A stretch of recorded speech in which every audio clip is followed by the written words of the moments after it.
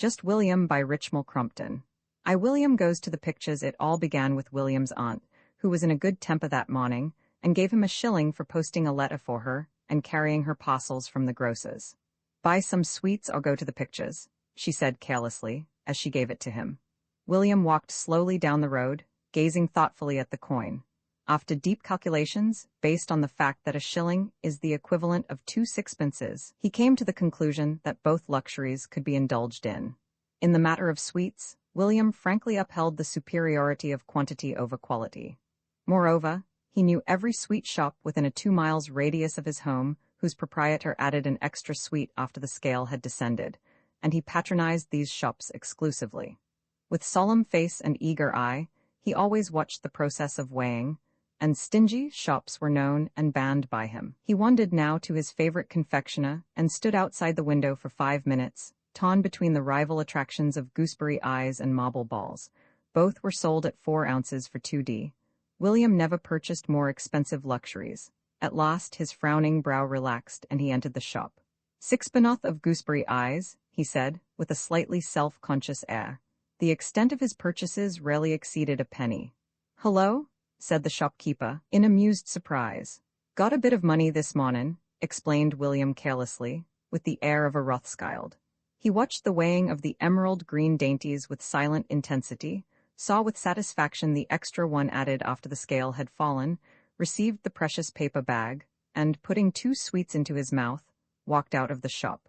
Sucking slowly, he walked down the road towards the picture palace. William was not in the habit of frequenting picture palaces. He had only been there once before in his life. It was a thrilling program. First came the story of desperate crooks who, on coming out of any building, glanced cautiously up and down the street in huddled, crouching attitudes, then crept ostentatiously on their way in a manner guaranteed to attract attention and suspicion at any place and time. The plot was involved. They were pursued by police, they leapt onto a moving train and then, for no accountable reason, leapt from that onto a moving motorcar, and from that, they plunged into a moving river. It was thrilling, and William thrilled. Sitting quite motionless, he watched, with wide, fascinated eyes, though his jaws never ceased their rotatory movement, and every now and then his hand would go mechanically to the paper bag on his knees and convey a gooseberry eye to his mouth. The next play was a simple country love story, in which figured a simple country maiden wooed by the squire, who was mocked out as the villain by his moustachios. After many adventures, the simple country maiden was won by a simple country son of the soil in picturesque rustic attire, whose emotions were faithfully portrayed by gestures that must have required much gymnastic skill. The villain was finally shown languishing in a prison cell, still indulging in frequent eyebrow play. Next came another love story, this time of a noble-hearted couple, consumed with mutual passion, and kept apart not only by a series of misunderstandings possible only in a picture play, but also by maidenly pride and reserve on the part of the heroine, and manly pride and reserve on the part of the hero, that forced them to hide their ardor beneath a cold and haughty exterior. The heroine's brother moved through the story like a good fairy, tender and protective towards his orphan sister, and ultimately explained to each the burning passion of the other. It was moving and touching, and William was moved and touched. The next was a comedy. It began by a solitary workman engaged upon the repainting of a daw, and ended with a miscellaneous crowd of people, all covered with paint, falling downstairs on top of one another. It was amusing. William was riotously and loudly amused. Lastly came the pathetic story of a drunkard's downward path. He began as a wild young man in evening clothes drinking intoxicants and playing cards. He ended as a wild old man in rags still drinking intoxicants and playing cards.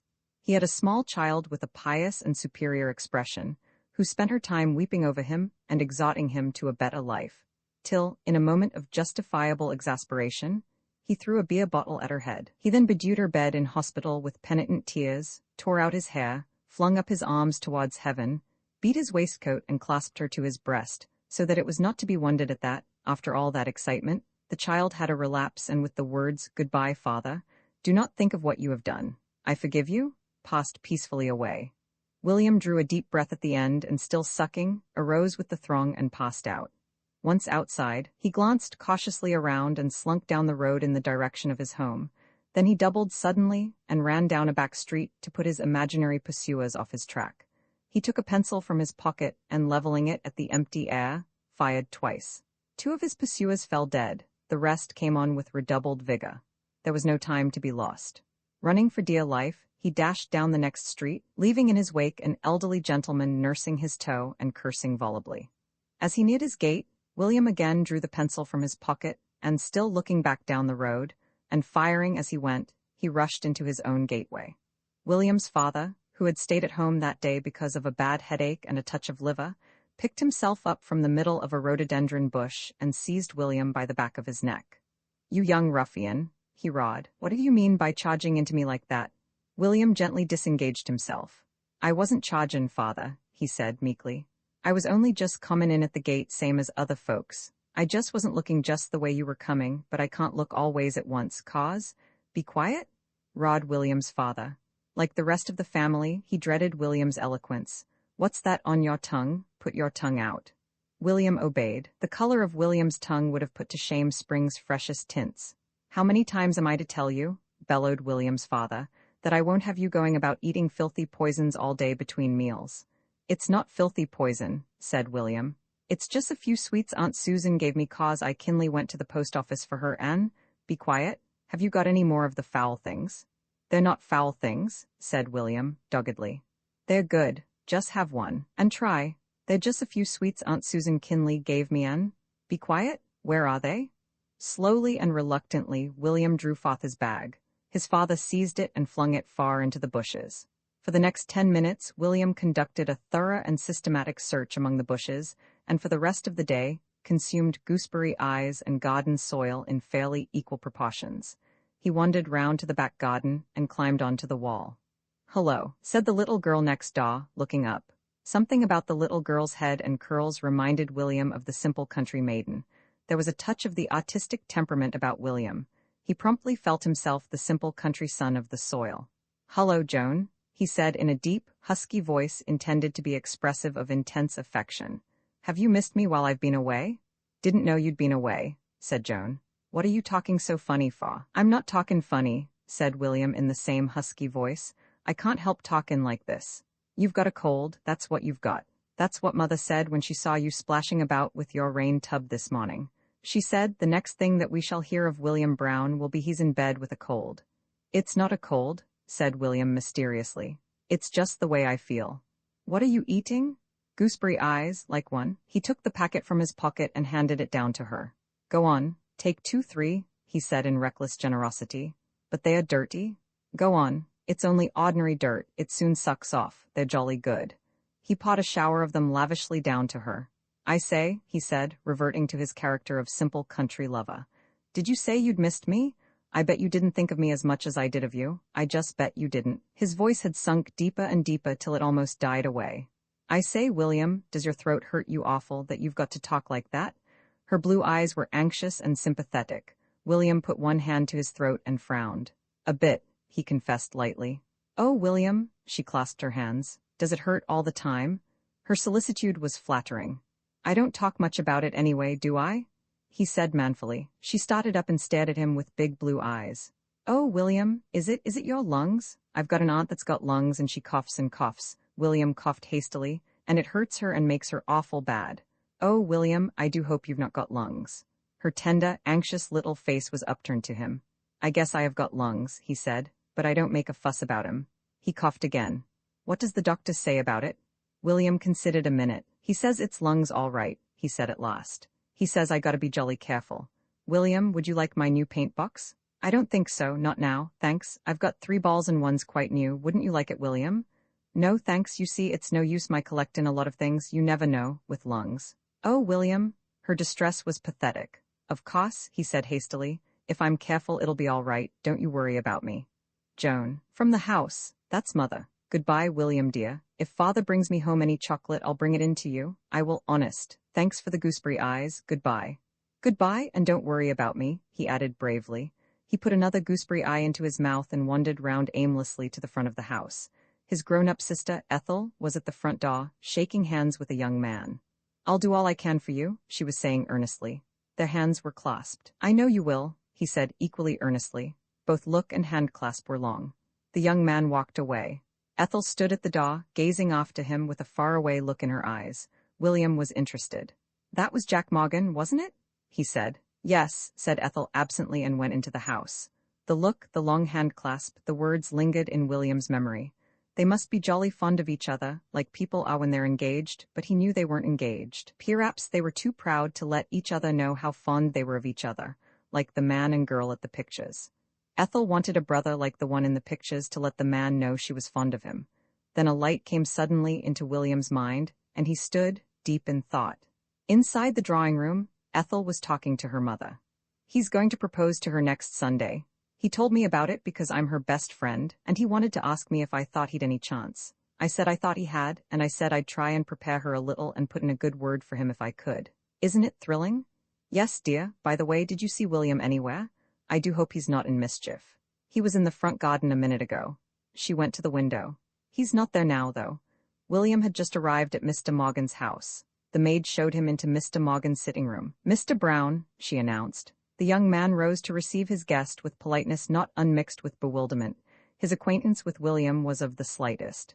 "Good afternoon," said William. "I've come from Ethel." "Yes? Yes." William fumbled in his pocket and at last drew forth a rosebud, slightly crushed by its close confinement in the company of the gooseberry eyes, a penknife, a top and a piece of putty. "She sent you this," said William gravely. Mr. Morgan gazed at it with the air of one who is sleepwalking. "Yes, very kind of her." "Kinda keepsake, souvenir," explained William. "Yes, any message." "Oh yes, she wants you to come in and see her this evening." Yes, of course, I've just come from her. Perhaps she remembered something she wanted to tell me after I'd gone." "Perhaps. Then, any particular time?" "No, 'bout 7, I expect." "Oh yes." Mr. Morgan's eyes were fixed with a fascinated, wondering gaze upon the limp, and by no means spotless, rosebud. "You say she sent this?" "Yes. And no other message?" "No." Well, say I'll come with pleasure, will you?" "Yes." Silence, then. "She thinks an awful lot of you," Ethel does. Mr. Morgan passed a hand over his brow. "Yes, kind, very kind, I'm sure. Always talking about you in her sleep," went on William, warming to his theme. "I sleep in the next room and I can hear her talking about you all night, just saying your name over and over again. Jack Morgan, Jack Morgan, Jack Morgan." William's voice was husky and soulful.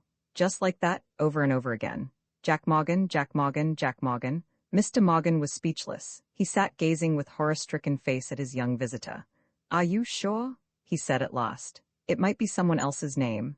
"No, 'tisn't," said William firmly. "It's yours. Jack Morgan, Jack Morgan, Jack Morgan, just like that. And she eats just nothin' now. Always hangin' round the windows to watch you pass." The perspiration stood out in beads on Mr. Morgan's brow. "It's horrible," he said at last in a hoarse whisper. William was gratified. The young man had at last realized his cruelty, but William never liked to leave a task half done. He still sat on and calmly and silently considered his next statement. Mechanically he put a hand into his pocket and conveyed a gooseberry eye to his mouth. Mr. Morgan also sat in silence with a stricken look upon his face, gazing into vacancy. "She's got your photo," said William at last, "fixed up into one of those little round things on a chain round her neck." "Ah, you sure?" said Mr. Morgan desperately. "Sure's fate," said William, rising.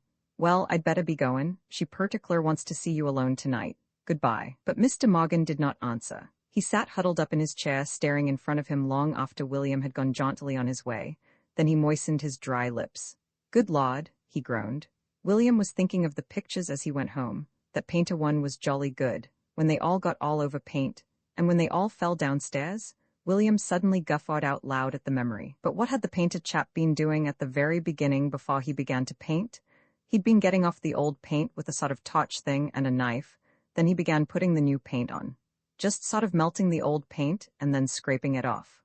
William had never seen it done in real life, but he supposed that was the way you did get old paint off. Melting it with some sort of fire, then scraping it off. He wasn't sure whether it was that, but he could find out. As he entered the house he took his penknife from his pocket, opened it thoughtfully, and went upstairs. Mr. Brown came home about dinner-time. "How's your head, father?" said Ethel sympathetically. "Rotten," said Mr. Brown, sinking wearily into an armchair. "Perhaps dinner will do it good," said Mrs. Brown. "It ought to be ready now." The housemaid entered the room. "Mr. Morgan, mum, he wants to see Miss Ethel. I've shown him into the library." "Now," exploded Mr. Brown. "What the Jew? Why the dickens is the young idiot coming at this time of day? 7 o'clock. What time does he think we have dinner? What does he mean by coming round paying calls on people at dinner time? What? Ethel, dear, interrupted Mrs. Brown, do go and see what he wants and get rid of him as soon as you can. Ethel entered the library, carefully closing the door behind her to keep out the sound of her father's comments, which were plainly audible across the hall. She noticed something wan and haggard-looking on Mr. Morgan's face as he rose to greet her. Good evening, Miss Brown." "Good evening, Mr. Morgan." Then they sat in silence, both awaiting some explanation of the visit. The silence became oppressive. Mr. Morgan, with an air of acute misery and embarrassment, shifted his feet and coughed. Ethel looked at the clock. Then, "Was it raining when you came, Mr. Morgan?" "Raining? No. No, not at all." Silence. "I thought it looked like rain this afternoon." "Yes, of course, no, not at all." Silence. "It does make the roads so bad round here when it rains." "Yes." Mr. Morgan put up a hand as though to loosen his collar. Very bad. Almost impassable." Quite." Silence again. Inside the drawing-room, Mr. Brown was growing restive. "Is dinner to be kept waiting for that youth all night? 7:15? You know it's just what I can't stand, having my meals interfered with. Is my digestion to be ruined simply because this young nincompoop chooses to pay his social calls at 7 o'clock at night? Then we must ask him to dinner," said Mrs. Brown, desperately.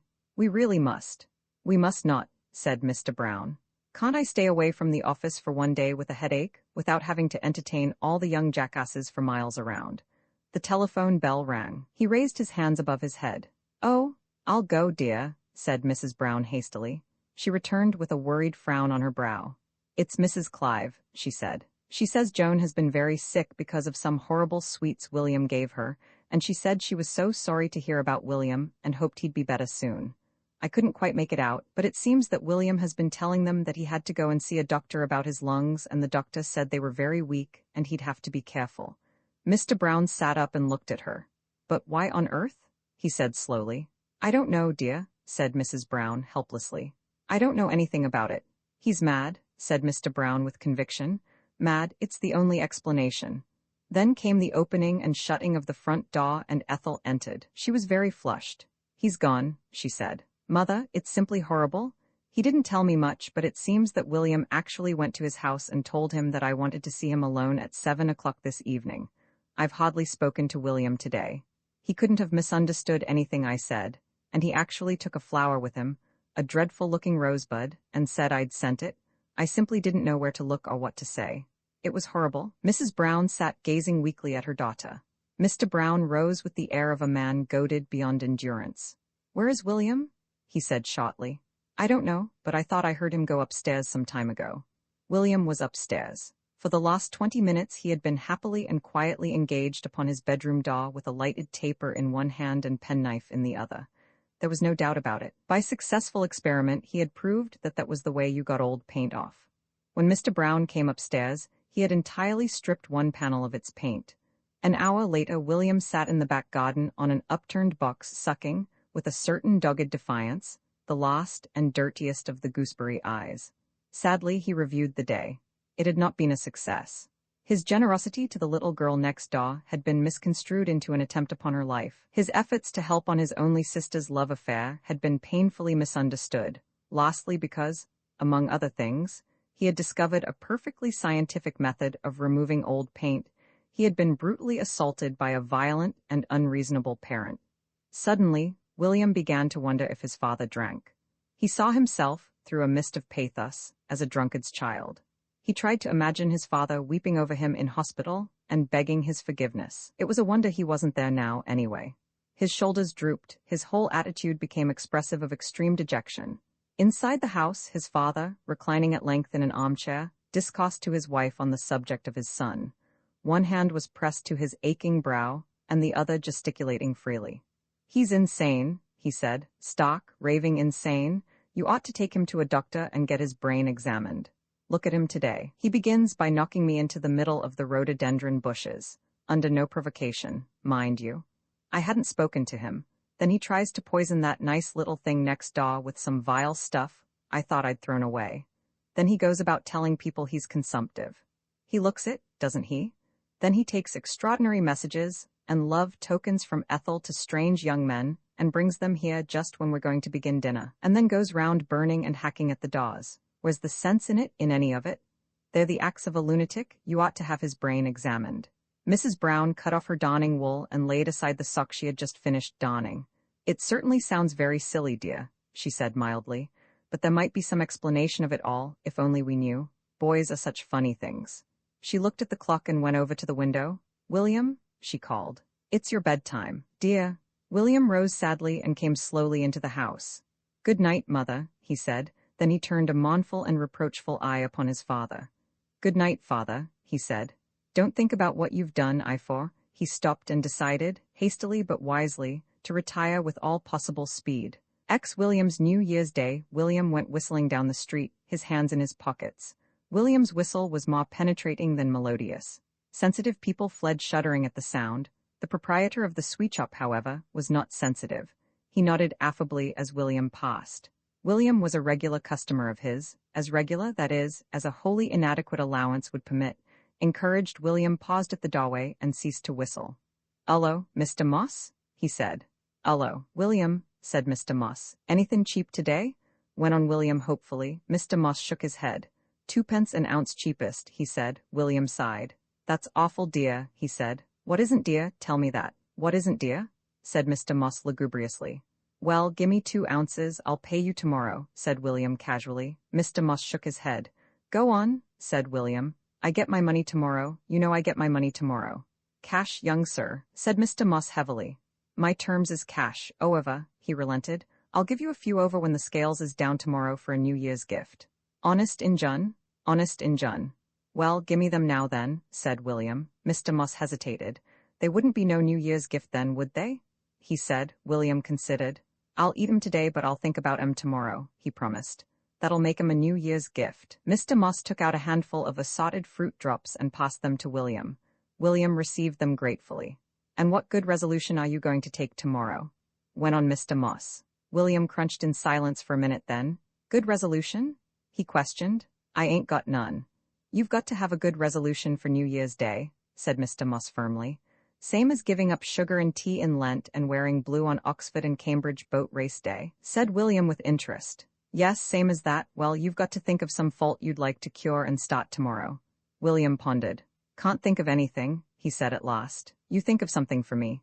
"You might take one to do your schoolwork properly," he suggested. William shook his head. "No," he said, "that won't be much fun, would it? Crumbs, it won't?" "Ought to keep your clothes tidy?" went on his friend. William shuddered at the thought. "Ought to give up shouting and whistling." Williams crammed 2 more sweets into his mouth and shook his head very firmly. "Crumbs, no?" he ejaculated indistinctly. "Ought to be perlite." "Perlite?" "Yes, please and thank you, and if you don't mind me sayin' so, and if you excuse me contradictin' of you, and can I do anything for you?" and such like. William was struck with this. "Yes, I might be that," he said. He straightened his collar and stood up. "Yes, I might try bane that. How long has it to go on, though?" "Not long," said Mr. Moss. "Only the first day generally. Folks generally give 'em up after that." "What's yours?" said William, putting 4 sweets into his mouth as he spoke. Mr. Moss looked round his little shop with the air of a conspirator, then leant forward confidentially.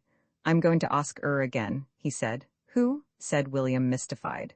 "Someone I've asked reglar every New Year's Day for 10 year." "Asked what?" said William, gazing sadly at his last sweet. "Asked to take me o' course," said Mr. Moss with an air of contempt for William's want of intelligence. "Take you where?" said William. "Where do you want to go? Why can't you go yourself?" "Ter marry me, I means," said Mr. Moss, blushing slightly as he spoke.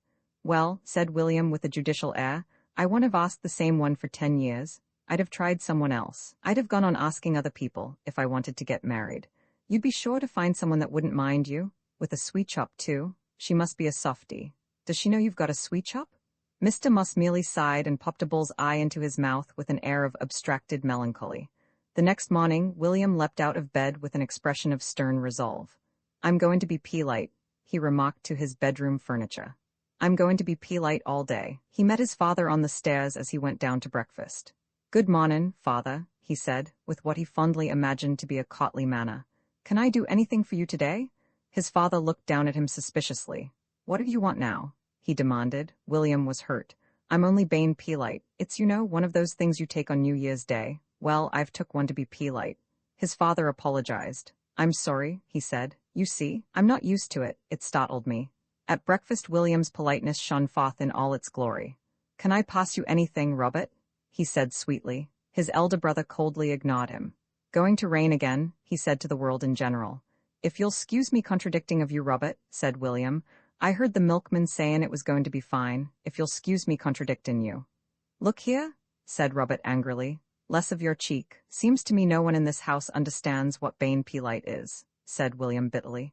Seems to me one might go on Bane Peelite in this house for years and no one know what one was doin'. His mother looked at him anxiously. You're feeling quite well, dear, aren't you? She said. You haven't got a headache or anything, have you? No, I'm Bane Peelite, he said irritably, then pulled himself up suddenly. I'm quite well, thank you, mother dear, he said in a tone of cloying sweetness. Does it hurt you much? Inquired his brother tenderly. No thank you, Robert, said William politely. After breakfast he received his pocket money with courteous gratitude. Thank you very much, father. Not at all. Pray don't mention it, William, it's quite all right, said Mr. Brown, not to be outdone. Then, it's rather trying, how long does it last? What? The resolution? Oh, Bane Peelite, he said they didn't often do it after the first day. He's quite right, whoever he is, said Mr. Brown. They don't. He's going to ask her again, volunteered William. Who ask who what? Said Mr. Brown, but William had departed. He was already on his way to Mr. Moss's shop. Mr. Moss was at the door, hatted and coated and gazing anxiously down the street. Goo mornin', Mr. Moss, said William politely. Mr. Moss took out a large antique watch. He's late, he said. I shall miss the train. Oh dear, it will be the first New Year's Day I've missed in 10 years. William was inspecting the sweets with the air of an expert. Them pink ones are new, he said at last. How much are they? 8 pence a quarter. Oh dear, I shall miss the train.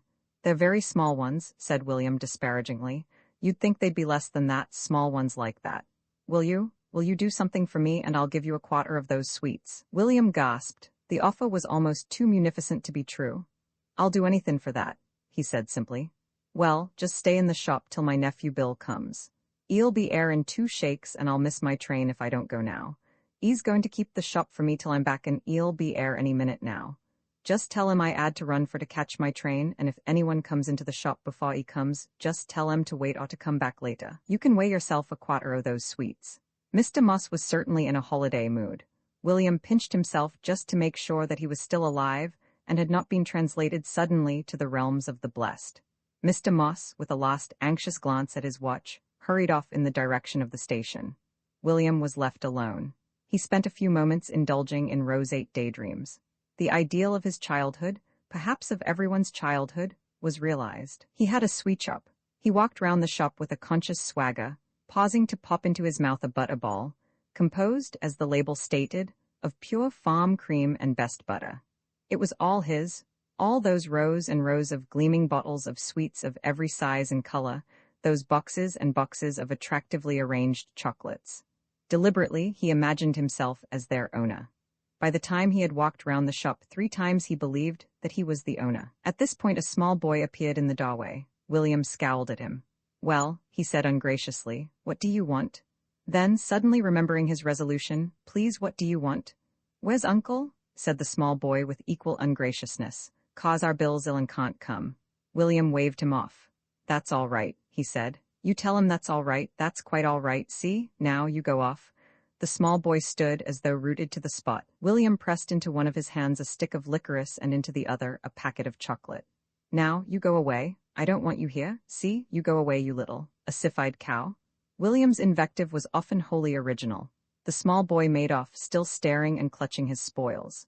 William started to the door and yelled to the retreating figure, if you don't mind me sayin' so. He had already come to look upon the resolution as a kind of god who must at all costs be propitiated. Already, the resolution seemed to have bestowed upon him the dream of his life, a fully equipped sweet shop. He wandered round again and discovered a wholly new sweetmeat called coconut kisses. Its only drawback was its instability.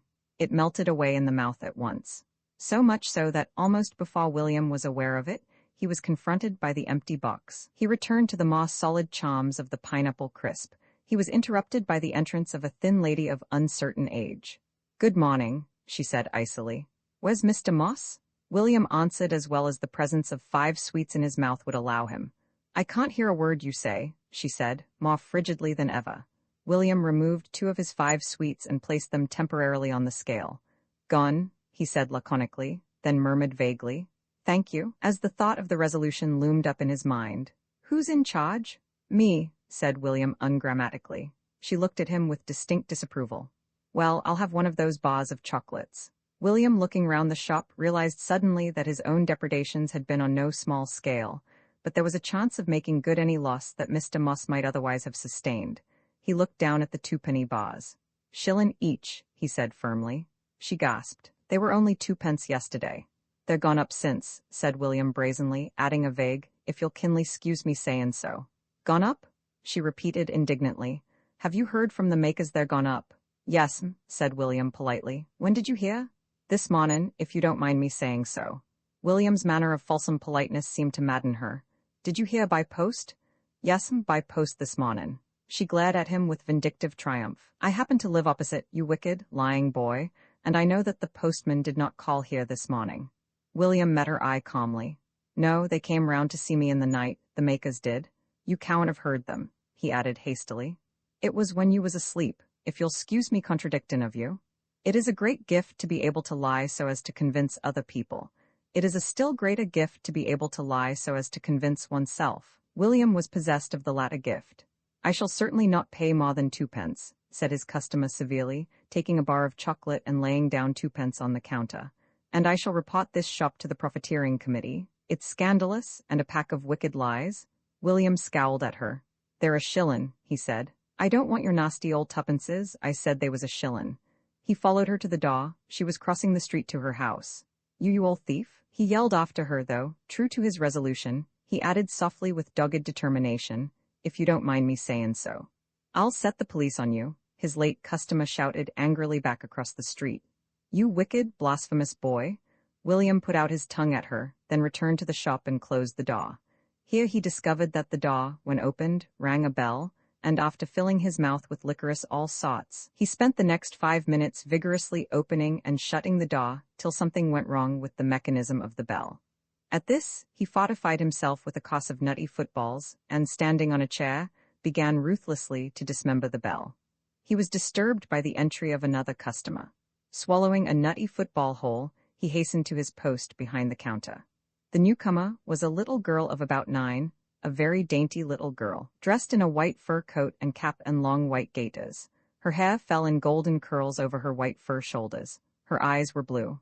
Her cheeks were velvety and rosy. Her mouth was like a baby's. William had seen this vision on various occasions in the town, but had never yet addressed it. Whenever he had seen it, his heart in the midst of his body had been even as melting wax. He smiled, a self-conscious, sheepish smile. His freckled face blushed to the roots of his short, stubby hair. She seemed to find nothing odd in the fact of a small boy being in charge of a sweet shop. She came up to the counter. Please, I want 2 twopenny bars of chocolate. Her voice was very clear and silvery. Ecstasy rendered William speechless. His smile grew wider and more foolish. Seeing his 2 half-sucked pineapple crisps exposed upon the scales, he hastily put them into his mouth. She laid 4 pennies on the counter. William found his voice. You can have lots for that, he said huskily. They've gone cheap. They've gone ever so cheap. You can take all the boxful for that, he went on recklessly. He pressed the box into her reluctant hands. And what else would you like? You just tell me that. Tell me what else you'd like. Please, I haven't any more money, gasped a small, bewildered voice. Money don't matter, said William. Things is cheap today. Things is awful cheap today. Awful cheap. You can have anything you like for that 4p, anything you like. 'Cause it's New Year's Day, said the vision with a gleam of understanding. Yes, said William, 'cause it's that. Is it your shop? Yes, said William with an air of importance. It's all my shop. She gazed at him in admiration and envy. I'd love to have a sweet shop, she said wistfully. Well, you take anything you like, said William generously. She collected as much as she could carry and started towards the door.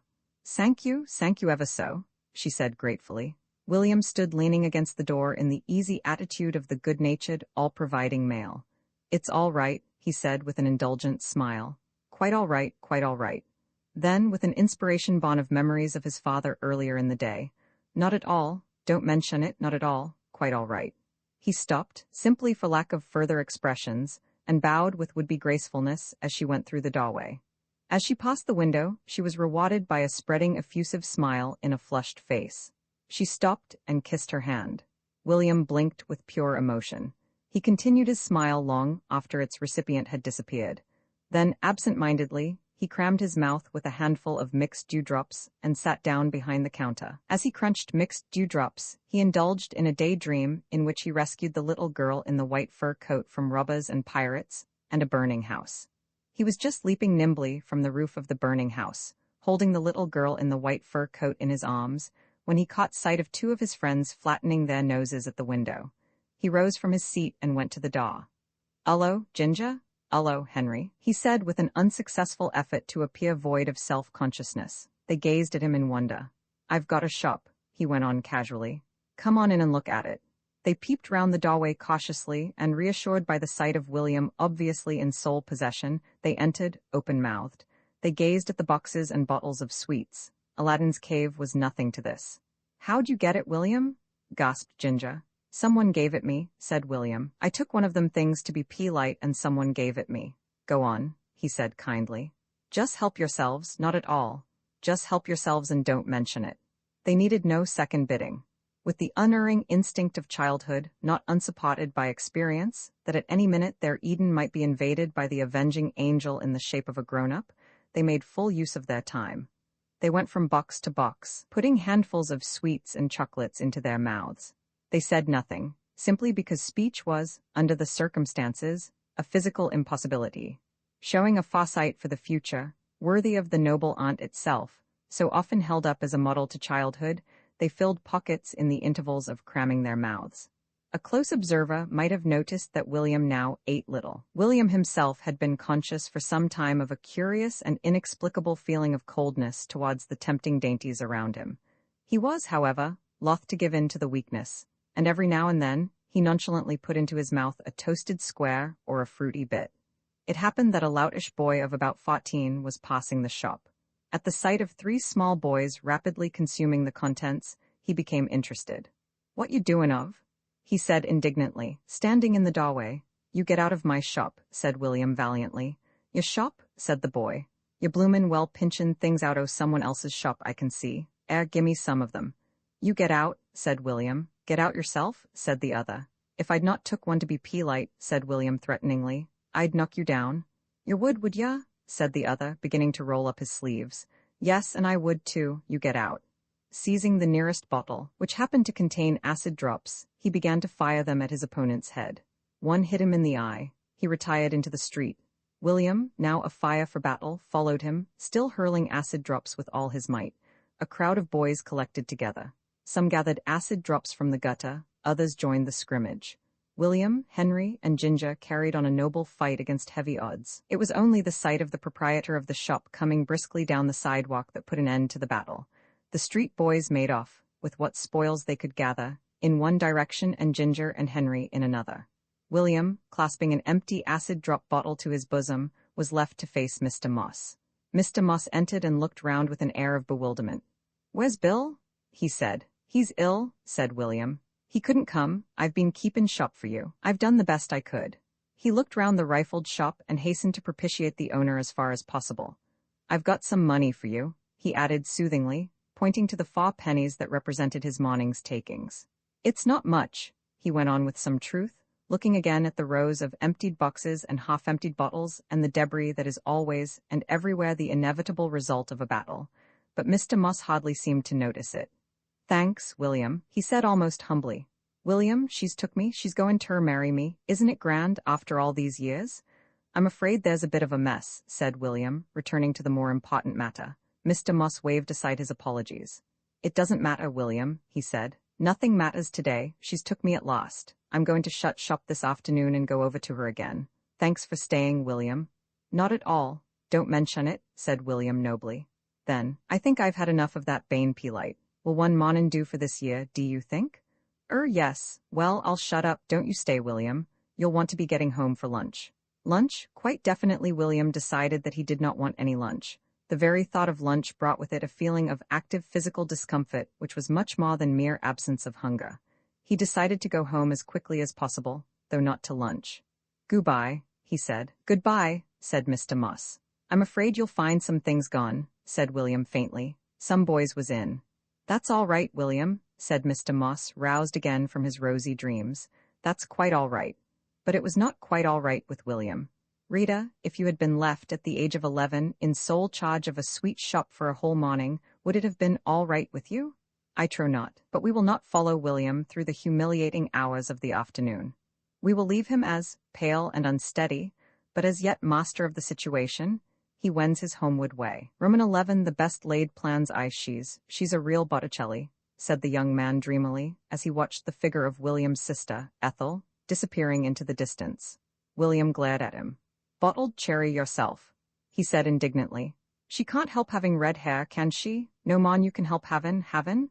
His eye wandered speculatively over the young man in search of physical defects. Having big ears, he ended.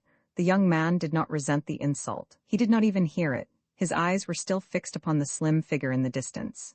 Eyes of blue and hair red gold, he said softly. Red gold, I had to put that because it's got both colors in it. Red gold, eyes of blue and hair red gold. What rhymes with gold? Cold? Suggested William brightly.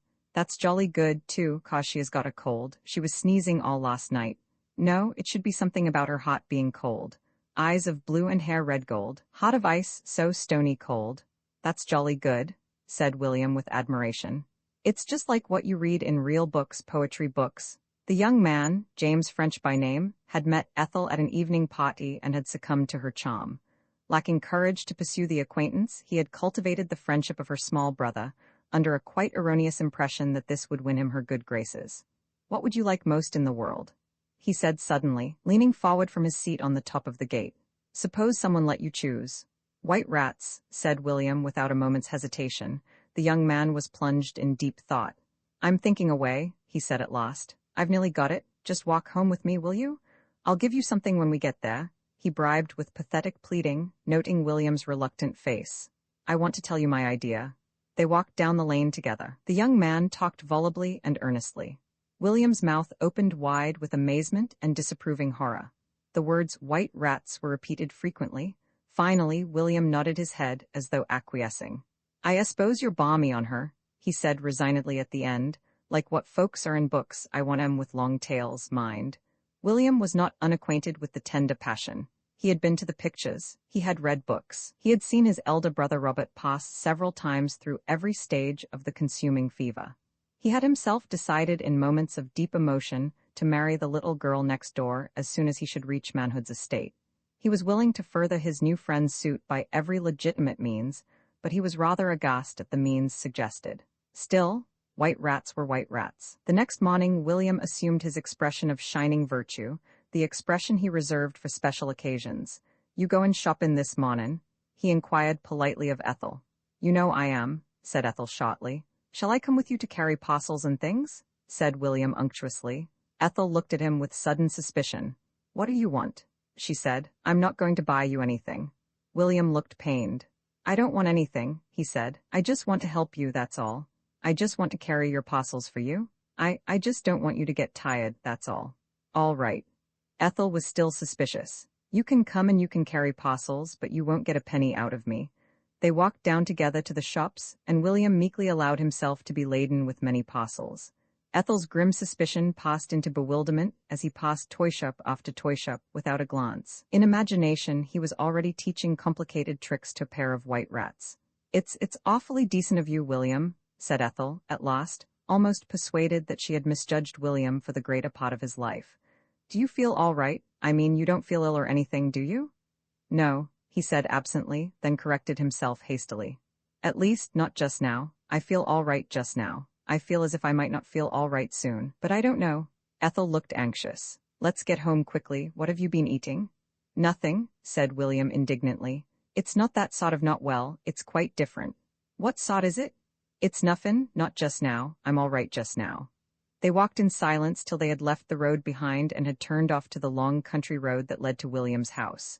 Then, slowly and deliberately, still clasping his burden of parcels, William sat down on the ground. I can't walk any more, Ethel, he said, turning his healthy countenance up to her.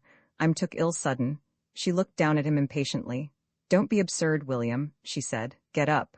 I'm not absurd, he said firmly. I'm took ill. Where do you feel ill?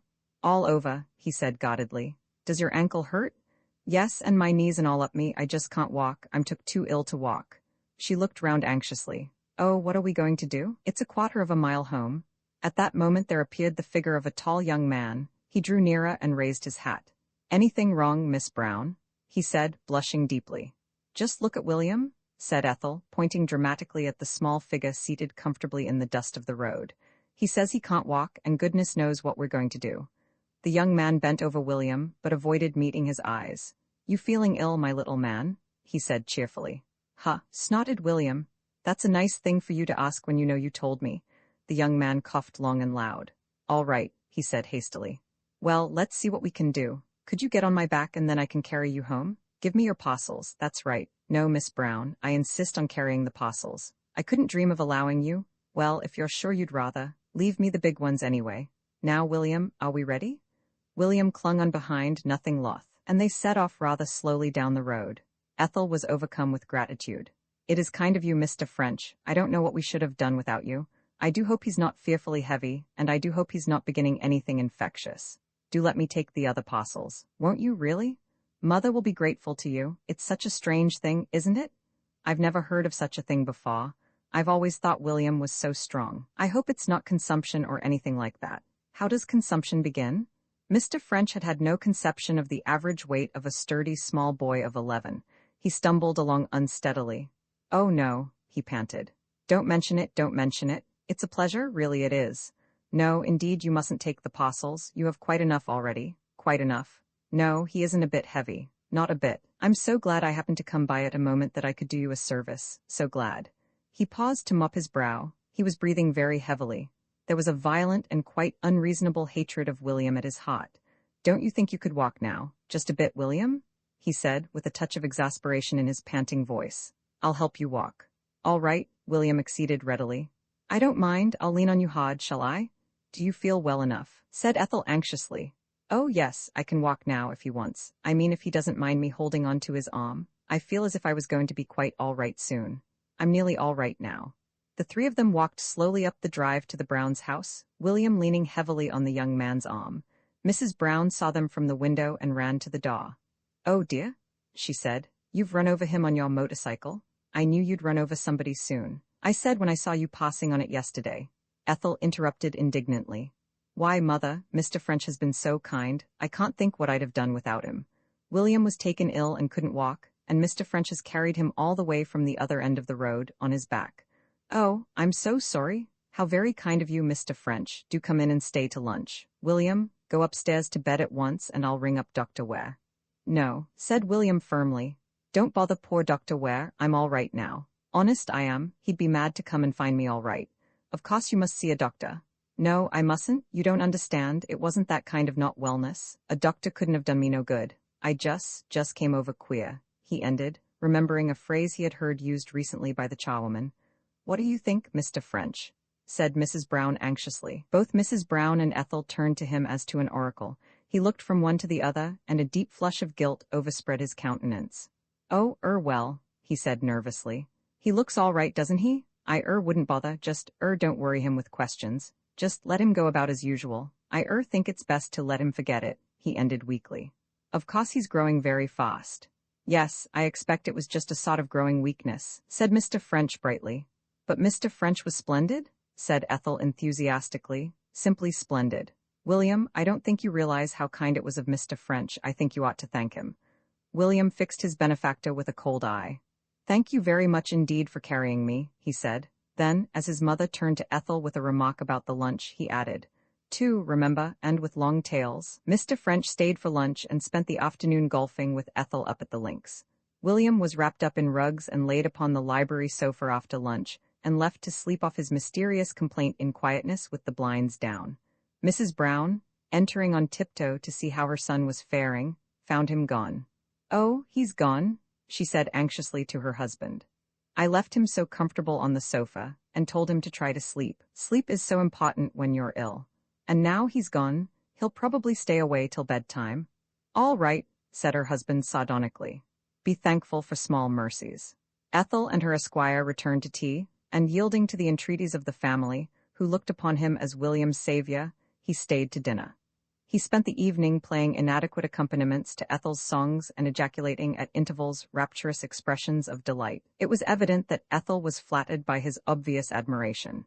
He stayed till nearly 11, and then, almost drunk with happiness, he took his leave while the family again thanked him profusely. As he walked down the drive with a smile on his lips and his mind flitting among the blissful memories of the evening, an upper window was opened cautiously, and a small head peeped out. Through the still air the words shot out, "To, mind, and with long tails." "Roman 2, where did you get it from?" demanded Mr. Brown fiercely. William pocketed his straying pet. "A friend gave it me." "What friend?" "Mr. French, the man what carried me when I was took ill sudden. He gave me it. I didn't know it was going to go into your slipper. I wouldn't have let it if I'd known. And I didn't know it was going to bite your toe. It didn't mean to bite your toe. I expect it thought it was me giving it something to eat. I expect. Be quiet. What on earth did Mr. French give you the confounded thing for?" "I dunno. I expect he just wanted to.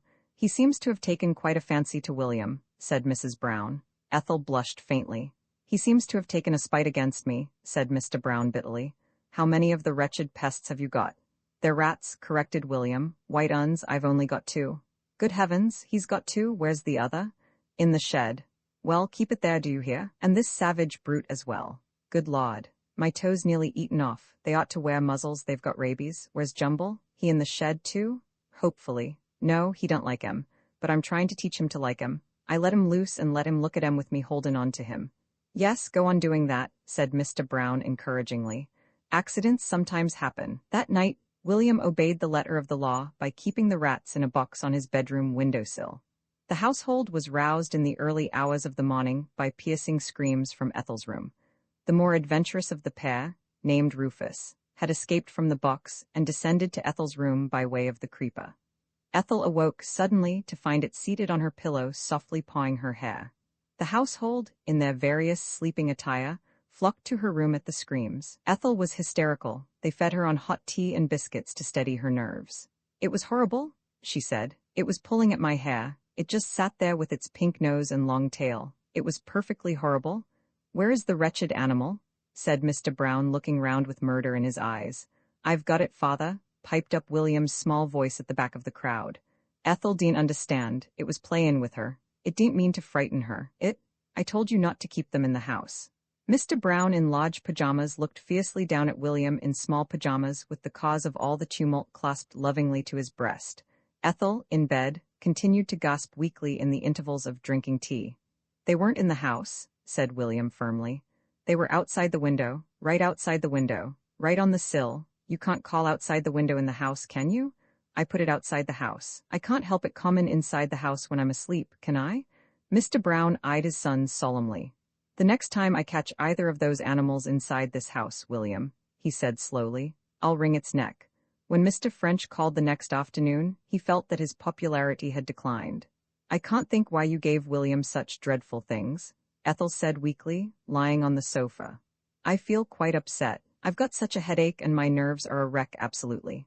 Mr. French worked hard that afternoon and evening to regain his lost ground.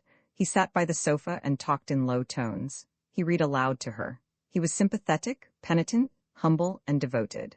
In spite of all his efforts, however, he felt that his old prestige was gone. He was no longer the man who carried William home. He was the man who gave William the rat.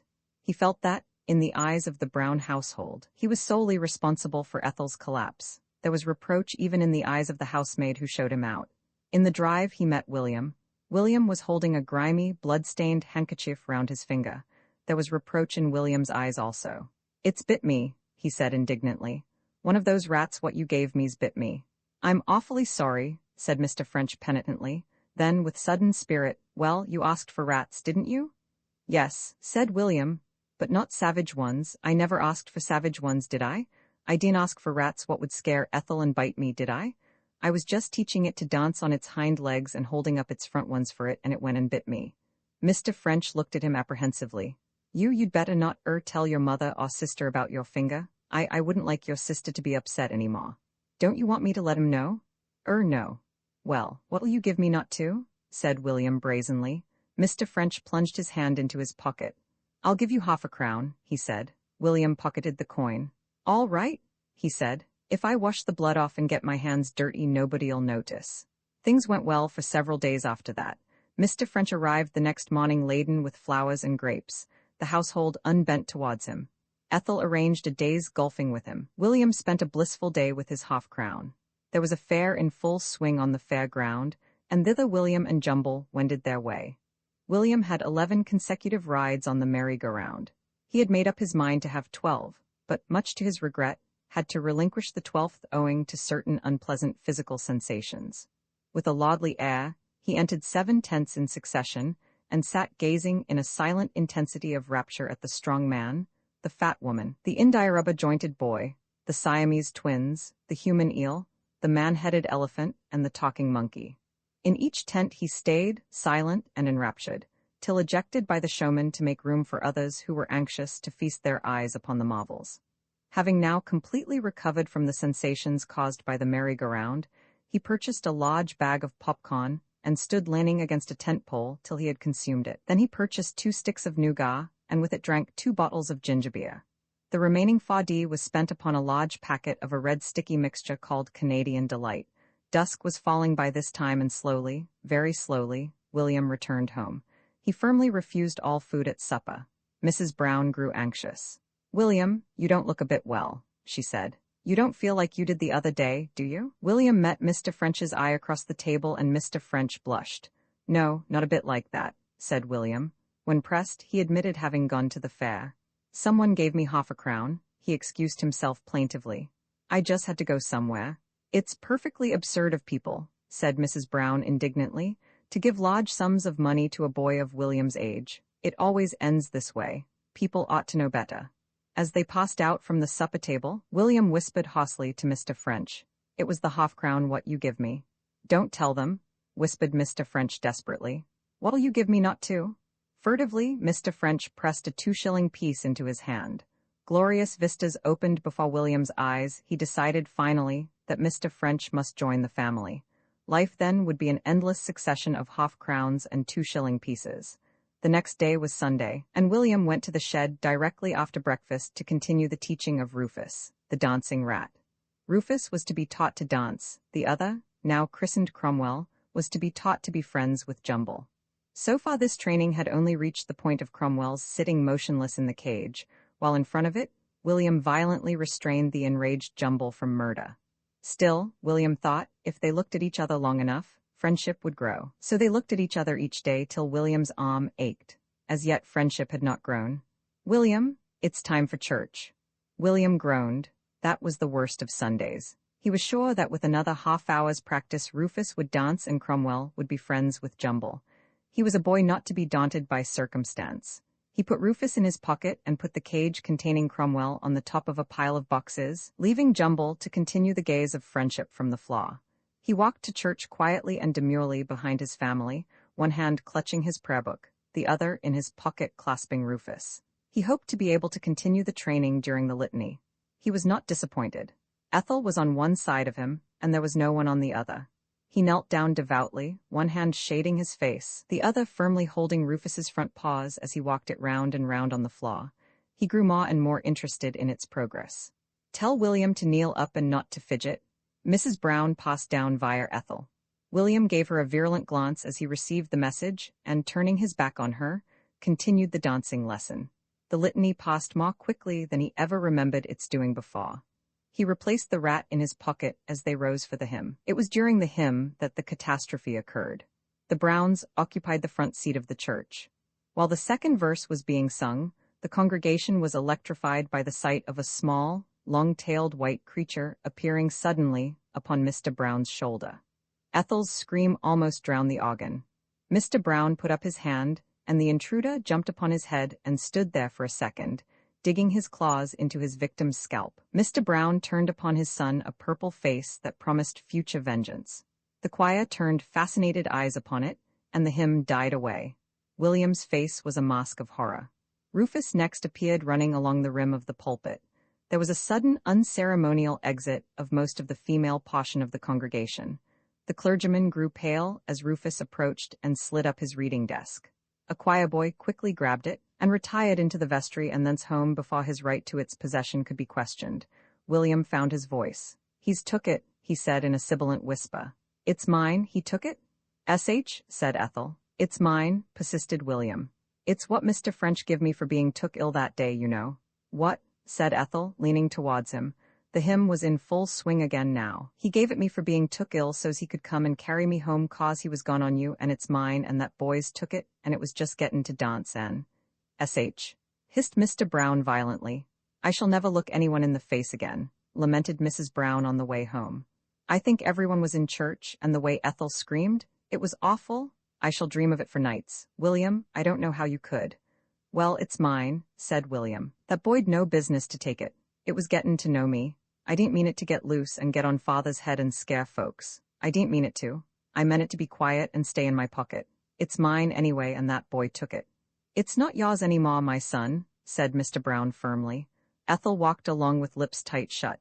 In the distance, walking towards them, was a tall, jaunty figure. It was Mr. French who, ignorant of what had happened, was coming gaily on to meet them returning from church. He was smiling as he came, secure in his reception, composing airy compliments in his mind. As Ethel came on, he raised his hat with a flourish and beamed at her effusively. Ethel walked past him, without a glance and with head high, leaving him, aghast and despairing, staring after her down the road. He never saw Mr. and Mrs. Brown. William realized the situation. The future half-crowns and 2-shilling pieces seemed to vanish away. He protested vehemently. Ethel, don't get mad at Mr. French. He didn't mean anything.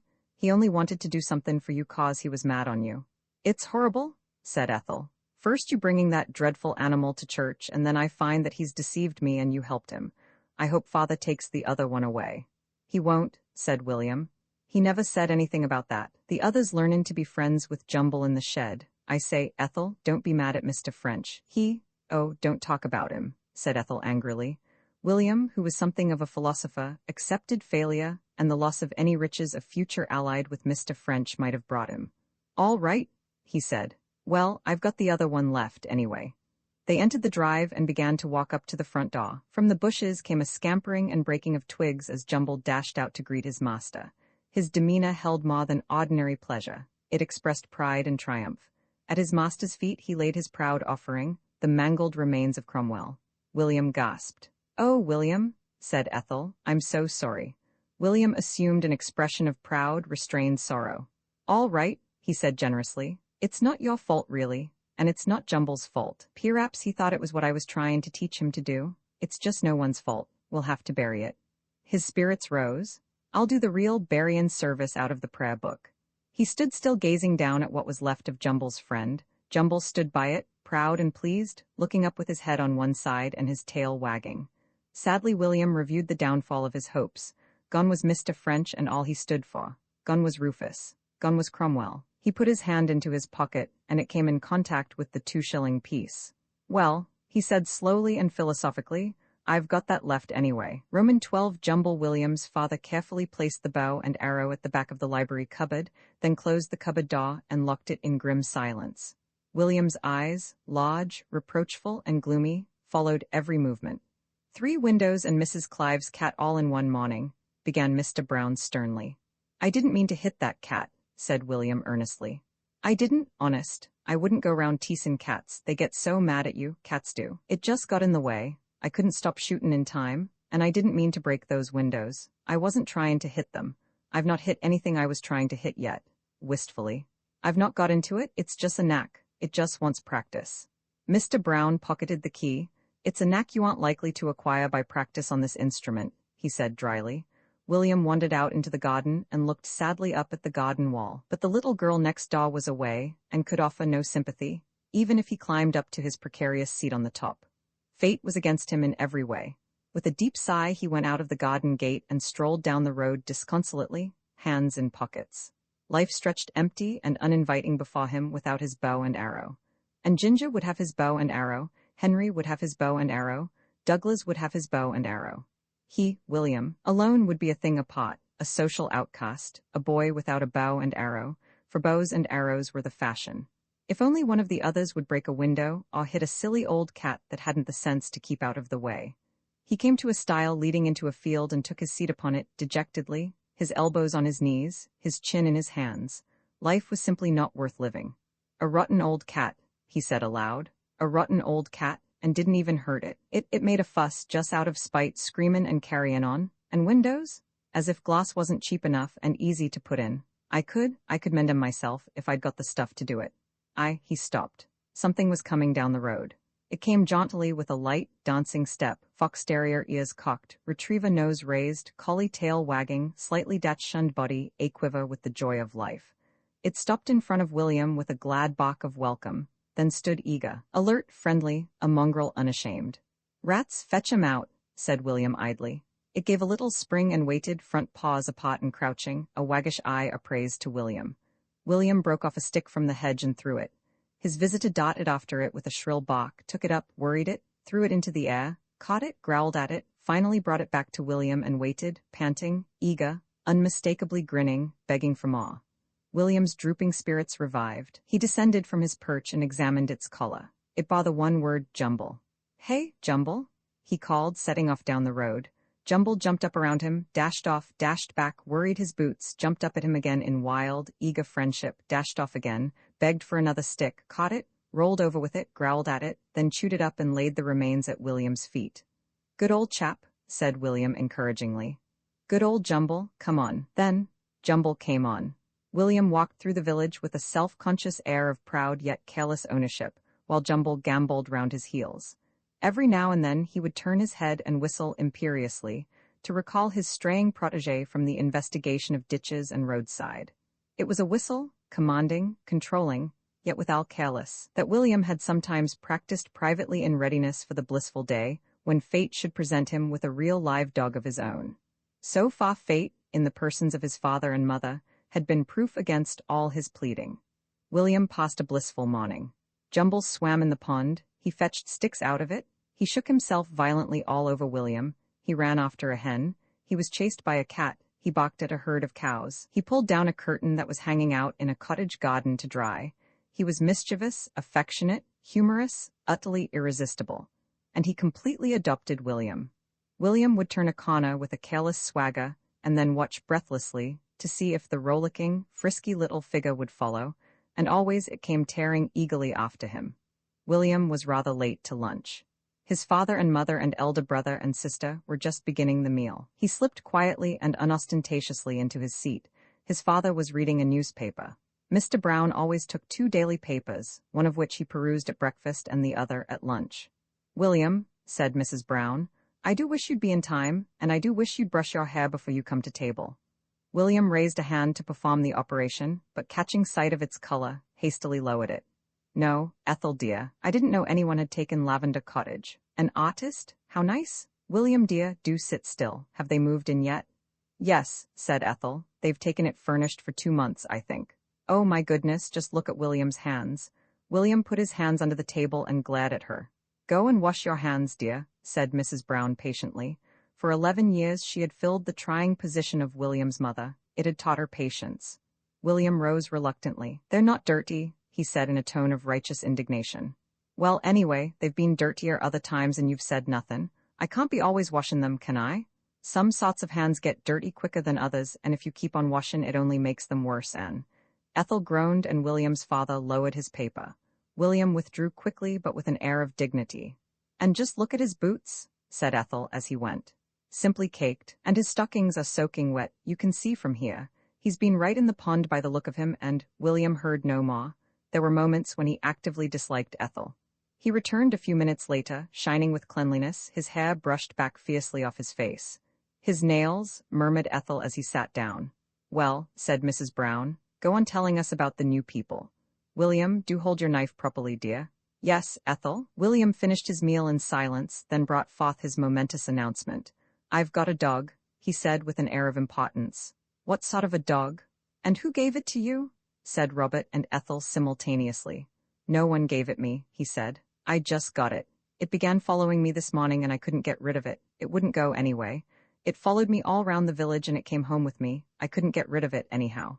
"Where is it now?" said Mrs. Brown anxiously. "In the back garden." Mr. Brown folded up his paper. "Digging up my flower beds, I suppose," he said with despairing resignation. "He's tied up all right," William reassured him. "I tied him to the tree in the middle of the rose bed." "The rose bed?" groaned his father. "Good Lord! Has he had anything to eat?" demanded Robert sternly. Yes, said William, avoiding his mother's eye. I found a few bits of old things for him in the larder. William's father took out his watch and rose from the table. Well, you'd better take it to the police station this afternoon, he said shortly. The police station? Repeated William hoarsely. It's not a lost dog. It just doesn't belong to anyone, at least it didn't, poor thing, feelingly. It doesn't want much to make it happy. It can sleep in my room and just eat scraps. Mr. Brown went out without answering. You'll have to take it, you know, William, said Mrs. Brown. So be quick. You know where the police station is, don't you? Shall I come with you? No, thank you, said William hastily. A few minutes later he was walking down to the police station followed by the still eager Jumble, who trotted along, unconscious of his doom. Upon William's face was a set, stern expression which cleared slightly as he neared the police station. He stood at the gate and looked at Jumble. Jumble placed his front paws ready for a game and wagged his tail. Well, said William, here you are, here's the police station. Jumble gave a shrill bark. Hurry up with that stick or that race, whichever you like, he seemed to say. Well, go in, said William, nodding his head in the direction of the door. Jumble began to worry a big stone in the road. He rolled it along with his paws, then ran after it with fierce growls. Well, it's the police station, said William. Go in if you want. With that he turned on his heel and walked home, without one backward glance. But he walked slowly, with many encouraging "hey" Jumbles and many short commanding whistles. And Jumble trotted happily at his heels. There was no one in the garden, there was no one in the hall, there was no one on the stairs. Fate was for once on William's side. William appeared at the tea-table well washed and brushed, wearing that air of ostentatious virtue that those who knew him best connected with his most daring coups. Did you take that dog to the police station, William? Said William's father. William coughed. Yes, father, he said meekly with his eyes upon his plate. What did they say about it? Nothing, father. I suppose I'd better spend the evening replanting those rose trees, went on his father bitterly. And William gave him a whole steak and kidney pie, murmured Mrs. Brown. Cook will have to make another for tomorrow. William coughed again politely, but did not raise his eyes from his plate. What is that noise? Said Ethel. Listen. They sat, listening intently. There was a dull grating sound as of the scratching of wood. It's upstairs, said Robert with the air of a Sherlock Holmes. Then came a shrill, impatient bark. It's a dog, said the four of them simultaneously. It's William's dog. They all turned horrified eyes upon William, who colored slightly but continued to eat a piece of cake with an unconvincing air of abstraction. I thought you said you'd taken that dog to the police station, William, said Mr. Brown sternly. I did, said William with decision. I did take it to the police station and I came home. I suppose it must have got out and come home and gone up into my bedroom. Where did you leave it? In the police station? No, just at the gate. Mr. Brown rose with an air of weariness. Robert, he said, will you please see that that animal goes to the police station this evening? Yes, father, said Robert with a vindictive glare at William. William followed him upstairs. Beastly nuisance, muttered Robert. Jumble, who was chewing William's jaw, greeted them ecstatically. Look, said William bitterly. Look at how it knows one. Nice thing to send a dog that knows one like that to the police station. Mean sort of trick. Robert surveyed it coldly. Rotten little mongrel, he said from the heights of superior knowledge. Mongrel? Said William indignantly. There just isn't no mongrel about him. Look at him. And he can learn tricks easy as easy. Look at him sit up and beg. I only taught him this afternoon. He took a biscuit out of his pocket and held it up. Jumble rose unsteadily onto his hind legs and tumbled over backwards. He wagged his tail and grinned, intensely amused. Robert's expression of superiority relaxed. Do it again, he said. Not so far back. Here, give it me. Come on, old chap. That's it. Now stay there, stay there. Good dog, got any maw? Let's try him again. During the next 20 minutes they taught him to sit up and almost taught him trust and paid for. There was certainly a charm about Jumble. Even Robert felt it. Then Ethel's voice came up the stairs. Robert, Sidney Bellew's come for you. Blow the wretched dog, said the fickle Robert rising, red and disheveled from stooping over Jumble. We were going to walk to Fairfields and the beastly police station's right out of our way. I'll take it, Robert, said William kindly. I will really. Robert eyed him suspiciously. Yes, you took it this afternoon, didn't you? I will, honest, tonight, Robert. Well, I couldn't, could I, after all this? I don't know, said Robert darkly. No one ever knows what you are going to do? Sidney's voice came up. Hurry up, old chap, we shall never have time to do it before dark. If you aren't quick, I'll take him, honest, Robert. Robert hesitated and was lost. Well, he said, you just mind you do, that's all, or I'll jolly well hear about it. I'll see you do too. So William started off once more towards the police station with Jumble, still blissfully happy at his heels. William walked slowly, eyes fixed on the ground, brows knit in deep thought. It was very rarely that William admitted himself beaten. Hello, William? William looked up. Ginger stood before him holding his bow and arrows ostentatiously. You've had your bow and arrow took off you? He jeered. William fixed his eye moodily upon him for a minute, then very gradually his eye brightened and his face cleared. William had an idea. If I give you a dog half-time, he said slowly, will you give me your bow and arrows half-time? Where's your dog? Said Ginger suspiciously. William did not turn his head. There's one behind me, isn't there? He said anxiously. Hey, Jumble? Oh, yes, he's just come out of the ditch. Well, continued William, I'm taking him to the police station and I'm just going on and he's following me, and if you take him off me, I won't see you cause I won't turn round and just take hold of his collar and he's called Jumble and take him up to the old barn, and we'll keep him there and join at him and feed him days and days about, and you let me practice on your bow and arrow. That's fair, isn't it? Ginger considered thoughtfully. All right, he said laconically. William walked on to the police station without turning round. Well, whispered Robert sternly that evening. I took him, Robert, least I started off with him, but when I got there he'd gone. I looked round and he'd just gone. I couldn't see him anywhere, so I came home. Well, if he comes to this house again, said Robert, I'll wring his neck, so just you look out. 2 days later, William sat in the barn on an upturned box, chin in hands, gazing down at Jumble. A paper bag containing Jumble's ration for the day lay beside him. It was his day of ownership. The collecting of Jumble's scraps was a matter of infinite care and trouble. They consisted in a piece of bread that William had managed to slip into his pocket during breakfast, a piece of meat he had managed to slip into his pocket during dinner, a jam puff stolen from the larder, and a bone removed from the dustbin. Ginger roamed the fields with his bow and arrow, while William reveled in the ownership of Jumble. Tomorrow, William would roam the fields with bow and arrow, and Ginger would assume ownership of Jumble. William had spent the morning teaching Jumble several complicated tricks, and adoring him more and more completely each moment. He grudged him bitterly to Ginger, but the charm of the bow and arrow was strong. He wished to terminate the partnership, to resign Ginger's bow and arrow, and take the irresistible Jumble wholly to himself. He thought of the bow and arrow in the library cupboard. He thought, planned, plotted, but could find no way out. He did not see a man come to the door of the barn and stand there leaning against the doorpost watching him. He was a tall man with a thin, lean face and a loose-fitting tweed suit. As his eyes lit upon William and Jumble, they narrowed suddenly, and his mobile lips curved into a slight, unconscious smile. Jumble saw him first and went towards him wagging his tail. William looked up and scowled ungraciously. The stranger raised his hat. Good afternoon, he said politely. Do you remember what you were thinking about just then? William looked at him with a certain interest, speculating upon his probable insanity. He imagined lunatics were amusing people. Yes. Well, if you'll think of it again and look just like that, I'll give you anything you like. It's a rash promise, but I will. William promptly complied. He quite forgot the presence of the strange man, who took a little block out of his pocket and began to sketch William's inscrutable, brooding face. Daddy? The man sighed and put away his block. You'll do it again for me one day, won't you? And I'll keep my promise. Hello. A little girl appeared now at the barn door, dainty, dark-eyed, and exquisitely dressed.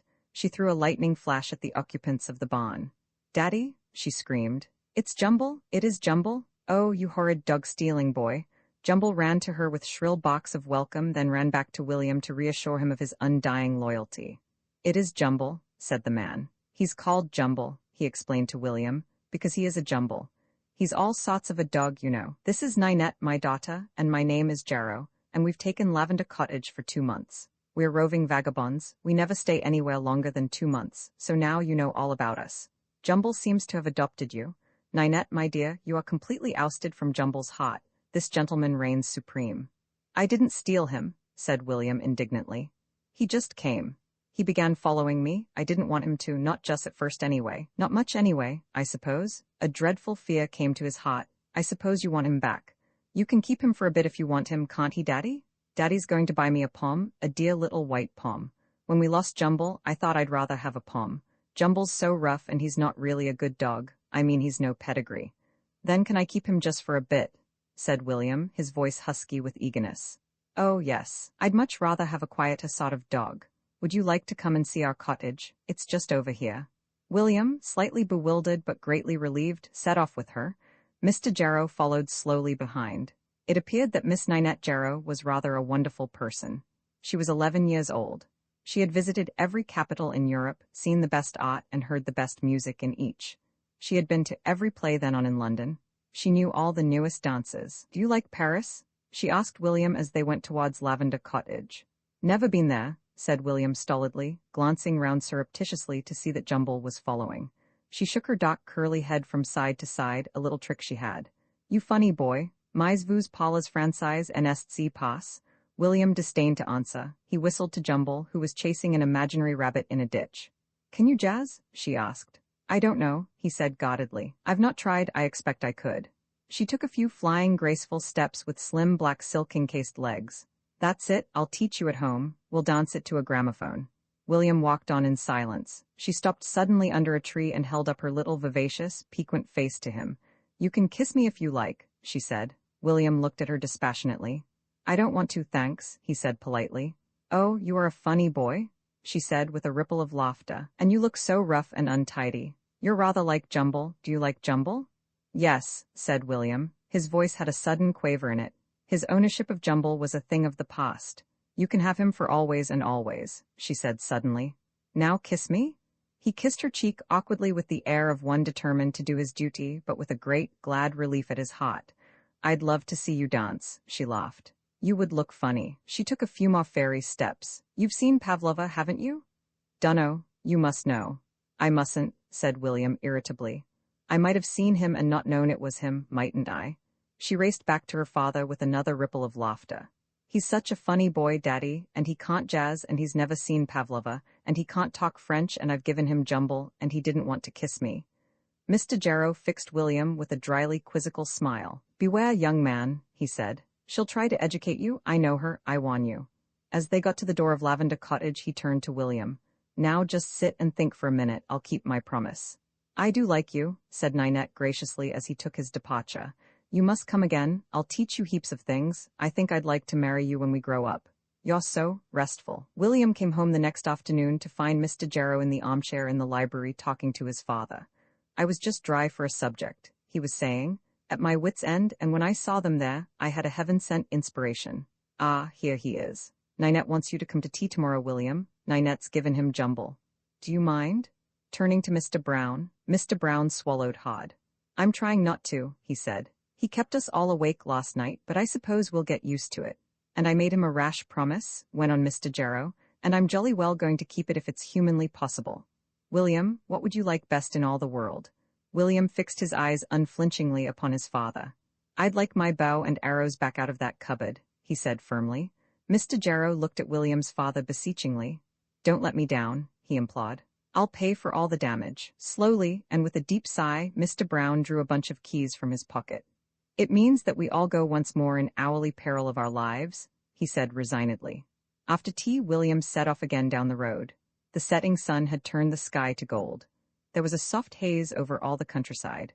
The clear bird songs filled all the air, and the hedgerows were bursting into summer.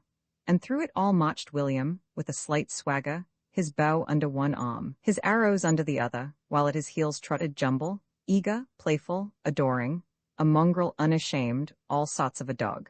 And at William's heart was a proud, radiant happiness. There was a picture in that year's academy that attracted a good deal of attention. It was of a boy sitting on an upturned box in a barn, his elbows on his knees, his chin in his hands.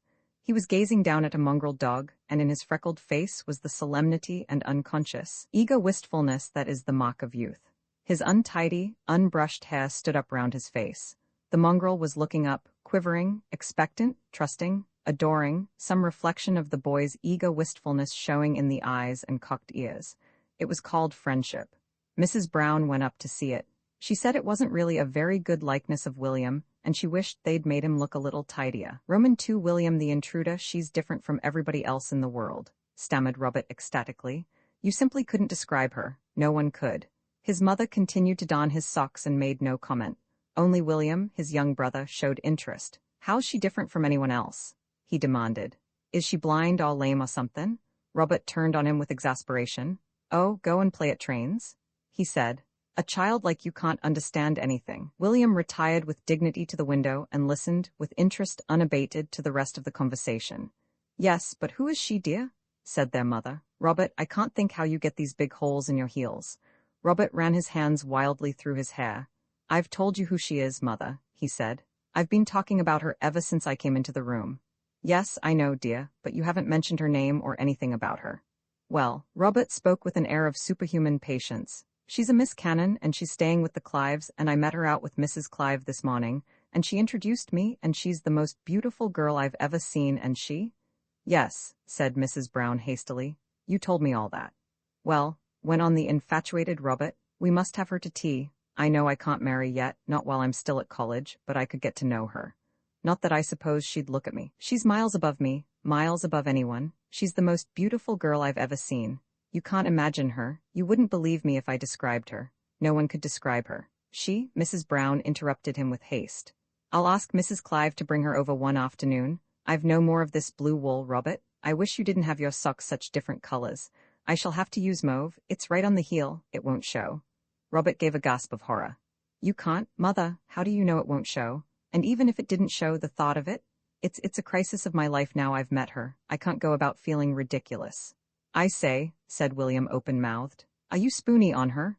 "William, don't use such vulgar expressions," said Mrs. Brown. "Robert just feels a friendly interest in her, don't you, Robert?"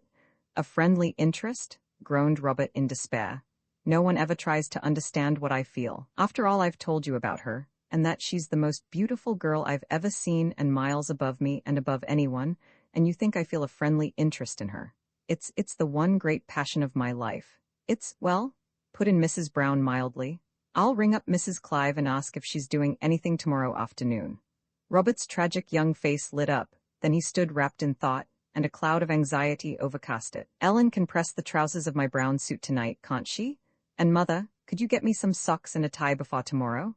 Blue, I think, a bright blue, you know, not too bright, but not so as you don't notice them. I wish the laundry was a decent one. You know, a man's collar ought to shine when it's new on. They never put a shine onto them. I'd better have some new ones for tomorrow. It's so important how one looks. People judge you on how you look. Mrs. Brown laid her work aside. "I'll go and ring up Mrs. Clive now," she said. When she returned, William had gone and Robert was standing by the window, his face pale with suspense and a Napoleonic frown on his brow. "Mrs. Clive can't come," announced Mrs. Brown in her comfortable voice, "but Miss Cannon will come alone. It appears she's met Ethel before, so you needn't worry any more, dear." Robert gave a sardonic laugh. "Worry?" he said. "There's plenty to worry about still. What about William?" "Well, what about him?" "Well, can't he go away somewhere tomorrow? Things never go right when William's there. You know they don't. The poor boy must have tea with us, dear. He'll be very good, I'm sure. Ethel will be home then and she'll help. I'll tell William not to worry you. I'm sure he'll be good." William had received specific instructions. He was not to come into the house till the tea bell rang, and he was to go out and play in the garden again directly after tea. He was perfectly willing to obey them. He was thrilled by the thought of Robert in the role of the lovelorn hero. He took the situation quite seriously. He was in the garden when the visitor came up the drive. He had been told not to obtrude himself upon her notice, so he crept up silently and peered at her through the rhododendron bushes. The proceeding also happened to suit his character of the moment, which was that of a red Indian chief. Miss Cannon was certainly pretty. She had brown hair, brown eyes, and dimples that came and went in her rosy cheeks. She was dressed in white and carried a parasol. She walked up the drive, looking neither to right nor left, till a slight movement in the bushes arrested her attention. She turned quickly and saw a small boy's face, smeared black with burnt cock and framed in hen's feathers tied on with tape. The dimples peeped out. "Hail, O great chief," she said. William gazed at her open-mouthed. Such intelligence on the part of a grown-up was unusual. "Chief Red Hand," he supplied with a fierce scowl. She bowed low, brown eyes alight with merriment. "And what death awaits the poor white face who has fallen defenseless into his hand? You better come quiet to my wigwam and see," said Red Hand darkly. She threw a glance to the bend in the drive behind which lay the house, and with a low laugh followed him through the bushes. From one point the drawing-room window could be seen, and there the anxious Robert stood, pale with anxiety, stiff and upright in his newly creased trousers, well turned up to show the new blue socks, his soulful eyes fixed steadfastly on the bend in the drive round which the beloved should come. Every now and then, his nervous hand wandered up to touch the new tie and gleaming new collar, which was rather too high and too tight for comfort, but which the shopkeeper had informed his harassed customer was the latest and most correct shape. Meanwhile, the beloved had reached William's dugout. William had made this himself of branches cut down from the trees, and spent many happy hours in it with one or other of his friends. "Here is the wigwam, Paleface," he said in a sepulchral voice. "Stand here while I decide with Snakeface and the other chiefs what's going to be done to you. The Snakeface and the others," he added in his natural voice, pointing to a small cluster of shrubs. Approaching these, he stood and talked fiercely and unintelligibly for a few minutes, turning his scowling cocked face and pointing his finger at her every now and then, as apparently he described his capture. Then he approached her again. "That was Red Indian what I was talkin' then," he explained in his ordinary voice, then sinking it to its low, roaring note and scowling more ferociously than ever. "Snakeface says the paleface must be scalped and cooked and eat." He took out a penknife and opened it as though to perform the operation, then continued, "But me and the others say that if you'll be a squaw and cook for us we'll let you go alive." Miss Cannon dropped onto her knees. "Most humble and grateful thanks, great red hand," she said. "I will with pleasure be your squaw." "I've got a fire round here," said William proudly, leading her to the back of the wigwam, where a small wood fire smoldered spiritlessly, choked by a large tin full of a dark liquid. "That, O squaw," said Red Hand with a dramatic gesture, "is a paleface we caught last night." The squaw clasped her hands together. "Oh, how lovely," she said. "Is he cooking?" Red Hand nodded. "Then I'll get you some feathers," he said obligingly. "You ought to have feathers too." He retired into the depth of the wigwam and returned with a handful of hen feathers. Miss Cannon took off her big shady hat and stuck the feathers into her fluffy brown hair with a laugh. "This is jolly," she said. "I love red Indians. I've got some cock you can have to do your face, too," went on William with reckless generosity. "It soon burns in the fire." She threw a glance towards the chimneys of the house that could be seen through the trees and shook her pretty head regretfully. "I'm afraid I'd better not," she said sadly. "Well," he said, "now I'll go huntin' and you stir the paleface and we'll eat him when I come back. Now, I'll be off. You watch me track." He opened his clasp knife with a bloodthirsty flourish, and casting sinister glances round him, crept upon his hands and knees into the bushes. He circled about, well within his squaw's vision, obviously bent upon impressing her. She stirred the mixture in the tin with a twig and threw him every now and then the admiring glances he so evidently desired. Soon he returned, carrying over his shoulder a domat which he threw down at her feet. "A venison, O squaw," he said in a lordly voice. "Let it be cooked. I've had it out all morning," he added in his ordinary tones. "They've not missed it yet." He fetched from the wigwam 2 small jagged tins and taking the larger tin off the fire, pawed some into each. "Now," he said, "here's some paleface for you, squaw." "Oh," she said, "I'm sure he's awfully good, but you needn't be frightened of it," said William protectively. "It's jolly good, I can tell you." He picked up the paper cover of a packet of soup from behind the trees. "It's just that and water and it's jolly good." "How lovely. Do they let you?" "They don't let me," he broke in hastily, "but there's heaps in the larder and they don't notice one every now and then." "Go on." Encouragingly. "I don't mind you having it. Honest, I don't. I'll get some more soon." Bravely she raised the tin to her lips and took a sip. "Gorgeous?" she said, shutting her eyes. Then she drained the tin. William's face shone with pride and happiness, but it clouded over as the sound of a bell rang out from the house. "Crumbs, that's tea?" Hastily Miss Cannon took the feathers from her hair and put on her hat. "You don't keep a looking-glass in your wigwam, I suppose?" she said. "And no," admitted William. "But I'll get one for next time you come. I'll get one from Ethel's room." "Won't she mind?" "She won't know," said William simply. Miss Cannon smoothed down her dress. "I'm horribly late. What will they think of me? It was awful of me to come with you. I'm always doing awful things. That's a secret between you and me." She gave William a smile that dazzled him. "Now come in and we'll confess." "I can't," said William. "I've got to wash and come down tidy. I promised I would. It's a special day. Because of Robert, you know." "Well, you know, because of Robert?" He looked up at her mystified face with a significant nod. Robert was frantic. He had run his hands through his hair so often that it stood around his head like a spiked halo. "We can't begin without her," he said. "She'll think we're awful. It will put her off me forever. She's not used to being treated like that. She's the sort of girl people don't begin without. She's the most beautiful girl I've ever met in all my life, and you, my own mother, treat her like this. You may be ruining my life. You've no idea what this means to me. If you'd seen her, you'd feel more sympathy.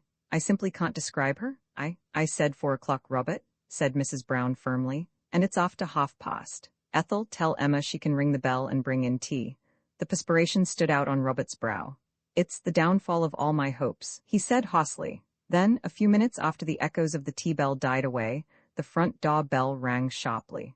Robert stroked his hair down with wild, unrestrained movements of his hands and summoned a tortured smile to his lips. Miss Cannon appeared upon the threshold, bewitching and demure. Aren't I perfectly disgraceful? She said with her low laugh. To tell the truth, I met your little boy in the drive and I've been with him some time. He's a perfect little dear, isn't he? Her brown eyes rested on Robert. Robert moistened his lips and smiled the tortured smile, but was beyond speech. Yes, I know Ethel, and I met your son. Yesterday, wasn't it?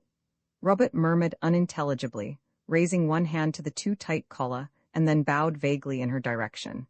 Then they went in to tea. William, his hair well brushed, the cock partially washed from his face, and the feathers removed, arrived a few minutes later. Conversation was carried on chiefly by Miss Cannon and Ethel. Robert racked his brain for some striking remark, something that would raise him in her esteem far above the ranks of the ordinary young man, but nothing came. Whenever her brown eyes rested on him, however, he summoned the mirthless smile to his lips and raised a hand to relieve the strain of the imprisoning collar. Desperately, he felt the precious moments passing and his passion, yet unrevealed, except by his eyes, whose message he was afraid she had not read. As they rose from tea, William turned to his mother, with an anxious, sibilant whisper, "Ought I to have put on my best suit too?" The demure lights danced in Miss Cannon's eyes, and the look the perspiring Robert sent him would have crushed a less bold spirit. William had quite forgotten the orders he had received to retire from the scene directly after tea. He was impervious to all hints. He followed in the train of the all-conquering Miss Cannon to the drawing-room, and sat on the sofa with Robert, who had taken his seat next his beloved. "Are you, fond of reading, Miss Cannon?" began Robert with a painful effort. "I wrote a tale once," said William boastfully, leaning over Robert before she could answer. "It was a jolly good one. I showed it to some people. I'll show it to you if you like. It began with a pirate on a raft and he'd stole some jewelry, and the king the jewels belonged to was coming after him on a steamer, and just when he was coming up to him, he jumped into the water and took the jewels with him, and a fish eat the jewels and the king caught it and—" He paused for breath. "I'd love to read it," said Miss Cannon. Robert turned sideways and, resting an arm on his knee to exclude the persistent William, spoke in a husky voice. "What is your favorite flower, Miss Cannon?" William's small head was craned round Robert's arm. "I've got a garden. I've got Virginia stock grown all over it. It grows up in no time. And mustard and cress grows in no time, too. I like things what grow quick, don't you? You get tired of waiting for the other sorts, don't you?" Robert rose desperately. "Would you care to see the garden and greenhouses, Miss Cannon?" he said. "I'd love to," said Miss Cannon, with a threatening glare at William. Robert led the way to the garden, and William, all innocent animation, followed. "Can you tie knots what can't come untied?" he demanded. "No," she said. "I wish I could." "I can, I'll show you. I'll get a piece of string and show you afterwards. It's easy, but it wants practice, that's all.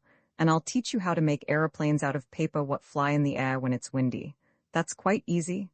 Only you've got to be careful to get 'em the right size. I can make 'em, and I can make lots of things out of matchboxes and things," and the infuriated Robert interrupted. "These are my father's roses. He's very proud of them. They're beautiful. Well, wait till you see my Virginia stock, that's all. Wait, will you have this tea rose, Miss Cannon?" Robert's face was purple as he presented it. It suits you. You, flowers, and you, that is, I'm sure you love flowers. You should, always have flowers. And I'll get you those red ones and that white one," broke in the equally infatuated William, determined not to be outshone. "And I'll get you some of my Virginia stock. And I don't give my Virginia stock to anyone," he added with emphasis. When they re-entered the drawing-room, Miss Cannon carried a large bouquet of Virginia stock and white and red roses, which completely hid Robert's tea rose. William was by her side, chatting airily and confidently. Robert followed, a pale statue of despair. In answer to Robert's agonized glance, Mrs. Brown summoned William to her corner, while Robert and Miss Cannon took their seat again upon the sofa. I hope, said Robert soulfully, "I hope your stay here is a long one. Well, why shan't I just speak to her?" William's whisper was loud and indignant. "S.H. dear," said Mrs. Brown. I should like to show you some of the walks around here," went on Robert desperately with a fearful glance towards the corner where William stood in righteous indignation before his mother. "If I could have that, pleasure, honor?" "I was only just speaking to her," went on William's voice. "I wasn't doing any harm, was I? Only speaking to her." The silence was intense. Robert Purple opened his lips to say something, anything to drown that horrible voice, but nothing would come. Miss Cannon was obviously listening to William. Is no one else ever to speak to her? The sibilant whisper, raised in indignant appeal, filled all the room. Just 'cause Roberts fell in love with her? The horror of the moment haunted Robert's nights and days for weeks to come. Mrs. Brown coughed hastily and began to describe at unnecessary length the ravages of the caterpillars upon her husband's favorite rose tree. William withdrew with dignity to the garden a minute later, and Miss Cannon rose from the sofa. "I must be going, I'm afraid," she said with a smile. Robert, anguished and overpowered, rose slowly. "You must come again sometime," he said weakly but with passion undaunted. "I will," she said. "I'm longing to see more of William. I adore William." They comforted Robert's wounded feelings as best they could, but it was Ethel who devised the plan that finally cheered him. She suggested a picnic on the following Thursday, which happened to be Robert's birthday and incidentally the last day of Miss Cannon's visit, and the picnic party was to consist of Robert, Ethel, Mrs. Clive and Miss Cannon, and William was not even to be told where it was to be. The invitation was sent that evening, and Robert spent the week dreaming of picnic lunches and suggesting impossible dainties of which the cook had never heard. It was not until she threatened to give notice that he reluctantly agreed to leave the arrangements to her. He sent his white flannels, which were perfectly clean, to the laundry with a note attached, hinting darkly at legal proceedings if they were not sent back, spotless, by Thursday morning. He went about with an expression of set and solemn purpose upon his frowning countenance. William he utterly ignored. He bought a book of poems at a second-hand bookshop and kept them on the table by his bed. They saw nothing of Miss Cannon in the interval, but Thursday dawned bright and clear, and Robert's anxious spirits rose. He was presented with a watch and chain by his father, and with a bicycle by his mother, and a tin of toffee, given not without ulterior motive, by William. They met Mrs. Clive and Miss Cannon at the station, and took tickets to a village a few miles away, whence they had decided to walk to a shady spot on the river bank. William's dignity was slightly offended by his pointed exclusion from the party, but he had resigned himself to it, and spent the first part of the morning in the character of Chief Red Hand among the rhododendron bushes. He had added an ostrich feather found in Ethel's room to his headdress, and used almost a whole cock on his face. He wore the domat pinned to his shoulders. After melting some treacle toffee in rainwater over his smoking fire, adding orange juice and drinking the resulting liquid, he tired of the game and wandered upstairs to Robert's bedroom to inspect his birthday presents. The tin of toffee was on the table by Robert's bed. William took one or two as a matter of course and began to read the love poems. He was horrified a few minutes later to see the tin empty, but he fastened the lid with a sigh, wondering if Robert would guess who had eaten them. He was afraid he would. Anyway, he'd given him them. And anyway, he hadn't known he was eating them. He then went to the dressing table and tried on the watch and chain at various angles and with various postures. He finally resisted the temptation to wear them for the rest of the morning and replaced them on the dressing table. Then he wandered downstairs and round to the shed, where Robert's new bicycle stood in all its glory. It was shining and spotless, and William gazed at it in awe and admiration. He came to the conclusion that he could do it no possible harm by leading it carefully round the house. Encouraged by the fact that Mrs. Brown was out shopping, he walked it round the house several times. He much enjoyed the feeling of importance and possession that it gave him. He felt loth to part with it. He wondered if it was very hard to ride. He had tried to ride one once when he was staying with an aunt. He stood on a garden bench and with difficulty transferred himself from that to the bicycle seat. To his surprise and delight, he rode for a few yards before he fell off. He tried again and fell off again. He tried again and rode straight into a holly bush. He forgot everything in his determination to master the art. He tried again and again. He fell off or rode into the holly bush again and again. The shining black paint of the bicycle was scratched. The handlebars were slightly bent and dulled. William himself was bruised and battered, but unbeaten. At last, he managed to avoid the fatal magnet of the holly bush, to steer an unsteady zigzag course down the drive and out into the road. He had no particular intention of riding into the road. In fact, he was still wearing his befeathered headgear, blacked face, and the mat pinned to his shoulders. It was only when he was actually in the road that he realized that retreat was impossible, that he had no idea how to get off the bicycle. What followed was to William more like a nightmare than anything else. He saw a motor lorry coming towards him, and in sudden panic turned down a side street, and from that into another side street. People came out of their houses to watch him pass. Children booed or cheered him and ran after him in crowds, and William went on and on simply because he could not stop. His iron nerve had failed him. He had not even the presence of mind to fall off. He was quite lost. He had left the town behind him and did not know where he was going. But wherever he went, he was the center of attraction. The strange figure with blackened, streaked face, mat flying behind in the wind, and a headdress of feathers from which every now and then one floated away, brought the population to its doors. Some said he had escaped from an asylum, some that he was an advertisement of something. The children were inclined to think he was part of a circus. William himself had passed beyond despair. His face was white and set. His first panic had changed to a dull certainty that this would go on forever. He would never know how to stop. He supposed he would go right across England. He wondered if he were near the sea now. He couldn't be far off. He wondered if he would ever see his mother and father again, and his feet pedaled mechanically along. They did not reach the pedals at their lowest point. They had to catch them as they came up and send them down with all their might. It was very tiring. William wondered if people would be sorry if he dropped down dead. I have said that William did not know where he was going, but fate knew. The picnickers walked down the hill from the little station to the river bank. It was a beautiful morning. Robert, his heart and hopes high, walked beside his goddess, reveling in his nearness to her though he could think of nothing to say to her. But Ethel and Mrs. Clive chatted gaily. "We've given William the slip," said Ethel with a laugh. "He's no idea where we've gone even." "I'm sorry," said Miss Cannon. "I'd have loved William to be here." "You don't know him," said Ethel fervently. "What a beautiful morning it is," murmured Robert, feeling that some remark was due from him. "Am I walking too fast for you, Miss Cannon?" "Oh no. May I carry your parasol for you?" he inquired humbly. "Oh no, thanks." He proposed a boat on the river after lunch, and it appeared that Miss Cannon would love it, but Ethel and Mrs. Clive would rather stay on the bank. His cup of bliss was full. It would be his opportunity of sealing lifelong friendship with her, of arranging a regular correspondence, and hinting at his ultimate intentions. He must tell her that, of course, while he was at college, he was not in a position to offer his heart and hand, but if she could wait. He began to compose speeches in his mind. They reached the bank and opened the luncheon baskets. Unhampered by Robert, the cook had surpassed herself. They spread the white cloth and took up their position around it under the shade of the trees. Just as Robert was taking up a plate of sandwiches to hand them with a courteous gesture to Miss Cannon, his eyes fell upon the long, white road leading from the village to the riverside and remained fixed there, his face frozen with horror. The hand that held the plate dropped lifelessly back again onto the tablecloth. Their eyes followed his. A curious figure was cycling along the road, a figure with blackened face and a few drooping feathers on its head, and a domat flying in the wind.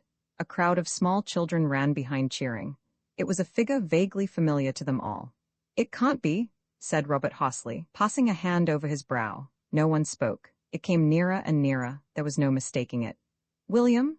gasped for voices. William came to the end of the road. He did not turn aside to either of the roads by the riverside. He did not even recognize or look at them.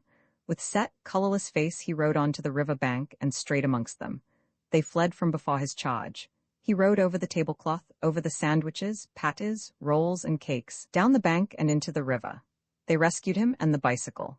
Fate was against Robert even there. It was a passing boatman who performed the rescue. William emerged soaked to the skin, utterly exhausted, but feeling vaguely heroic. He was not in the least surprised to see them. He would have been surprised at nothing. And Robert wiped and examined his battered bicycle in impotent fury in the background, while Miss Cannon pillowed William's dripping head on her arm, fed him on hot coffee and sandwiches, and called him, "My poor darling red hand." She insisted on going home with him. All through the journey she sustained the character of his faithful squaw. Then, leaving a casual invitation to Robert and Ethel to come over to tea, she departed to pack. Mrs. Brown descended the stairs from William's room with a tray on which reposed a half-empty bowl of gruel, and met Robert in the hall. "Robert," she remonstrated, "you really needn't look so upset." Robert glared at her and laughed a hollow laugh. "Upset?" he echoed, outraged by the inadequacy of the expression. You'd be upset if your life was ruined. You'd be upset. I've a right to be upset. He passed his hand desperately through his already ruffled hair. You're going there to tea, she reminded him. Yes, he said bitterly, with other people. Who can talk with other people there? No one can. I'd have talked to her on the river. I'd got heaps of things ready in my mind to say. And William comes along and spoils my whole life, and my bicycle. And she's the most beautiful girl I've ever seen in my life. And I've wanted that bicycle for ever so long, and it's not fit to ride. But poor William has caught a very bad chill, dear, so you oughtn't to feel bitter to him. And he'll have to pay for your bicycle being mended. He'll have no pocket money till it's paid for. You'd think, said Robert with a despairing gesture in the direction of the hall table and apparently addressing it, you'd think 4 grown-up people in a house could keep a boy of William's age in order, wouldn't you? You'd think he wouldn't be allowed to go about spoiling people's lives and ruining their bicycles. Well, he jolly well won't do it again, he ended darkly. Mrs. Brown proceeded in the direction of the kitchen. Robert, she said soothingly over her shoulder, you surely want to be at peace with your little brother when he's not well, don't you? Peace? He said. Robert turned his haggard countenance upon her as though his ears must have deceived him. Peace? I'll wait. I'll wait till he's all right and going about. I won't start till then. But peace? It's not peace, it's an armistice, that's all. Roman 3 William below stairs. William was feeling embittered with life in general. He was passing through one of his not infrequent periods of unpopularity. The climax had come with the gift of 6pence bestowed on him by a timid aunt, who hoped thus to purchase his goodwill. With the 6pence, he had bought a balloon adorned with the legs and head of a duck, fashioned in cardboard. This could be blown up to its fullest extent, and then left to subside. It took several minutes to subside, and during those minutes it emitted a long drawn-out and high-pitched groan. The advantage of this was obvious. William could blow it up to its fullest extent in private, and leave it to subside in public concealed beneath his coat. While this was going on, William looked round as though in bewildered astonishment. He inflated it before he went to breakfast. He then held it firmly and secretly so as to keep it inflated till he was sitting at the table. Then he let it subside. His mother knocked over a cup of coffee, and his father cut himself with the bread knife. Ethel, his eldest sister, indulged in a mild form of nervous breakdown.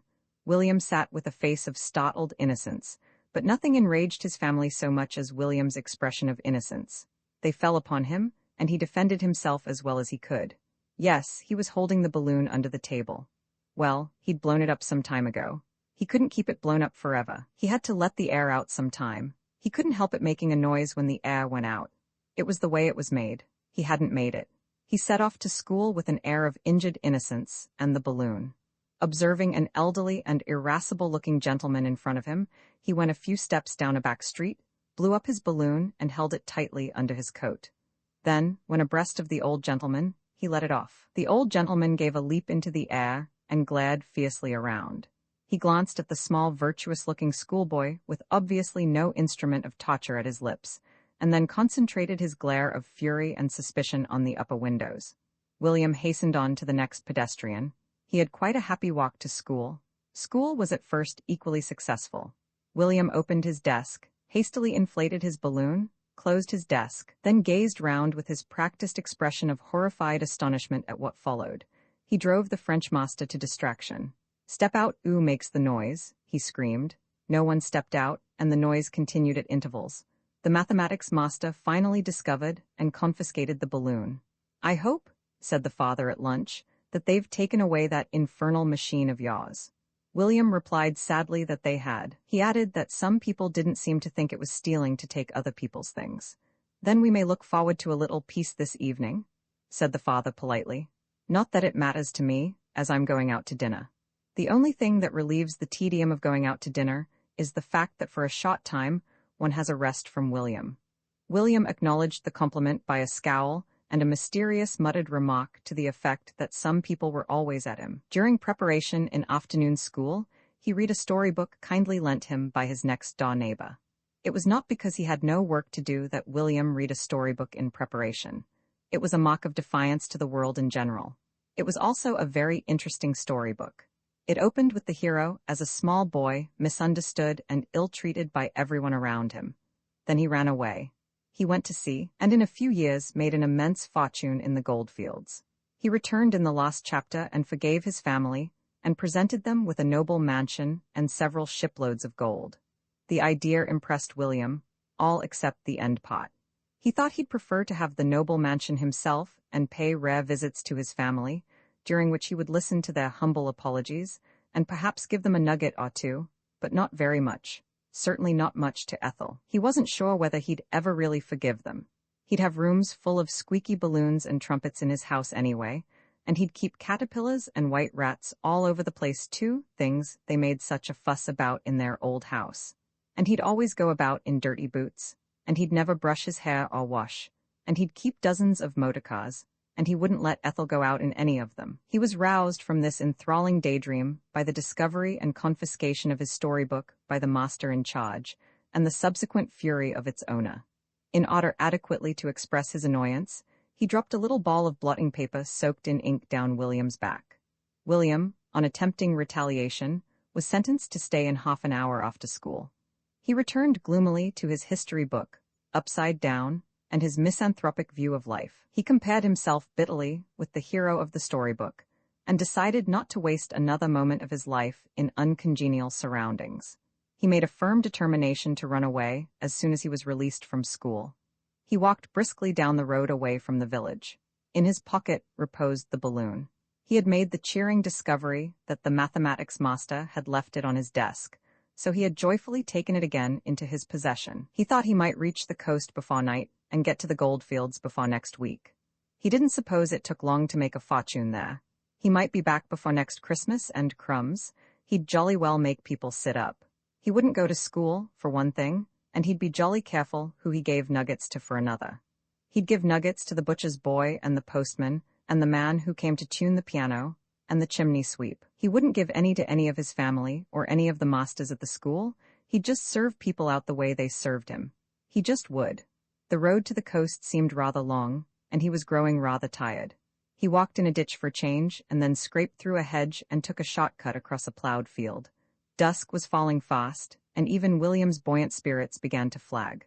The fortune pot was all very well, but in the meantime he was cold and tired and hungry. He hadn't yet reached the coast, much less the goldfields. Something must be done. He remembered that the boy in the story had begged his way to the coast. William determined to beg his. But at present there seemed nothing to beg it from, except a hawthorn hedge and a scarecrow in the field behind it. He wandered on disconsolately, deciding to begin his career as a beggar at the first sign of human habitation. At last he discovered a pair of iron gates through the dusk, and assuming an expression of patient suffering calculated to melt a heart of stone, walked up the drive. At the front door he smoothed down his hair, he had lost his cap on the way, pulled up his stockings and rang the bell. After an interval, a stout gentleman in the garb of a butler opened the door and glared ferociously up and down William.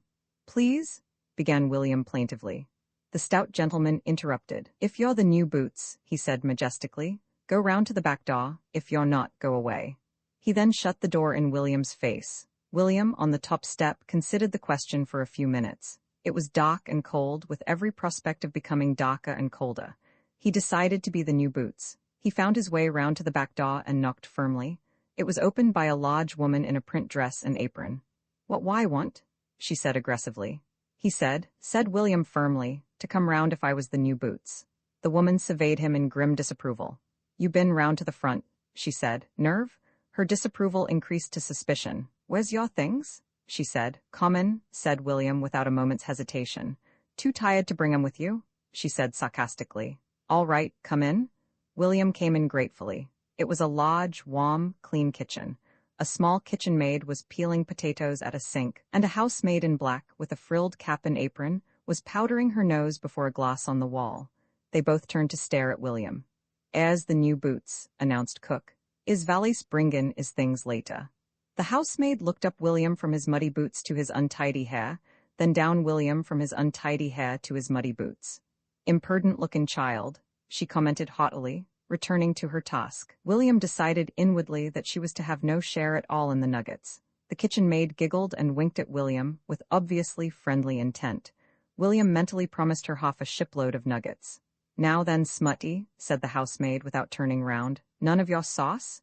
"Add your tea?" said the cook to William. William's spirits rose. "No," he said plaintively. "All right, sit down at the table." William's spirits soared sky high. He sat at the table, and the cook put a large plate of bread and butter before him. William set to work at once. The housemaid regarded him scornfully. "Learnt his way of eatin' at the zoo," she said pityingly. The kitchen maid giggled again and gave William another wink. William had given himself up to wholehearted Epicurean enjoying of his bread and butter, and took no notice of them. At this moment, the butler entered. He subjected the quite unmoved William to another long survey. "When next you come a-hentering of this ooze, my boy," he said, "kindly remember that the front door is reserved for gentry and the back for brats." William merely looked at him coldly over a hunk of bread and butter. Mentally he knocked him off the list of nugget receivers. The butler looked sadly round the room. "They're all the same," he lamented. "Eat, eat, eat, nothin' but eat. Eat all day and eat all night. E's not been in the ooze 2 minutes and e's at it. Eat, eat, eat. Eel ave all the buttons bust off his uniform in a week like what the lost one 'ad. Like eatin' better than workin', don't you?" he said sarcastically to William. "Yes, I do too," said William with firm conviction. The kitchen maid giggled again, and the housemaid gave a sigh expressive of scorn and weariness as she drew a thin pencil over her eyebrows. "Well, if you've quite finished, my lord," said the butler in ponderous irony, "I'll show you to your room." William indicated that he had quite finished, and was led up to a very small bedroom. Over a chair lay a page's uniform with the conventional row of brass buttons down the front of the coat. "Togs," explained the butler briefly. "Your togs, fix 'em on quick as you can. There's company to dinner tonight." William fixed them on. "You're smaller than what the last one was," said the butler critically. "They 'ang a bit loose, never mind. With a week or two of stuffin' you'll ave most probable bust 'em, so it's as well to 'ang loose first. Now, come on. Oo's bringing over your things?" "A friend," explained William. "I suppose it is a bit too much to expect you to carry your own parcels," went on the butler, "in these days. Bloomin' Bolshevist, I spec, aren't you?" William condescended to explain himself. "I'm a gold digger," he said. "Crikey," said the butler. William was led down again to the kitchen. The butler threw open a door that led to a small pantry. "This air is where you work, and this air," pointing to a large kitchen, "is where you live. You ave not," he ended haughtily, the hentry into the servants all. "Crumbs," said William. "You might as well begin at once," went on the butler. "There's all this lunch's knives to clean. Airs a hapron, airs the knife board, and airs the knife powder." He shut the bewildered William into the small pantry and turned to the cook. "What do you think of him?" he said. "He looks," said the cook gloomily, "the sort of boy we'll ave trouble with." "Not much class," said the housemaid, arranging her frilled apron. "It surprises me how any creature like a boy can grow into an experienced, sensible, broad-minded man like you, Mr. Biggs." Mr. Biggs simpered and straightened his necktie. "Well," he admitted, "as a boy, of course, I wasn't like him." Here the pantry door opened and William's face, plentifully adorned with knife powder, came round. "I've done some of the knives," he said. "Shall I be doing something else and finish the others afterwards?" "Oh, many ave you done?" said Mr. Biggs. "1 or 2, said William vaguely, then with a concession to accuracy, "Well, 2, but I'm feeling tired of doing knives." The kitchen maid emitted a scream of delight, and the cook heaved a deep sigh. The butler advanced slowly and majestically towards William's tousled head, which was still craned around the pantry door. "You'll finish them knives, my boy," he said. "Ah." William considered the weight and size of Mr. Biggs. "All right," he said pacifically. "I'll finish the knives." He disappeared, closing the pantry door behind him. "E's going to be a trial," said the cook, "and no mistake." "Trial's oddly the word," said Mr. Biggs. "Haffliction," supplied the housemaid. "That's more like it," said Mr. Biggs. Here William's head appeared again. "What time's supper?" he said. He retired precipitately at a hysterical shriek from the kitchen maid and a roar of fury from the butler. "You'd better go and do your potatoes in the pantry," said the cook to the kitchen maid, "and let's ave a bit of peace in air and see he's doin' of his work all right." The kitchen maid departed joyfully to the pantry. William was sitting by the table, idly toying with a knife. He had experimented upon the knife powder by mixing it with water, and the little brown pies that were the result lay in a row on the mantelpiece. He had also tasted it, as the dark stains upon his lips testified. His hair was standing straight up on his head as it always did when life was strenuous. He began the conversation. "You'd be surprised," he said, "if you knew what I really was." She giggled. "Go on," she said. "What are you?" "I'm a gold digger," he said. "I've got shiploads and shiploads of gold. At least, I will have soon. I'm not going to give him," pointing towards the door, "any nor any of them in there." "What about me?" said the kitchen maid, winking at the cat as the only third person to be let into the joke.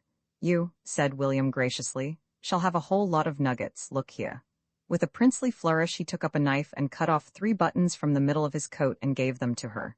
You keep those and they'll be kind of tokens, see? When I come home rich you show me the buttons and I'll remember and give you the nuggets. See? I'll maybe marry you, he promised, if I've not married anyone else. The kitchen maid put her head round the pantry door. Ease, loony, she said. It's lovely listening to 'im talkin'.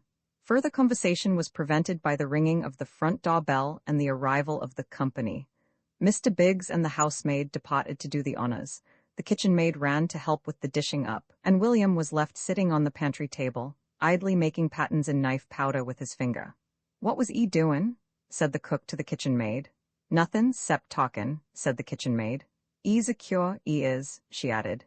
If you've finished the knives, called out the cook, there's some boots and shoes on the floor to be done, brushes and blacking on the shelf. William arose with alacrity. He thought boots would be more interesting than knives. He carefully concealed the pile of uncleaned knives behind the knife box and began on the shoes. The butler returned. "Soup ready?" he said. "The company's just going into the dining room, a pal of the master's. Decent-looking bloke," he added patronizingly. William, in his pantry, had covered a brush very thickly with blacking and was putting it in heavy layers on the boots and shoes. A large part of it adhered to his own hands. The butler looked in at him. "What's a pen to your buttons?" he said sternly. "Come off," said William. "Bust off," corrected the butler. "I said so soon as I saw you, I said you'd ave eat your buttons bust off in a week. Well, you've eat 'em bust off in 10 minutes. Eatin' and destroyin' of his clothes," he said gloomily, returning to the kitchen. "It's all boys ever do, eatin' and destroyin' of their clothes." He went out with the soup and William was left with the boots. He was getting tired of boots. He'd covered them all thickly with blacking, and he didn't know what to do next. Then suddenly he remembered his balloon in his pocket upstairs. It might serve to vary the monotony of life. He slipped quietly upstairs for it, and then returned to his boots. Soon Mr. Biggs and the housemaid returned with the empty soup plates. Then through the kitchen resounded a high-pitched squeal, dying away slowly and shrilly. The housemaid screamed. "Lawks," said the cook, "someone's attaught urine of the poor cat to death. It'll be that blessed boy." The butler advanced manfully and opened the pantry door. William stood holding in one hand an inflated balloon with the cardboard head and legs of a duck. The butler approached him. "If you let off that there thing once more, you little varmint," he said, "I'll—" Threateningly, he had advanced his large expanse of countenance very close to William's. Acting upon a sudden, uncontrollable impulse, William took up the brush thickly smeared with blacking and pushed back Mr. Biggs's face with it. There was a moment's silence of sheer horror, then Mr. Biggs hurled himself furiously upon William. In the dining room sat the master and mistress of the house and their guest. "Did the new boots arrive?" said the master to his wife. "Yes," she said. "Any good?" he said. "He doesn't seem to have impressed Biggs very favorably," she said, "but they never do." "The human boy," said the guest, "is given us as a discipline. I possess one. Though he is my own son, I find it difficult to describe the atmosphere of peace and relief that pervades the house when he is out of it." "I'd like to meet your son," said the host. "You probably will, sooner or later," said the guest gloomily. "Everyone in the neighborhood meets him sooner or later. He does not hide his light under a bushel. Personally, I prefer people who haven't met him. They can't judge me by him." At this moment the butler came in with a note. "No answer," he said, and departed with his slow dignity. "Excuse me," said the lady as she opened it. "It's from my sister. I hope she read that you aren't inconvenienced much by the non-arrival of the boots I engaged for you. He's got flu." "But he's come," she said wonderingly. There came the sound of an angry shout, a distant scream, and the clattering of heavy running footsteps growing nearer. "A revolution, I expect," said the guest wearily. "The Reds are upon us." At that moment, the door was burst open, and in rushed a boy with a blacking brush in one hand and an inflated balloon in the other. He was much disheveled, with 3 buttons off the front of his uniform, and his face streaked with knife powder and blacking. Behind him ran a fat butler, his face purple with fury beneath a large smear of blacking. The boy rushed round the table, slipped on the polished floor, clutched desperately at the neck of the guest, bringing both guest and chair down upon the floor beside him. In a sudden silence of utter paralyzed horror, guest and boy sat on the floor and stared at each other. Then the boy's nerveless hand relaxed its hold upon the balloon, which had somehow or other survived the vicissitudes of the flight, and a shrill squeak rang through the silence of the room. The master and mistress of the house sat looking round in dazed astonishment. As the guest looked at the boy, there appeared on his countenance amazement, then incredulity, and finally frozen horror. As the boy looked at the guest, there appeared on his countenance amazement, then incredulity, and finally blank dejection. "Good Lord," said the guest, "it's William?" "Oh, crumbs," said the boots, "it's father." Roman fa the fall of the idle William was bawd. He sat at his desk in the sunny schoolroom and gazed dispassionately at a row of figures on the blackboard. "It isn't sense," he murmured scornfully. Miss Drew was also bawd, but, unlike William, she tried to hide the fact.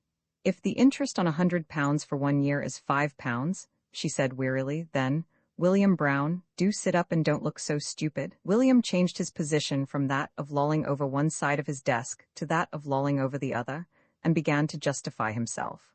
"Well, I can't understand any of it. It's enough to make anyone look stupid when he can't understand any of it. I can't think why people go on giving people bits of money for giving 'em lots of money and go on and on doing it. It don't seem sense. Anyone's a mug for giving anyone £100 just 'cause he says he'll go on giving him £5 and go on sticking to his £100. How's he to know he will? Well, he warmed to his subject. What's to stop him not giving any £5 once he's got hold of the £100 and going on sticking to the £100? Miss Drew checked him by a slim, upraised hand. "William," she said patiently, "just listen to me. Now suppose." Her eyes roved round the room and settled on a small red-haired boy. "Suppose that Eric wanted £100 for something and you lent it to him." "I won't lend Eric £100, he said firmly, "'cause I han't got it. I've only got 3.5d, and I won't lend that to Eric, 'cause I'm not such a mug, 'cause I lent him my mouth organ once and he bit a bit off," and Miss Drew interrupted sharply. "Teaching on a hot afternoon is rather trying. You'd better stay in after school, William, and I'll explain." William scowled, emitted his monosyllable of scornful disdain, "Huh," and relapsed into gloom. He brightened, however, on remembering a lizard he had caught on the way to school, and drew it from its hiding place in his pocket. But the lizard had abandoned the unequal struggle for existence among the stones, top, penknife, bits of putty, and other small objects that inhabited William's pocket. The housing problem had been too much for it. William, in disgust, shrouded the remains in blotting paper and disposed of it in his neighbor's ink pot. The neighbor protested, and an enlivening scrimmage ensued. Finally, the lizard was dropped down the neck of an inveterate enemy of William's in the next row, and was extracted only with the help of obliging friends. Threats of vengeance followed, couched in blood-curdling terms, and written on blotting paper. Meanwhile, Miss Drew explained simple practice to a small but earnest coterie of admirers in the front row, and William, in the back row, whiled away the hours for which his father paid the education authorities a substantial sum, but his turn was to come. At the end of afternoon school, one by one the class departed, leaving William only nonchalantly chewing an India rubber and glaring at Miss Drew. "Now, William." Miss Drew was severely patient. William went up to the platform and stood by her desk. "You see, if someone borrows £100 from someone else," she wrote down the figures on a piece of paper, bending low over her desk. The sun pawed in through the window, showing the little golden curls in the nape of her neck. She lifted to William eyes that were stern and frowning, but blue as blue above flushed cheeks. "Don't you see, William?" she said. There was a faint perfume about her, and William, the devil-may-care pirate and robber chief, the stern despiser of all things effeminate, felt the first dot of the malicious blind god. He blushed and simpered. "Yes, I see all about it now," he assured her. "You've explained it all plain now. I couldn't understand it before. It's a bit soft, ain't it, anyway, to go lending £100 about just 'cause someone says they'll give you £5 next year. Some folks is mugs, but I do understand now. I couldn't understand it before." "You'd have found it simpler if you hadn't played with dead lizards all the time," she said wearily, closing her books. William gasped. He went home her devoted slave. Certain members of the class always deposited dainty bouquets on her desk in the morning. William was determined to outshine the rest. He went into the garden with a large basket and a pair of scissors the next morning before he set out for school. It happened that no one was about. He went first to the hothouse. It was a riot of color. He worked there with a thoroughness and concentration worthy of a nobler cause. He came out staggering beneath a piled-up basket of hothouse blooms. The hothouse itself was bare and desolate. Hearing a sound in the back garden, he hastily decided to delay no longer, but to set out to school at once. He set out as unostentatiously as possible. "Miss Drew," entering her classroom, was aghast to see instead of the usual small array of buttonholes on her desk, a mass of already withering hothouse flowers completely covering her desk and chair. William was a boy who never did things by halves. "Good heavens!" she cried in consternation. William blushed with pleasure. He changed his seat to one in the front row. All that morning he sat, his eyes fixed on her earnestly, dreaming of moments in which he rescued her from robbers and pirates. Here he was somewhat inconsistent with his own favorite role of robber chief and pirate, and bore her fainting in his strong arms to safety. Then she clung to him in love and gratitude, and they were married at once by the Archbishops of Canterbury and York. William would have no half measures. They were to be married by the Archbishops of Canterbury and York, or else the Pope.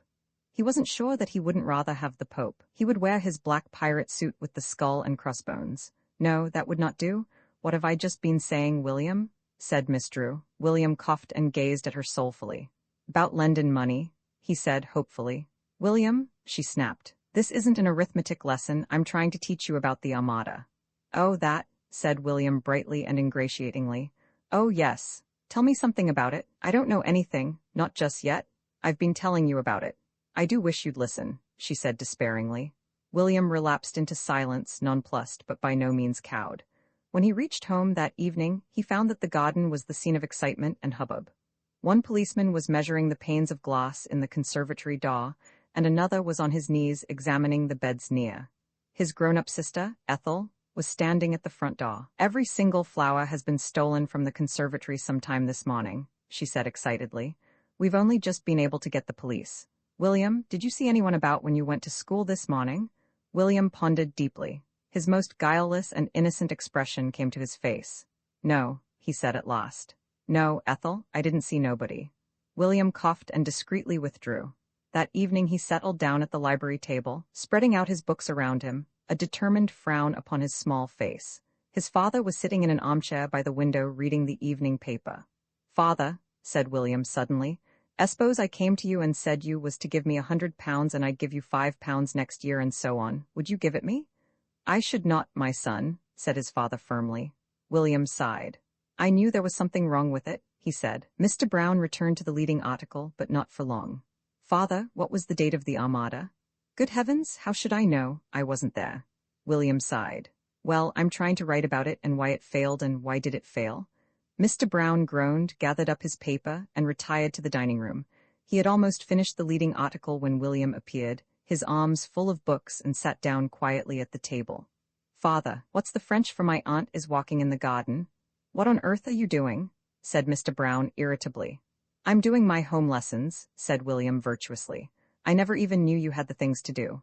"No," William admitted gently. "I don't generally take much bother over them, but I'm going to now." "'Cause Miss Drew?" He blushed slightly and paused. "'Cause Miss Drew?" He blushed more deeply and began to stammer. "See, 'cause Miss Drew?" He was almost apoplectic. Mr. Brown quietly gathered up his paper and crept out to the veranda, where his wife sat with the week's mending. "William's gone raving mad in the dining room," he said pleasantly, as he sat down. "Takes the form of a wild thirst for knowledge and a babbling of a misdrawing, or Drew, or something. He's best left alone." Mrs. Brown merely smiled placidly over the mending. Mr. Brown had finished one leading article and begun another before William appeared again. He stood in the doorway frowning and stern. "Father, what's the capital of Holland?" "Good heavens," said his father. "Buy him an encyclopedia. Anything. What does he think I am?" "What? I'd bet a set apart a special room for his homework," said Mrs. Brown soothingly, "now that he's beginning to take such an interest." "A room?" echoed his father bitterly. "He wants a whole house." Miss Drew was surprised and touched by William's earnestness and attention the next day. At the end of the afternoon school, he kindly offered to carry her books home for her. He waved aside all protests. He marched home by her side, discoursing pleasantly, his small freckled face beaming devotion. "I like pirates, don't you, Miss Drew? And robbers and things like that? Miss Drew, would you like to be married to a robber?" He was trying to reconcile his old beloved dream of his future estate with the new one of becoming Miss Drew's husband. "No," she said firmly. His heart sank. "Nor a pirate?" he said sadly. "No, they're quite nice really pirates," he assured her. "I think not." "Well," he said resignedly, "we'll just have to go huntin' wild animals and things, that'll be all right." "Who?" she said, bewildered. "Well, just you wait," he said darkly. "Then, would you rather be married by the Archbishop of York or the Pope?" The Archbishop, I think, she said gravely. He nodded. All right. She was distinctly amused. She was less amused the next evening. Miss Drew had a male cousin, a very nice-looking male cousin, with whom she often went for walks in the evening. This evening, by chance, they passed William's house, and William, who was in the garden, threw aside his temporary role of pirate and joined them. He trotted happily on the other side of Miss Drew. He entirely monopolized the conversation. The male cousin seemed to encourage him, and this annoyed Miss Drew. He refused to depart in spite of Miss Drew's strong hints. He had various items of interest to impart, and he imparted them with the air of one assured of an appreciative hearing. He had found a dead rat the day before and given it to his dog, but his dog didn't like dead, and neither did the old cat, so he'd buried it. Did Miss Drew like all those flowers he'd got her the other day? He was afraid that he couldn't bring any more like that just yet. Were there pirates now? Well, what would folks do to one if there was one? He didn't see why there shouldn't be pirates now. He thought he'd start it anyway. He'd like to shoot a lion. He was going to one day. He'd shoot a lion and a tiger. He'd bring the skin home to Miss Drew if she liked.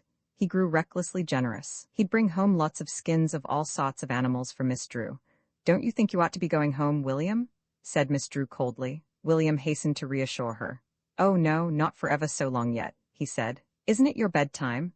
Oh no, not yet, not for ever so long. The male cousin was giving William his whole attention. What does Miss Drew teach you at school, William?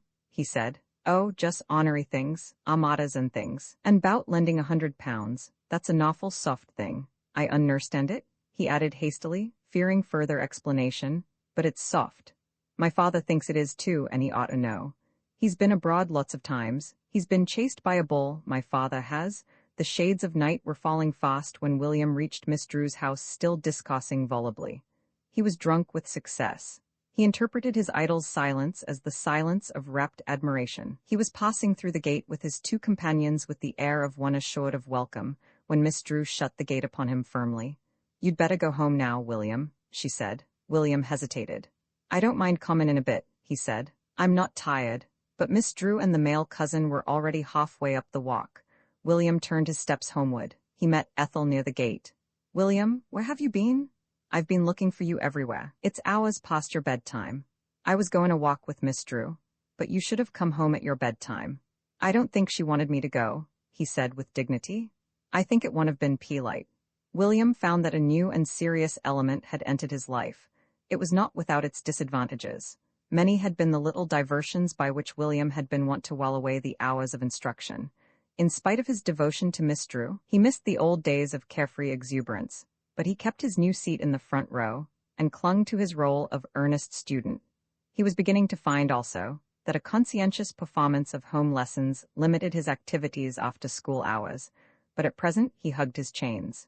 Miss Drew, from her seat on the platform, found William's soulful, concentrated gaze somewhat embarrassing, and his questions even more so. As he went out of school, he heard her talking to another mistress.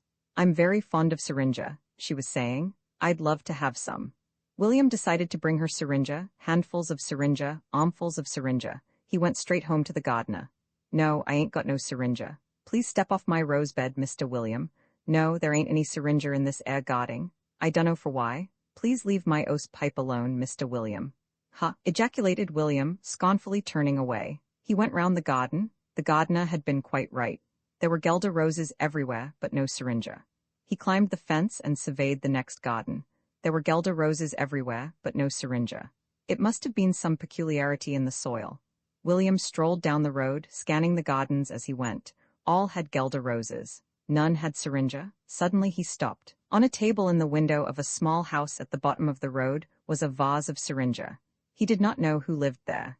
He entered the garden cautiously. No one was about. He looked into the room. It was empty. The window was open at the bottom. He scrambled in, removing several layers of white paint from the windowsill as he did so. He was determined to have that syringa.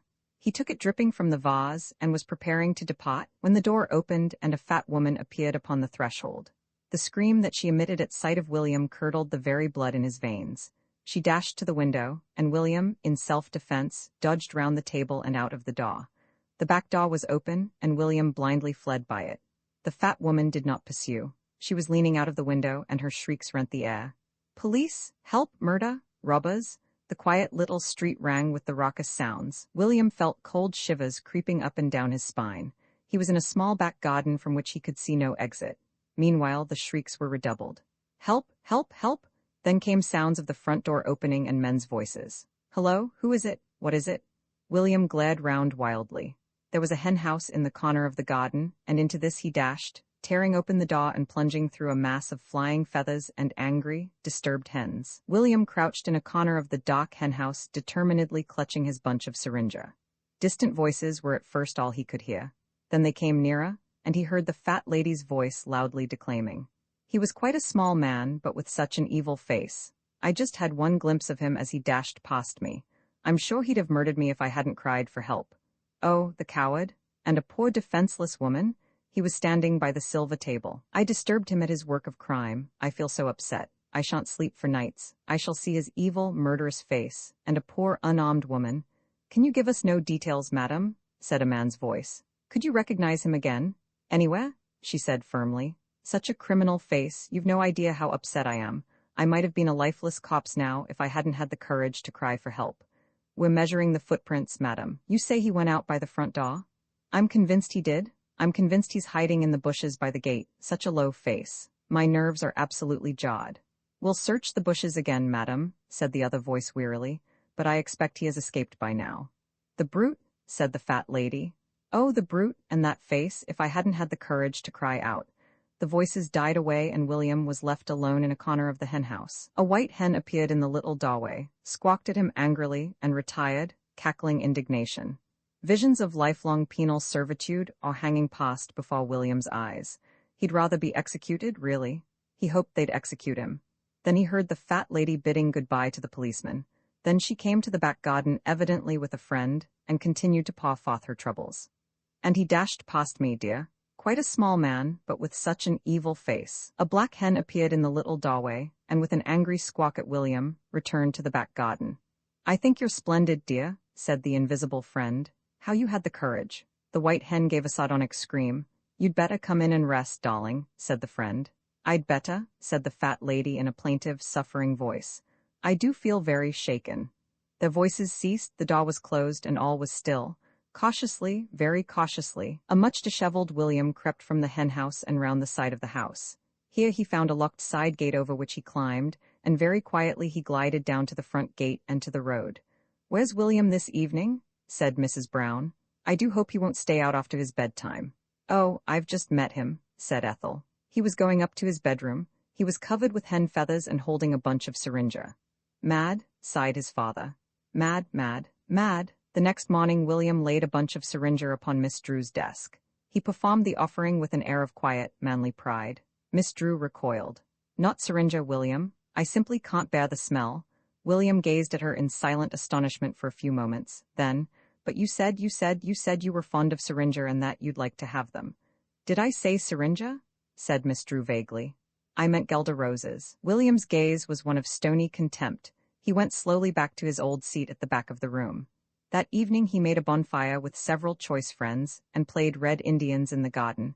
There was a certain thrill in returning to the old life. Hello, said his father, encountering William creeping on all fours among the bushes. I thought you did home lessons now.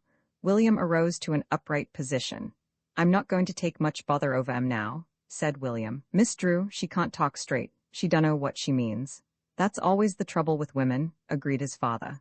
William says his idol has feet of clay, he said to his wife who had approached. I dunno as she's got feet of clay, said William, the literal. All I say is she can't talk straight. I took no end of trouble and she dunno what she means. I think her feet's all right. She walks all right. Sides, when they make folks false feet, they make 'em of wood, not clay. The show the outlaws sat around the old barn, plunged in deep thought. Henry, the oldest member, aged 12 a quarter, had said in a moment of inspiration, let's think of something else to do, something quite fresh from what we've ever done before. And the outlaws were thinking. They had engaged in mortal combat with one another. They had cooked strange ingredients over a smoking and reluctant flame with a fine disregard of culinary conventions. They had tracked each other over the countryside with gait and complexions intended to represent those of the aborigines of South America. They had even turned their attention to kidnapping, without any striking success, and these occupations had palled. In all its activities, the Society of Outlaws, comprising 4 members, aimed at a simple, unostentatious mode of procedure. In their shrinking from the glare of publicity, they showed an example of unaffected modesty that many other public societies might profitably emulate. The parents of the members were unaware of the very existence of the society. The ill-timed and tactless interference of parents had nipped in the bud many a cherished plan, and by bitter experience, the outlaws had learnt that secrecy was their only protection. Owing to the rules and restrictions of an unsympathetic world that orders school hours from 9 to 4, their meetings were confined to half-holidays and occasionally Sunday afternoons. William, the ever-ingenious, made the first suggestion. "Let's shoot things with bows and arrows same as real outlaws used to," he said. "What things? And what bows and arrows?" said Henry and Ginger simultaneously. "Oh, anything, birds and cats and hens and things, and buy bows and arrows. You can buy them in shops." "We can make them," said Douglas, hopefully. "Not like you can get them in shops. They'd shoot crooked or something if we made them. They've got to be just so to shoot straight. I saw some in Brooks' window too, just right, just same as real outlaws had."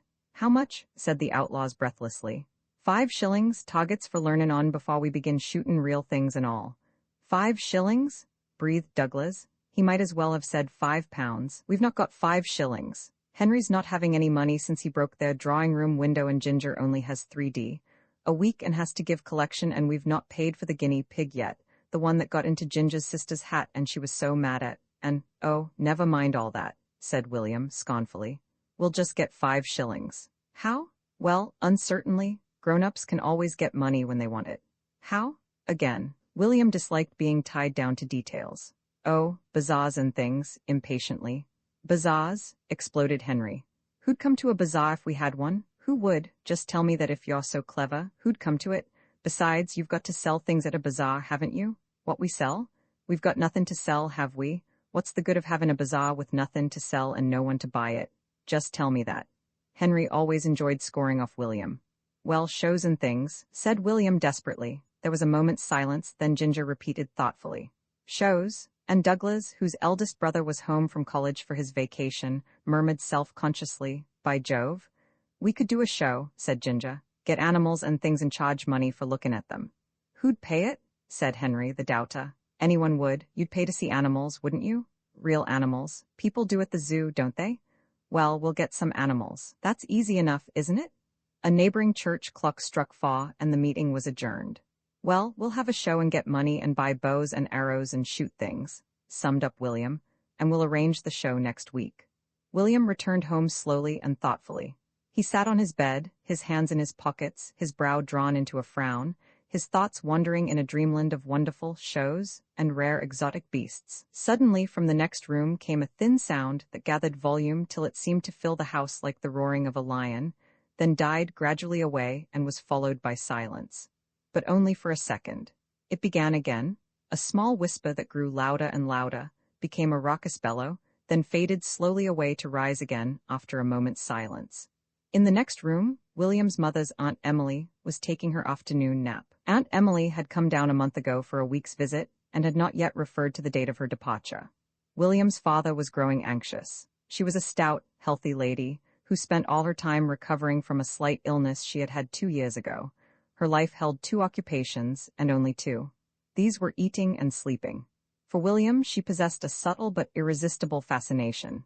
Her stature, her appetite, her gloom, added to the fact that she utterly ignored him, attracted him strongly.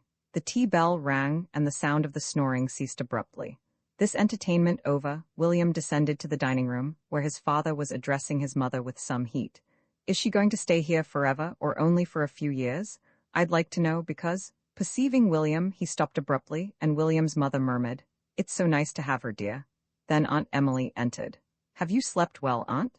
"Slept," repeated Aunt Emily majestically. "I hardly expect to sleep in my state of health. A little rest is all I can expect." "Sorry you're no better," said William's father sardonically. "Better?" she repeated again indignantly. "It will be a long time before I'm better." She lowered her large, healthy frame into a chair, carefully selected a substantial piece of bread and butter, and attacked it with vigor. "I'm going to the post after tea," said William's mother. "Would you care to come with me?" Aunt Emily took a large helping of jam. You hardly expect me to go out in the evening in my state of health, surely? It's years since I went out after tea, and I was at the post office this morning. There were a lot of people there, but they served me first. I suppose they saw I looked ill. William's father choked suddenly and apologized, but not humbly. Though I must say, went on Aunt Emily, this place does suit me. I think after a few months here I should be a little stronger. Pass the jam, William.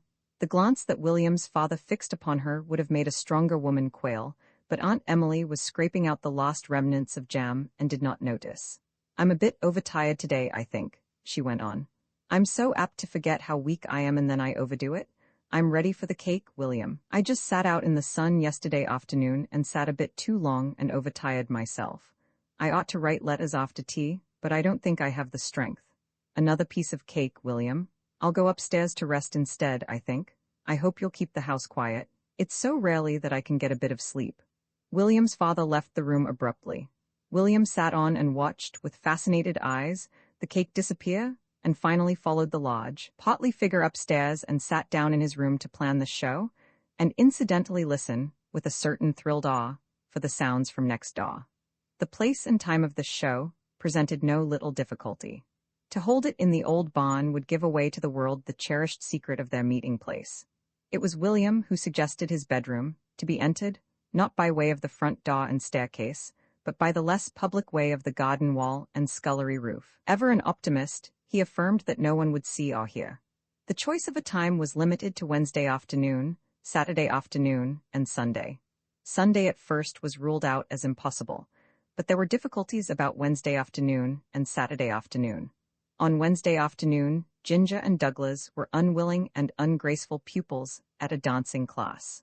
On Saturday afternoon, William's father gardened and would command a view of the garden wall and scullery roof. On these afternoons also Cook and Emma, both of a suspicious turn of mind, would be at lodge. On Sunday Cook and Emma went out, William's mother paid a regular weekly visit to an old friend, and William's father spent the afternoon on the sofa, dead to the world. Moreover, as he pointed out to the outlaws, the members of the Sunday school could be waylaid and induced to attend the show, and they would probably be provided with money for collection. The more William thought over it, the more attractive became the idea of a Sunday afternoon, in spite of superficial difficulties. Therefore Sunday afternoon was finally chosen. The day was fortunately a fine one, and William and the other outlaws were at work early.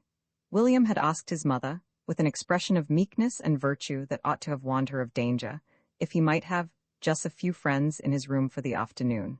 His mother, glad that her husband should be spared his son's restless company, gave willing permission. By 2:30 the exhibits were ready. In a cage by the window sat a white rat painted in faint alternate stripes of blue and pink. This was Douglas' contribution, hand-painted by himself in watercolors. It wore a bewildered expression and occasionally licked its stripes, and then obviously wished it hadn't. Its cage bore a notice printed on cardboard, "Rat from China, rats are all like this in China." Next came a cat belonging to William's sister, Smuts by name, now imprisoned beneath a basket chair. At the best of times Smuts was short-tempered, and all its life had cherished a bitter hatred of William. Now, enclosed by its enemy in a prison 2 feet square, its fury knew no bounds. It tore at the basket work, it flew wildly round and round, scratching, spitting, swearing. Its chair bore the simple and appropriate notice. Wild Cat William watched it with honest pride, and prayed fervently that its indignation would not abate during the afternoon. Next came a giant composed of Douglas upon Ginger's back, draped in 2 sheets tied tightly round Douglas's neck. This was labeled, "Genuine Giant Ginger was already growing restive." His muffled voice was heard from the folds of the sheets informing the other outlaws that it was a bit thick, and he hadn't known it would be like this, or he wouldn't have done it. And anyway, he was going to change with Douglas half-time, or he'd chuck up the whole thing. The next exhibit was a black fox fur of William's mother's, to which was fortunately attached a head and several feet, and which he had surreptitiously removed from her wardrobe. This had been tied up, stuffed with waste paper, and wired by William till it was, in his eyes, remarkably lifelike. As the legs, even with the assistance of wire, refused to support the body, and the head would only droop sadly to the ground, it was perforce exhibited in a recumbent attitude.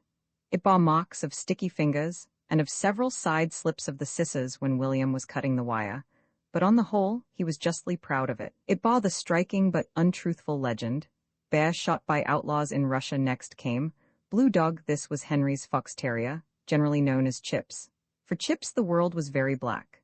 Henry's mastermind had scorned his paint box and his watercolors. Henry had borrowed a blue bag and dabbed it liberally over Chips. Chips had, after the first wild, frenzied struggle, offered no resistance. He now sat, a picture of black despair, turning every now and then a melancholy eye upon the still enraged Smuts. But for him cats and joy and life and fighting were no more. He was abject, shamed, a blue dog. William himself, as showman, was an imposing figure. He was robed in a red dressing gown of his father's that trailed on the ground behind him, and over whose cords in front he stumbled ungracefully as he walked. He had cut a few strands from the fringe of a rug and glued them to his lips to represent mustaches. They fell in 2 straight lines over his mouth. On his head was a tinsel crown, once worn by his sister as Fairy Queen.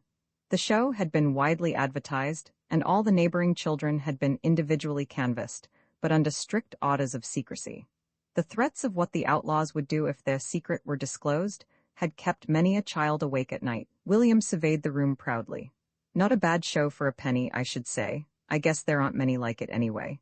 Do shut up talkin', Ginger. It'll spoil it all if folks hear the giant talking out of his stomach. It's Douglas that's got to do the giant's talking. Anyone could see that.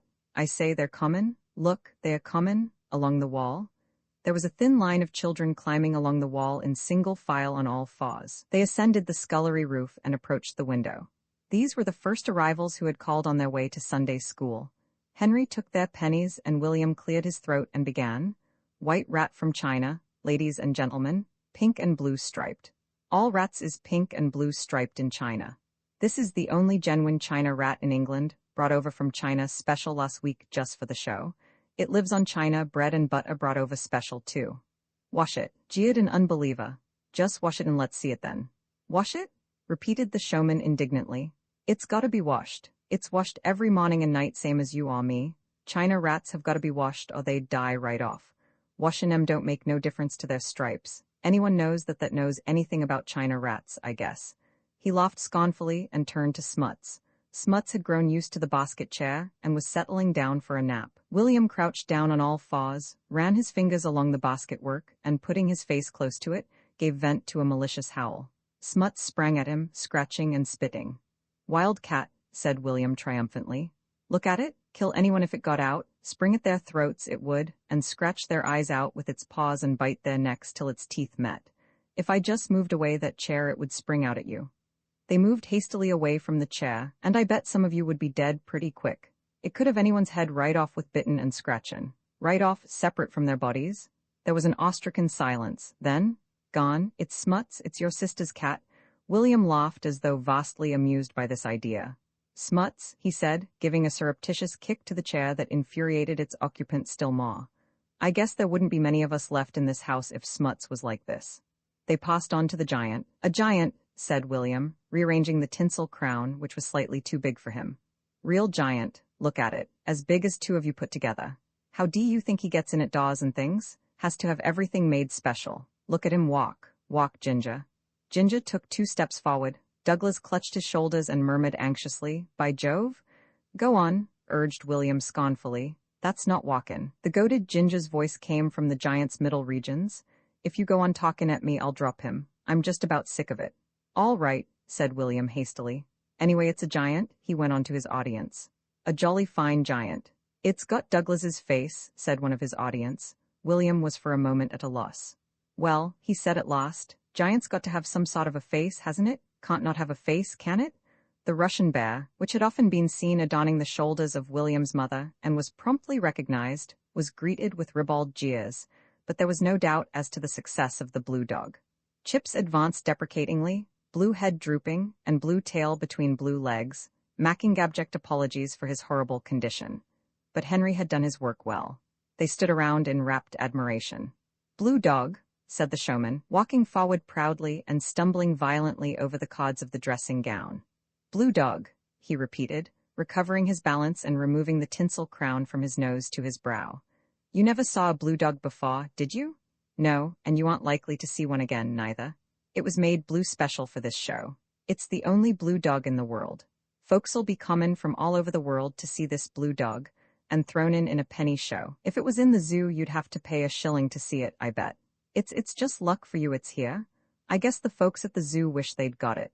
Tain't many shows have blue dogs. Brown and black and white, but not blue. Why, folks pay money just to see shows of ornery dogs, so you're just lucky to see a blue dog and a dead bear from Russia and a giant, and a wild cat, and a china rat for just 1 penny. After each speech, William had to remove from his mouth the rug fringe which persisted in obeying the force of gravity rather than William's idea of what a mustache should be. It's just paint. Henry's gates being painted blue, said one critic feebly, but on the whole the outlaws had scored a distinct success in the blue dog. Then, while they stood in silent admiration round the unhappy animal, came a sound from the next door, a gentle sound like the sighing of the wind through the trees. It rose and fell. It rose again and fell again. It increased in volume with each repetition till at its height it sounded like a wild animal in pain. "What's that?" asked the audience breathlessly. William was slightly uneasy. He was not sure whether this fresh development would add luster or dishonor to his show. "Yes," he said darkly to gain time. "What is it? I guess you'd like to know what it is." "Gone, it's just snorin'." "Snorin'?" repeated William. "It's not ornery snorin'. That isn't. Just listen, that's all. You couldn't snore like that, I bet." "Huh?" They listened spellbound to the gentle sound, growing louder and louder till at its loudest it brought rapt smiles to their faces, then ceasing abruptly, then silence.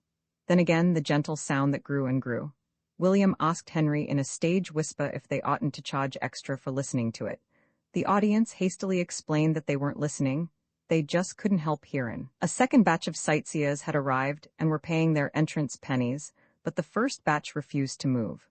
William, emboldened by success, opened the door, and they crept out to the landing and listened with ears pressed to the magic door. Henry now did the honors of showman. William stood, majestic in his glorious apparel, deep in thought. Then to his face came the faint smile that inspiration brings to her votaries. He ordered the audience back into the showroom and shut the door. Then he took off his shoes and softly, and with bated breath, opened Aunt Emily's door and peeped within. It was rather a close afternoon, and she lay on her bed on the top of her eiderdown. She had slipped off her dress skirt so as not to crush it, and she lay in her immense stature in a blouse and striped petticoat, while from her open mouth issued the fascinating sounds.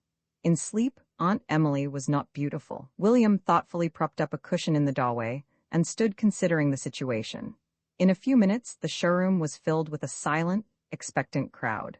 In a corner near the door was a new notice, "Place for taking off shoes and taking oath of silence, William," after administering the oath of silence to a select party in his most impressive manner, led them shoeless and on tiptoe to the next room. From Aunt Emily's bed hung another notice. "Fat wild woman talkin' native language." They stood in a hushed, delighted group around her bed. The sounds never ceased, never abated. William only allowed them 2 minutes in the room. They came out reluctantly, paid more money, joined the end of the queue, and re-entered. More and more children came to see the show, but the show now consisted solely in Aunt Emily. The china rat had licked off all its stripes. Smuts was fast asleep. Ginger was sitting down on the seat of a chair and Douglas on the back of it, and Ginger had insisted at last on air and sight, and had put his head out where the 2 sheets joined. The Russian bear had fallen onto the floor, and no one had picked it up. Chips lay in a disconsolate heap, a victim of acute melancholia, and no one cared for any of these things.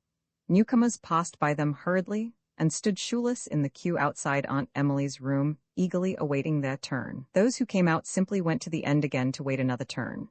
Many returned home for more money, for Aunt Emily was 1d extra and each visit after the first a half d. The Sunday school bell pealed forth its summons, but no one left the show. The vicar was depressed that evening. The attendance at Sunday school had been the worst on record.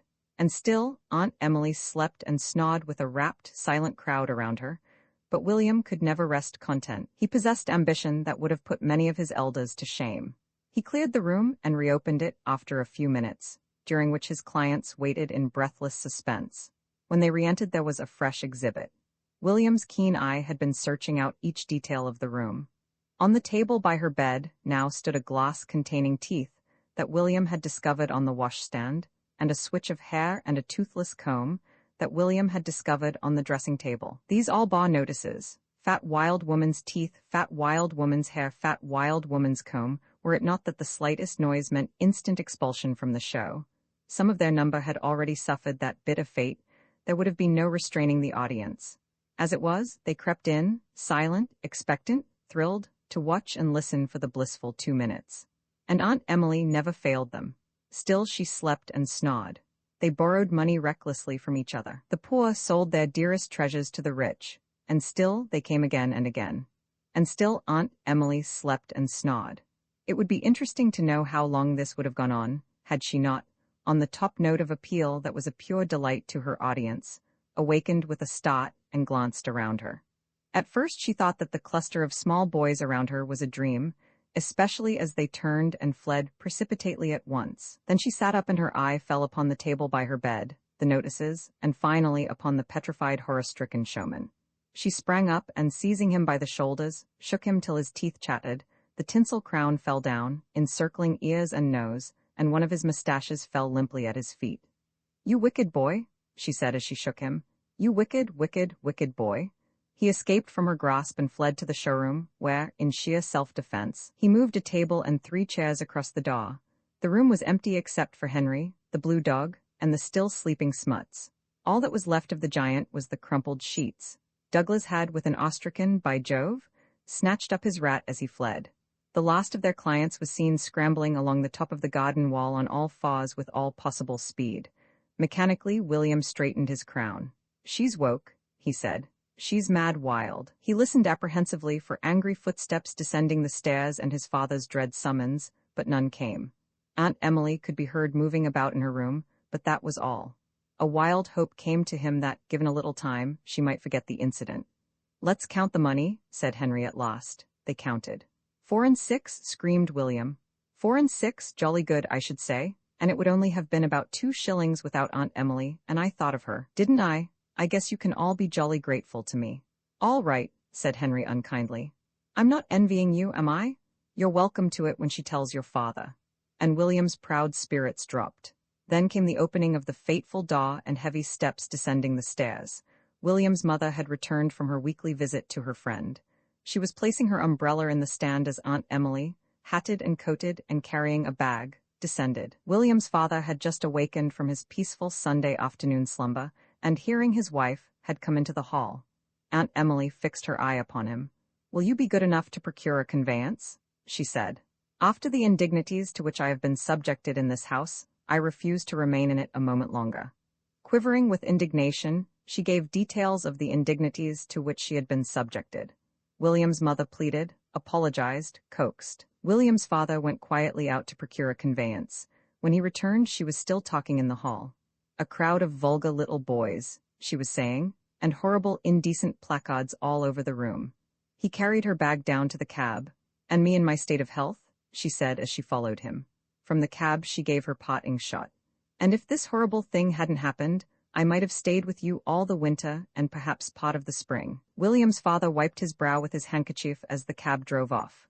"How dreadful," said his wife, but she avoided meeting his eye. It's disgraceful of William," she went on with sudden spirit. "You must speak to him."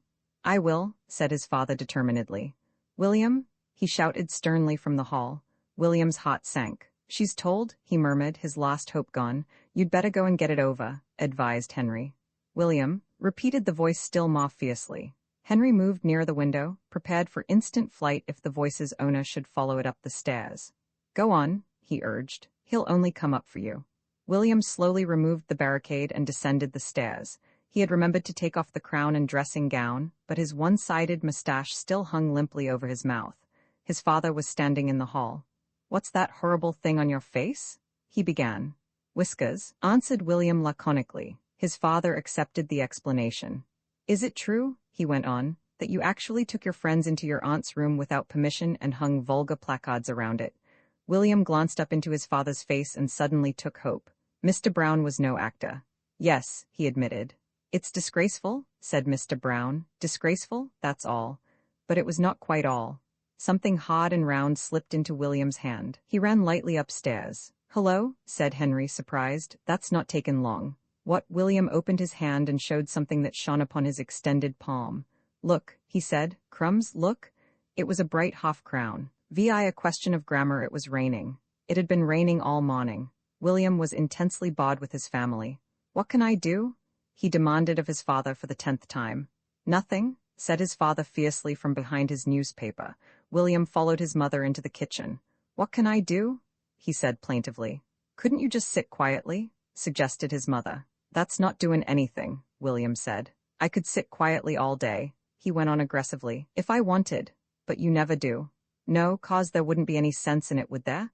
Couldn't you read or draw or something? No, that's lessons, that's not doing anything. I could teach you to knit if you like. With one crushing glance, William left her. He went to the drawing room, where his sister Ethel was knitting a jumper and talking to a friend. And I heard her say to him, she was saying. She broke off with the sigh of a patient martyr as William came in. He sat down and glared at her. She exchanged a glance of resigned exasperation with her friend. What are you doing, William? Said the friend sweetly. Nothing, said William with a scowl. Shut the door after you when you go out, won't you, William? Said Ethel equally sweetly. William at that insult rose with dignity and went to the door. At the door he turned. I won't stay here now, he said with slow contempt. Not even if. He paused to consider the most remote contingency. Not even if you wanted me, he said at last emphatically. He shut the door behind him, and his expression relaxed into a sardonic smile. I bet they feel small, he said to the umbrella stand. He went to the library, where his 17-year-old brother Robert was showing off his new rifle to a friend. You see? He was saying then, catching sight of William's face round the door. Oh, get out. William got out. He returned to his mother in the kitchen with a still more jaundiced view of life. It was still raining. His mother was looking at the tradesmen's books. Can I go out? He said gloomily. No, of course not, it's pouring. I don't mind rain. Don't be silly. William considered that few boys in the whole world were handicapped by more unsympathetic parents than he. Why, he said pathetically, have they got friends and me not?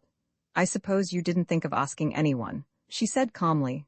Well, can I have someone now? No, it's too late, said Mrs. Brown, raising her head from the butcher's book and murmuring 10 and 11 pence to herself. Well, when can I? She raised a harassed face. William, do be quiet, any time if you ask. 18 and 2 pence. Can I have lots? Oh, go and ask your father. William went out. He returned to the dining room, where his father was still reading a paper. The sigh with which his father greeted his entrance was not one of relief. If you've come to ask questions, he began threateningly. I haven't, said William quickly. Father, when you're all away on Saturday, can I have a party?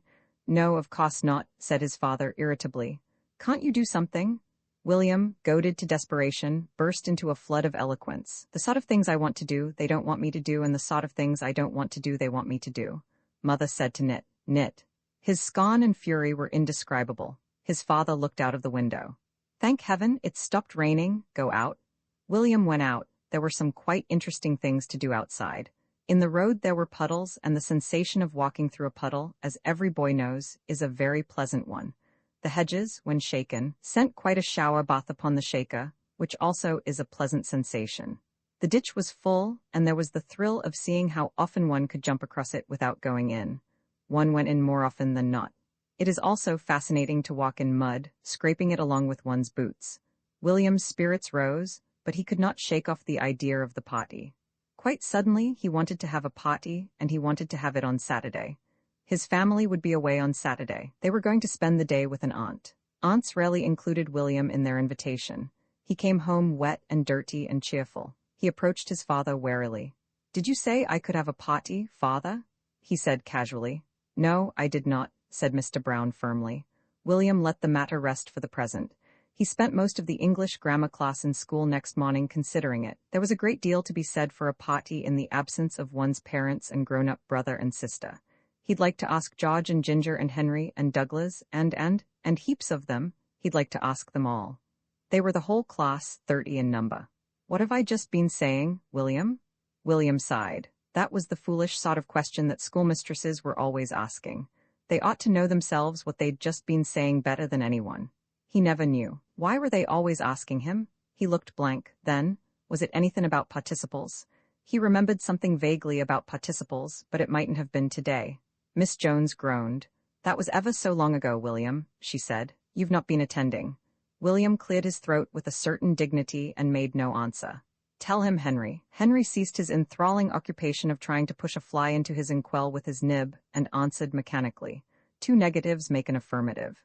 Yes, say that, William. William repeated it without betraying any great interest in the fact. Yes, what's a negative, William? William sighed. Something about photographs, he said obligingly. No, snapped Miss Jones. She found William and the heat, William particularly, rather trying. It's no and not, and an affirmative is yes.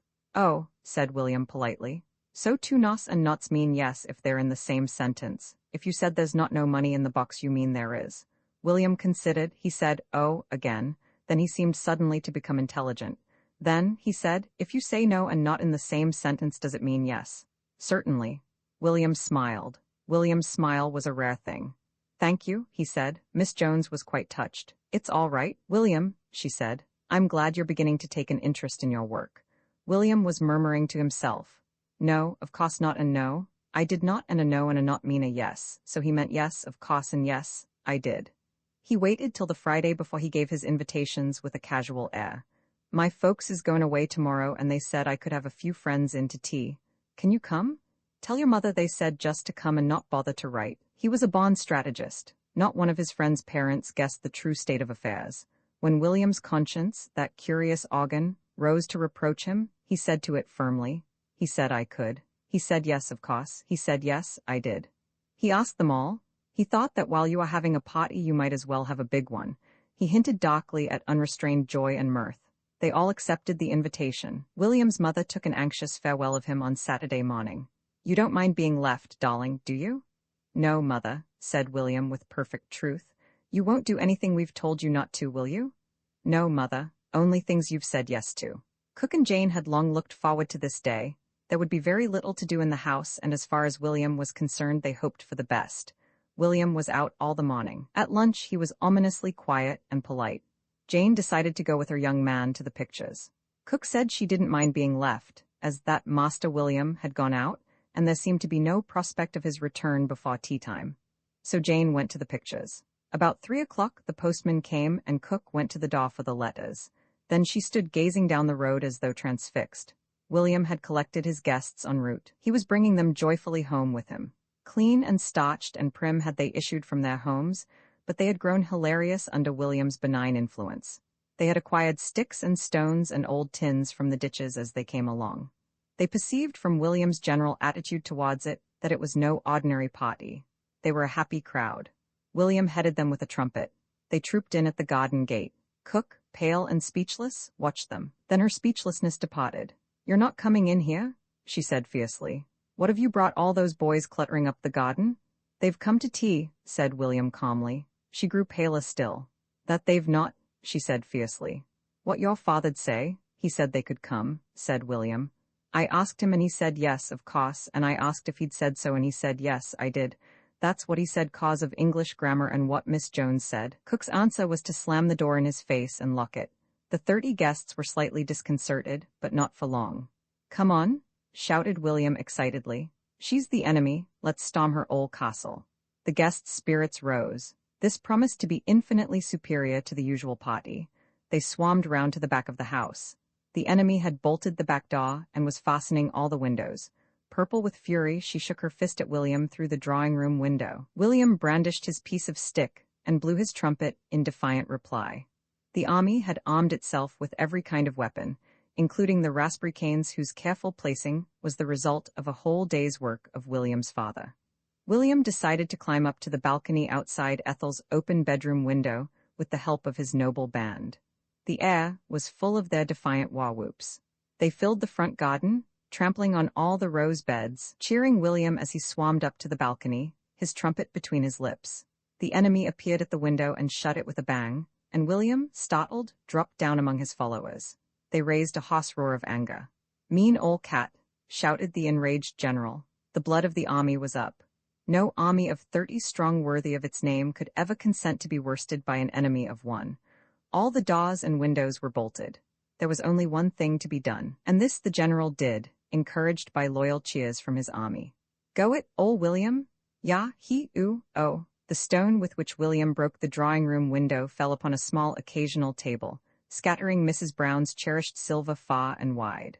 William, with the Bond general's contempt for the minor devastations of war, enlarged the hole and helped his gallant band through with only a limited number of cuts and scratches. They were drunk with the thrill of battle. They left the garden with its wreck of rose trees and its trampled lawn and crowded through the broken window with imminent danger to life and limb. The enemy was shutting the small window of the coal cellar, and there William imprisoned her, turning the key with a loud yell of triumph. The party then proceeded.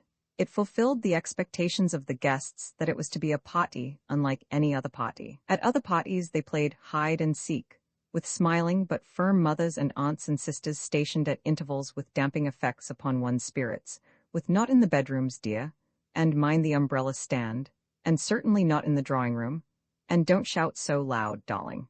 But this was hide and seek from the realms of perfection.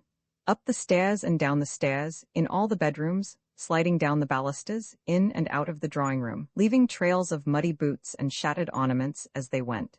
Ginger found a splendid hiding place in Robert's bed, where his boots left a perfect impression of their muddy soles in several places. Henry found another in Ethel's wardrobe, crouching upon her satin evening shoes among her evening dresses. George banged the drawing-room door with such violence that the handle came off in his hand. Douglas became entangled in the dining-room curtain, which yielded to his struggles and descended upon him, and an old china bowl upon the sideboard. It was such a party as none of them had dreamed of. It was bliss undiluted. The house was full of shouting and yelling, of running to and fro of small boys mingled with subterranean murmurs of Cook's rage. Cook was uttering horrible imprecations and hurling lumps of coal at the door.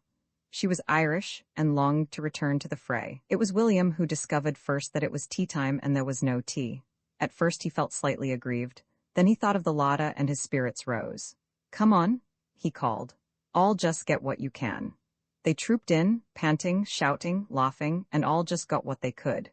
Ginger seized the remnants of a cold ham and picked the bone. George with great gusto drank a whole jar of cream. William and Douglas, between them, ate a gooseberry pie. Henry ate a whole currant cake. Each foraged for himself. They ate 2 bowls of cold vegetables, a joint of cold beef, 2 pots of honey, 3 dozen oranges, 3 loaves, and 2 pots of dripping. They experimented upon lard, onions, and raw sausages. They left the larder a place of gaping emptiness. Meanwhile, Cook's voice, growing hoarser and hoarser as the result of the inhalation of coal dust and exhalation of imprecations, still arose from the depths, and still the door of the coal cellar shook and rattled. Then one of the guests who had been in the drawing-room window came back. "She's coming home?" he shouted excitedly. They flocked to the window. Jane was bidding a fond farewell to her young man at the side gate. "Don't let her come in," yelled William. "Come on." With a smile of blissful reminiscence upon her face, Jane turned in at the gate. She was totally unprepared for being met by a shower of missiles from upper windows. A lump of lard hit her on the ear and knocked her hat on to one side. She retreated hastily to the side gate. "Go on," send her into the road. A shower of onions, the ham bone, and a few potatoes pursued her into the road. Shouts of triumph rent the air. Then the shouts of triumph died away abruptly. William's smile also faded away, and his hand, in the act of flinging an onion, dropped. A cab was turning in at the front gate. In the sudden silence that fell upon the party, Cook's hoarse cries for vengeance rose with redoubled force from the coal cellar. William grew pale. The cab contained his family. 2 hours later, a small feminine friend of William's who had called with a note for his mother looked up to William's window and caught sight of William's untidy head. "Come and play with me, William," she called eagerly. "I can't. I'm going to bed," said William sternly. "Why, are you ill, William?" "No." "Well, why are you going to bed, William?" William leant out of the window. "I'm going to bed," he said, "'cause my father don't understand 'bout English grammar, that's why." Romans 7 William joins the band of hope. "William, you've been playing that dreadful game again," said Mrs. Brown despairingly. William, his suit covered with dust, his tie under one ear, his face begrimed and his knees cut, looked at her in righteous indignation. I haven't done anything what you said I'd not to. It was Lions and Tamers what you said I'd not to play. Well, I've not played Lions and Tamers, not since you said I'd not to. I wouldn't do it, not if thousands of people asked me to, not when you said I'd not to." Mrs. Brown interrupted him. "Well, what have you been playing at?" she said wearily. "It was Tigers and Tamers," said William.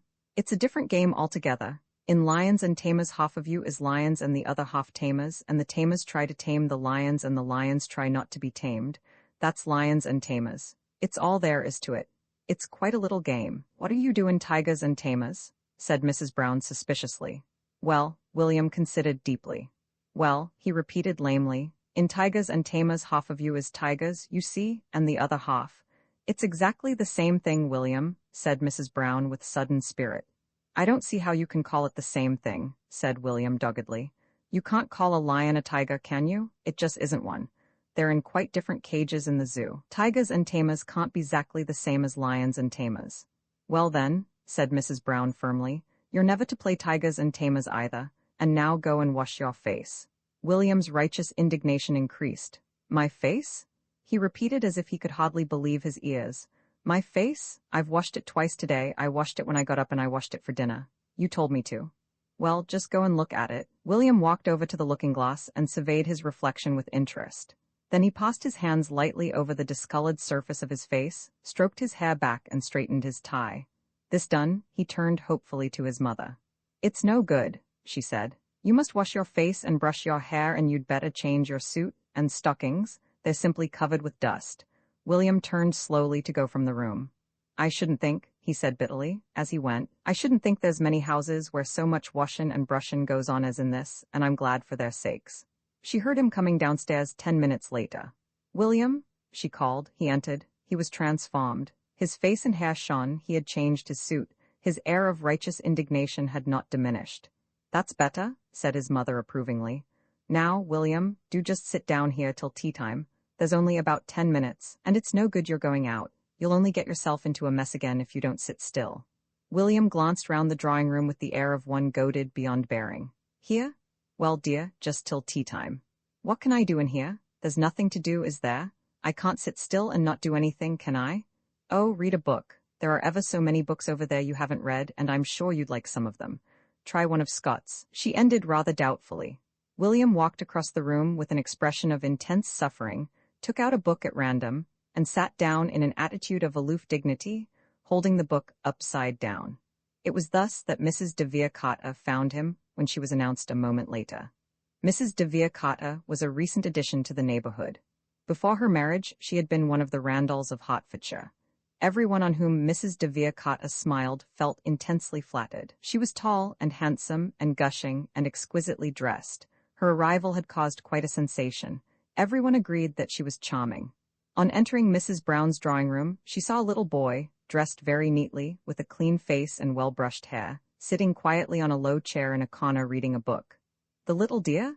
She murmured as she shook hands with Mrs. Brown. William's face darkened. Mrs. de Vere-Carter floated over to him. Well, my little man, and how are you? Her little man did not answer, partly because Mrs. de Vere-Carter had put a hand on his head and pressed his face against her perfumed, befrilled bosom. His nose narrowly escaped being impaled on the thorn of a large rose that nestled there. I adore children, she cooed to his mother over his head. William freed his head with a somewhat brusque movement, and she took up his book. Scott, she murmured. Dear little laddie. Seeing the expression on William's face, his mother hastily drew her guest aside. Do come and sit over here, she said nervously. What perfect weather we are having. William walked out of the room. You know, I'm frightfully interested in social work, went on her charming guest, especially among children. I adore children, sweet little dear of yours, and I always get on with them. Of course, I get on with most people. My personality, you know. You've heard perhaps that I've taken over the Band of Hope here, and I'm turning it into such a success. The pets, yes, 3 lumps, please. Well now, it's here I want you to help me. You will, dear, won't you? You and your little mannequin. I want to get a different class of children to join the Band of Hope. Such a sweet name, isn't it? It would do the village children such a lot of good to meet with children of our class. Mrs. Brown was flattered. After all, Mrs. de Vere-Carter was one of the Randalls. For instance, went on the flute-like tones, when I came in and saw your little treasure sitting there so sweetly. She pointed dramatically to the chair that had lately been graced by William's presence. I thought to myself, oh, I must get him to come. It's the refining influence of children in our class that the village children need. What delicious cakes. You will lend him to me, won't you? We meet once a week, on Wednesday afternoons. May he come? I'll take great care of him. Mrs. Brown hesitated. Yes, she said doubtfully, but I don't know that William is really suited to that sort of thing. However, oh, you can't put me off? Said Mrs. de Vere-Carter, shaking a playful, bejeweled finger. Don't I know him already? I count him one of my dearest little friends. It never takes me long to know children. I'm a born child lover. William happened to be passing through the hall as Mrs. de Vere came out of the drawing room, followed by Mrs. Brown. There you are, she said.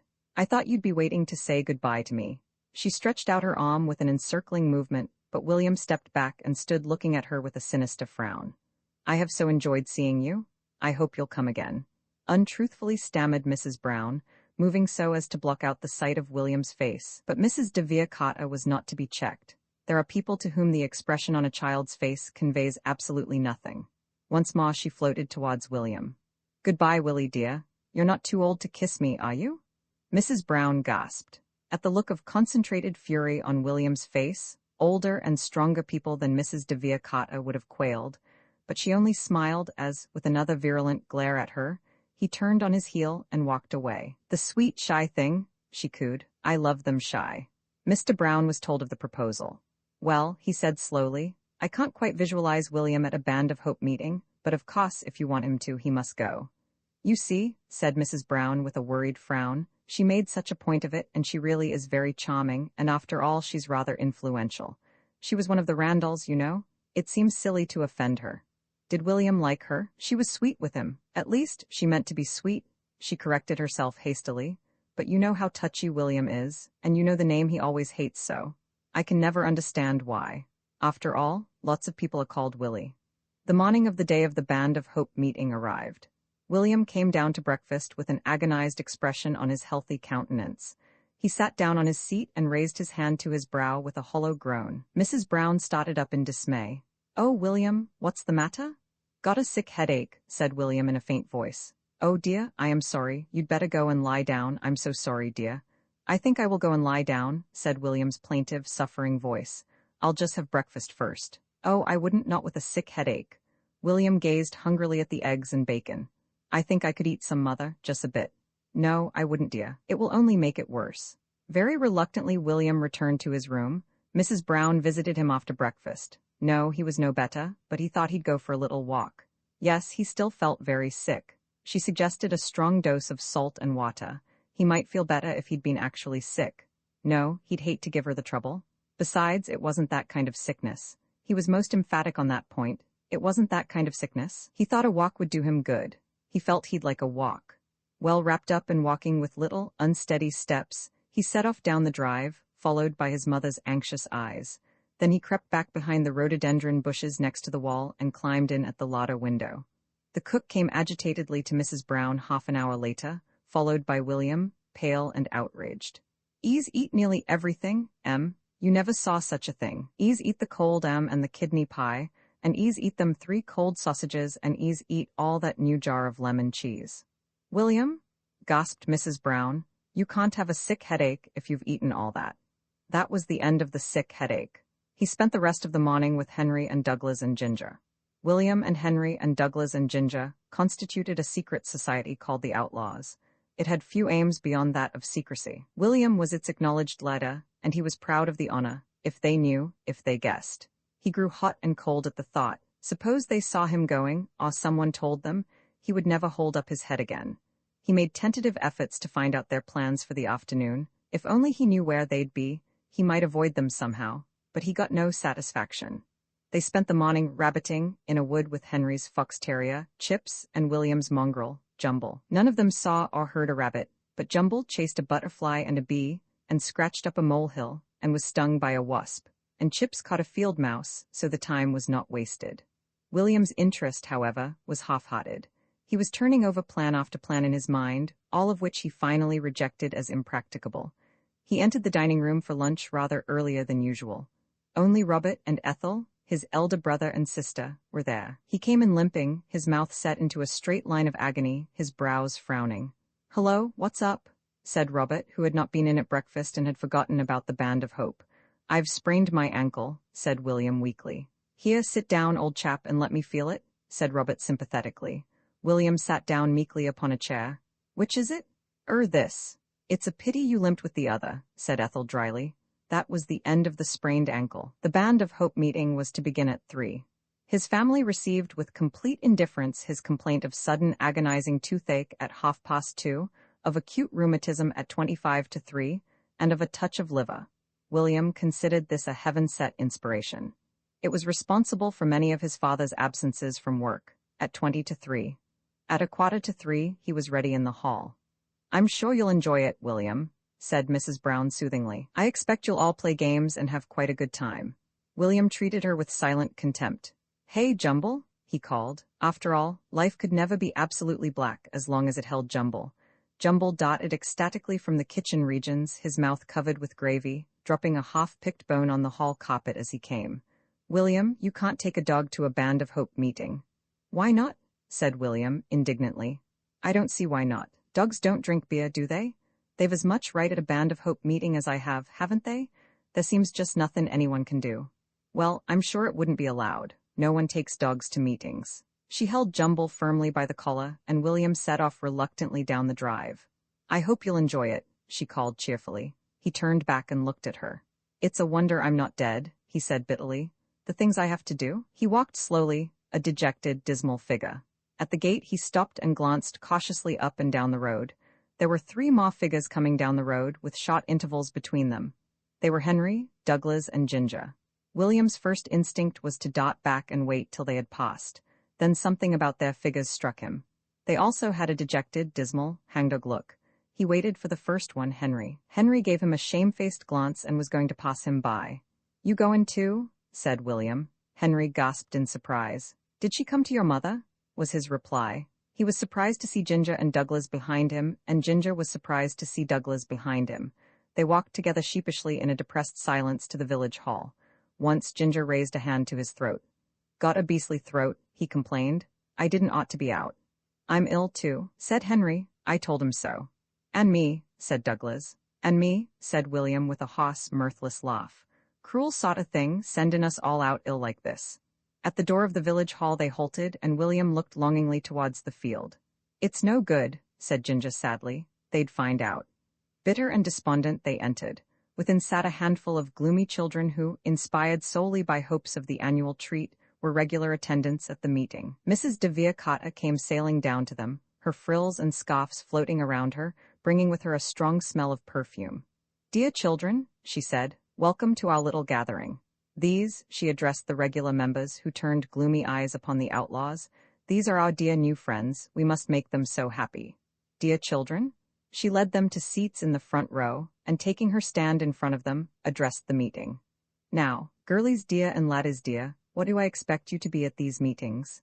And in answer came a bawd, monotonous chant, respectful and reposeful. "I have a name, children dear. Respectful and reposeful Mrs. de Villacata. That's it, children dear, respectful and reposeful. Now, our little new friends, what do I expect you to be?" No answer. The outlaws sat horrified, outraged, shamed. "You're such shy darlings, aren't you?" she said, stretching out an arm. William retreated hastily, and Ginger's face was pressed hard against a diamond brooch. "You won't be shy with us long, I'm sure. We're so happy here. Happy and good. Now, children dear, what is it we must be?" Again the bawd monotonous chant, "Happy and good, Mrs. de Villacata. That's it. Now, darlings, in the front row, you tell me. Willie, pet, you begin. What is it we must be?" At that moment William was nearer committing murder than at any other time in his life. He caught a gleam in Henry's eye. Henry would remember. William choked but made no answer. "You tell me then, Harry boy." Henry went purple and William's spirits rose. "Ah, you won't be so shy next week, will they, children dear?" "No, Mrs. de Villacata," came the prompt, listless response. "Now, we'll begin with one of our dear little songs. Give out the books." She seated herself at the piano. "Number 5, Sparkling Water. Collect your thoughts, children dear. Are you ready?" She struck the opening chords. The outlaws, though provided with books, did not join in. They had no objection to water as a beverage. They merely objected to singing about it. Mrs. de Villacata rose from the piano. "Now, we'll play one of our games, children dear. You can begin by yourselves, can't you, darlings? I'll just go across the field and see why little Teddy Wheeler hasn't come. He must be regular, mustn't he, laddies dear? Now, what game shall we play? We had Puss in the Corner last week, hadn't we? We'll have Here We Go Round the Mulberry Bush this week, shall we? No, not Blind Man's Buff, darling. It's a horrid, rough game. Now, while I'm gone, see if you can make these shy darlings more at home, will you? And play quietly. Now, before I go, tell me for things that you must be. Respectful and reposeful and happy and good, Mrs. de Villacata.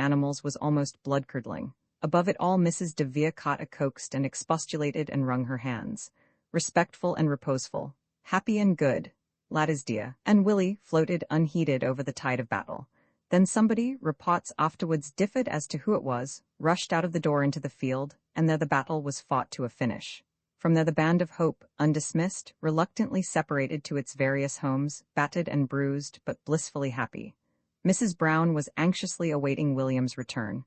When she saw him, she gasped and sat down weakly on a hall chair. "William?" "I've not," said William quickly, looking at her out of a fast-closing eye. "I've not been playing at either of them. Not those what you said I'd not to." "Then, what?"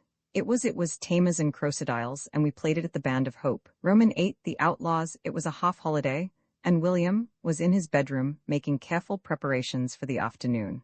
On the mantelpiece stood in readiness half a cake, the result of a successful raid on the larder, and a bottle of licorice water. This beverage was made by shaking up a piece of licorice in water. It was much patronized by the band of outlaws to which William belonged, and which met secretly every half-holiday in a disused barn about a quarter of a mile from William's house. So far the outlaws had limited their activities to wrestling matches, adventure-seeking, and culinary operations. The week before, they had cooked 2 sausages which William had taken from the larder on Cook's night out, and had conveyed to the barn beneath his shirt and next his skin. Perhaps cooked is too euphemistic a term. To be quite accurate, they had held the sausages over a smoking fire till completely blackened, and then consumed the charred remains with the utmost relish. William put the bottle of licorice water in one pocket and the half-cake in another, and was preparing to leave the house in his usual stealthy fashion, through the bathroom window, down the scullery roof, and down the water-pipe hand over hand to the back garden. Even when unencumbered by the presence of a purloined half-cake, William infinitely preferred this mode of exit to the simpler one of walking out of the front door. As he came out onto the landing, however, he heard the sound of the opening and shutting of the hall door and of exuberant greetings in the hall. "Oh, I'm so glad you've come, dear. And is this the baby, the duck? Well, Den, how's Den? Go, oh, ooh." This was William's mother. "Oh, crumbs?" said William, and retreated hastily. He sat down on his bed to wait till the coast was clear. Soon came the sound of footsteps ascending the stairs. "Oh, William," said his mother, as she entered his room, "Mrs. Butler's come with her baby to spend the afternoon, and we'd arranged to go out till tea-time with the baby, but she's got such a headache. I'm insisting on her lying down for the afternoon in the drawing-room, but she's so worried about the baby not getting out this nice afternoon." "Oh," said William, without interest. "Well, Cook's out and Emma has to get the tea and answer the door, and Ethel's away, and I told Mrs. Butler I was sure you wouldn't mind taking the baby out for a bit in the perambulator." William stared at her, speechless. The Medusa's classic expression of horror was as nothing to William's at that moment.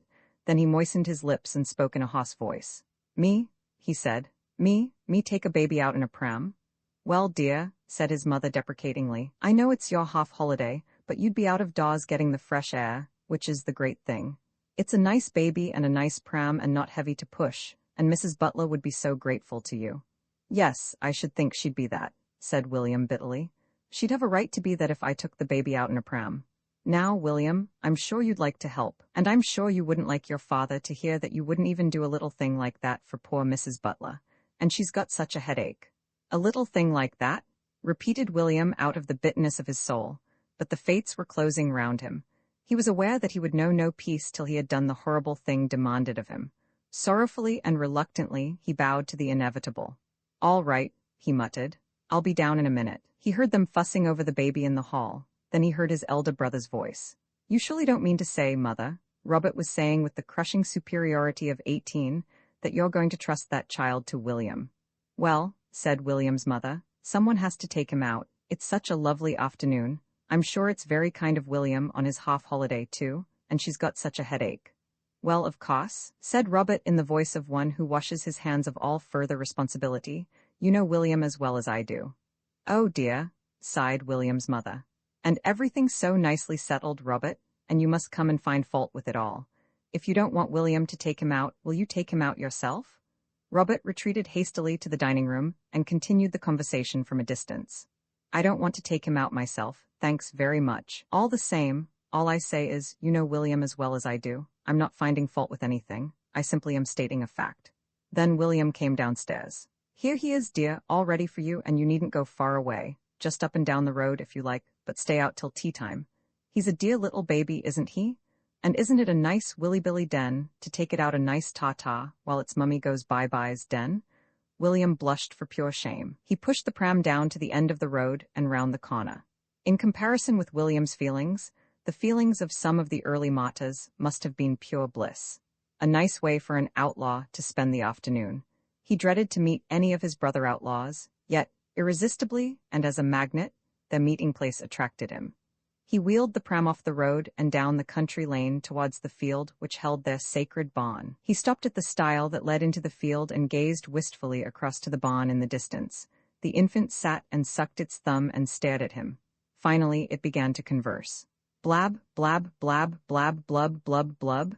Oh, you shut up, said William crushingly. Annoyed at the prolonged halt, it seized its pram cover, pulled it off its hooks and threw it into the road. While William was picking it up, it threw the pillow onto his head. Then it chuckled. William began to conceive an active dislike of it. Suddenly, the great idea came to him. His face cleared. He took a piece of string from his pocket and tied the pram carefully to the railings. Then, lifting the baby cautiously and gingerly out, he climbed the stile with it and set off across the fields towards the barn. He held the baby to his chest with both arms clasped tightly round its waist. Its feet dangled in the air. It occupied the time by kicking William in the stomach, pulling his hair and putting its fingers in his eyes. It beats me, panted William to himself, what people see in babies, scratchin' and kickin' and blindin' folks and pullin' their hair all out. When he entered the barn, he was greeted by a sudden silence. Look here, began one outlaw in righteous indignation. It's a kidnap, said William, triumphantly. We'll get a ransom on it. They gazed at him in awed admiration. This was surely the cream of outlawry. He set the infant on the ground, where it toddled for a few steps and sat down suddenly and violently. It then stared fixedly at the tallest boy present and smiled seraphically. Dad, dad, dad, dad, dad. Douglas, the tallest boy, grinned sheepishly. It thinks I'm its father, he explained complacently to the company. Well, said Henry, who was William's rival for the leadership of the outlaws, what do we do first? That's the question. In books, said the outlaw called Ginger, they write a note to its people and say they want a ransom. We won't do that, not just yet, said William hastily. Well, it's not much sense holdin' something up to ransom and not tellin' the folks that they've got to pay nor nothin', is it? Said Ginger with the final air of a man whose logic is unassailable. N-oo, said William, but with a gleam of hope. Who's got a paper and pencil? I'm simply statin' a fact. Who's got a paper and pencil? No one spoke. Oh yes, went on William in triumph. Go on, write a note without paper and pencil and we'll all watch. Huh? Well, said Ginger sulkily, I don't suppose they had paper and pencils in outlaw days. They weren't invented. They wrote on leaves or something, he ended vaguely. Well, go on, write on leaves, said William still more triumphant. We're not stopping you, are we? I'm simply statin' a fact, write on leaves. They were interrupted by a yell of pain from Douglas. Flattered by the parental relations so promptly established by the baby, he had ventured to make its further acquaintance. With vague memories of his mother's treatment of infants, he had inserted a finger in its mouth. The infant happened to possess 4 front teeth, 2 upper and 2 lower, and they closed like a vice upon Douglas' finger. He was now examining the marks. Look, right deep down, see it? Whatcha think of that? Nearly to the bone. Pretty savage baby you've brought along, he said to William. I jolly well know that, said William feelingly. It's your own fault for touching it. It's all right if you leave it alone. Just don't touch it, that's all. Anyway, it's mine, and I never said you could go fooling about with it, did I? It wouldn't bite me, I bet. Well, what about the ransom? Persisted Henry. Someone can go and tell its people and bring back the ransom, suggested Ginger. There was a short silence. Then Douglas took his injured finger from his mouth and asked pertinently, Who? William brought it, suggested Henry. Yes, so I bet I've done my share. Well, what's anyone else going to do, I'd like to know? Go round to every house in this old place and ask if they've had a baby taken off them and if they'd pay a ransom for it back. That's sense, isn't it? You know where you got it from, don't you? And you can go and get its ransom. I can, but I'm not going to, said William finally. I'm simply statin' a fact, I'm not going to, and if anyone says I daren't, glancing round pugnaciously, I'll fight him for it. No one said he daren't. The fact was too patent to need stating. Henry hastily changed the subject. Anyway, what have we brought for the feast? William produced his licorice water and half cake, Douglas 2 slices of raw ham and a dog biscuit, Ginger some popcorn and some cold boiled potatoes wrapped up in newspaper, Henry a cold apple dumpling and a small bottle of paraffin oil. I knew the wood would be wet after the rain. It's to make the fire burn. That's sense, isn't it? Only one thing to cook, said Ginger sadly, looking at the slices of ham. We can cook up the potatoes and the dumpling. They don't look half enough cooked. Let's put them on the floor here and go out for adventures first, all different ways and back in a quarter of an hour. The outlaws generally spent part of the afternoon dispersed in search of adventure. So far, they had wooed the goddess of danger chiefly by trespassing on the ground of irascible farmers in hopes of a chase which were generally fulfilled. They deposited their store on the ground in a corner of the barn, and with a glance at the kidnap, who was seated happily upon the floor engaged in chewing its hat strings, they went out, carefully closing the door. After a quarter of an hour, Ginger and William arrived at the door simultaneously from opposite directions. Any luck? No? Same here. Let's start the old fire going. They opened the door and went in. The infant was sitting on the floor among the stars, or rather among what was left of the stars. There was paraffin oil on its hair, face, arms, frock, and feet. It was drenched in paraffin oil. The empty bottle and its hat lay by its side. Mingled with the paraffin oil all over its person was cold boiled potato. It was holding the apple dumpling in its hand. Ball, it announced ecstatically from behind its mask of potato and paraffin oil. They stood in silence for a minute. Then, who's going to make that fire burn now? Said Ginger, glaring at the empty bottle. Yes, said William slowly. And who's going to take that baby home? I'm simply statin' a fact. Who's going to take that baby home? There was no doubt that when William condescended to adopt a phrase from any of his family's vocabularies, he considerably overworked it. Well, it did it itself. It's no one else's fault, is it? No, it's not, said William. But that's the sort of thing folks never see. Anyway, I'm going to wash its face. What with?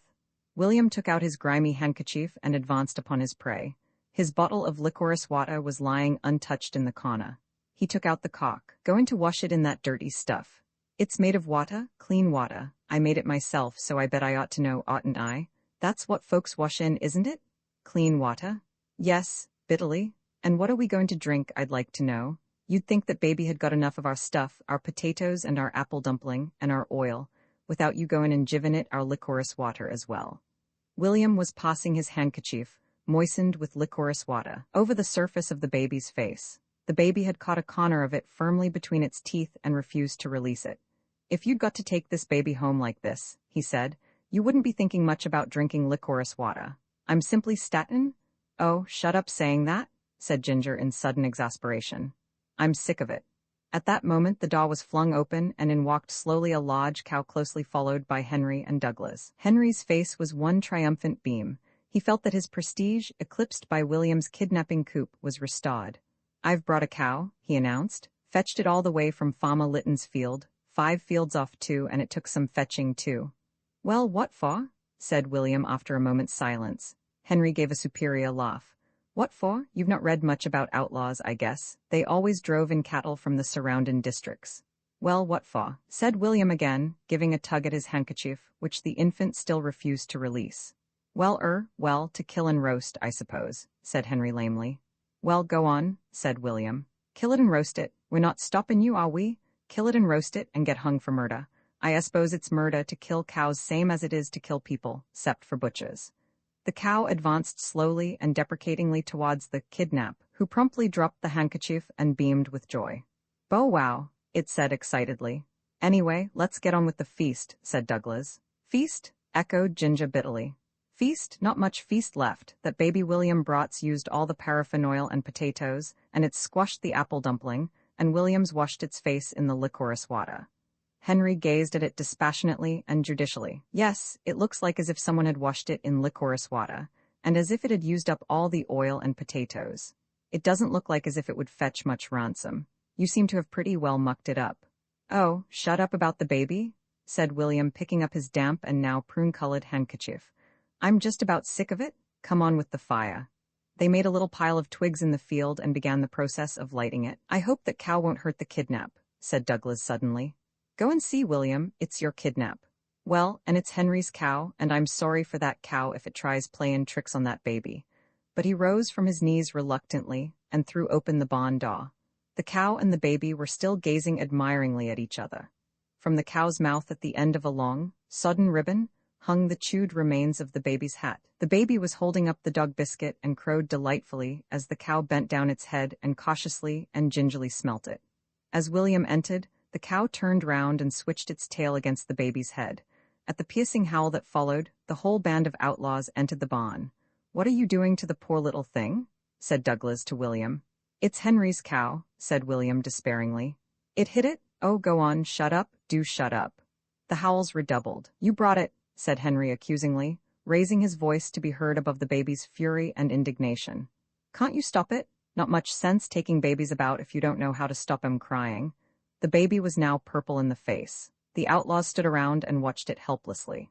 Perhaps it's hungry, suggested Douglas. He took up the half cake from the remains of the stars and held it out tentatively to the baby. The baby stopped crying suddenly. Dad, Dad, Dad, Dad, Dad, it said tearfully. Douglas blushed and grinned. Keeps on thinking I'm its father, he said with conscious superiority. Here, like some cake? The baby broke off a handful and conveyed it to its mouth. It's eating it? Cried Douglas in shrill excitement. After thoroughly masticating it, however, the baby repented of its condescension and ejected the mouthful in several installments. William blushed for it. Oh, come on, let's go and look at the fire, he said weakly. They left the barn and returned to the scene of the fire lighting. The cow, still swinging the remains of the baby's hat from its mouth, was standing with its front feet firmly planted on the remains of what had been a promising fire. Look, cried William, in undisguised pleasure. Look at Henry's cow. Pretty nice sort of cow you've brought, Henry. Not much sense taking cows about if you can't stop them puttin' folks' fires out. After a heated argument, the outlaws turned their attention to the cow. The cow refused to be shooed off. It simply stood immovable and stared them out. Ginger approached cautiously and gave it a little push. It switched its tail into his eye and continued to munch the baby's hat string. Upon William's approaching, it lowered its head, and William retreated hastily. At last they set off to collect some fresh wood and light a fresh fire. Soon they were blissfully consuming 2 blackened slices of ham, the popcorn, and what was left of the cake. After the feast, Ginger and William, as wild Indians, attacked the barn, which was defended by Douglas and Henry. The kidnap crawled round inside on all fours, picking up any treasures it might come across en route and testing their effect on its palate. Occasionally it carried on a conversation with its defenders, bringing with it a strong perfume of paraffin oil as it approached. Blab, blab, blab, blab, blub, blub, dad, dad, dad, dad, dad. Go, oh, oh, oh. William had insisted on a place on the attacking side. I couldn't put any feelin', he explained, into fightin' for that baby. When they finally decided to set off homewards, William gazed hopelessly at his charge. Its appearance defies description. For many years afterwards, William associated babies in his mind with paraffin oil and potato. Just help me get the potato out of its hair, he pleaded. Never mind the oil and the rest of it.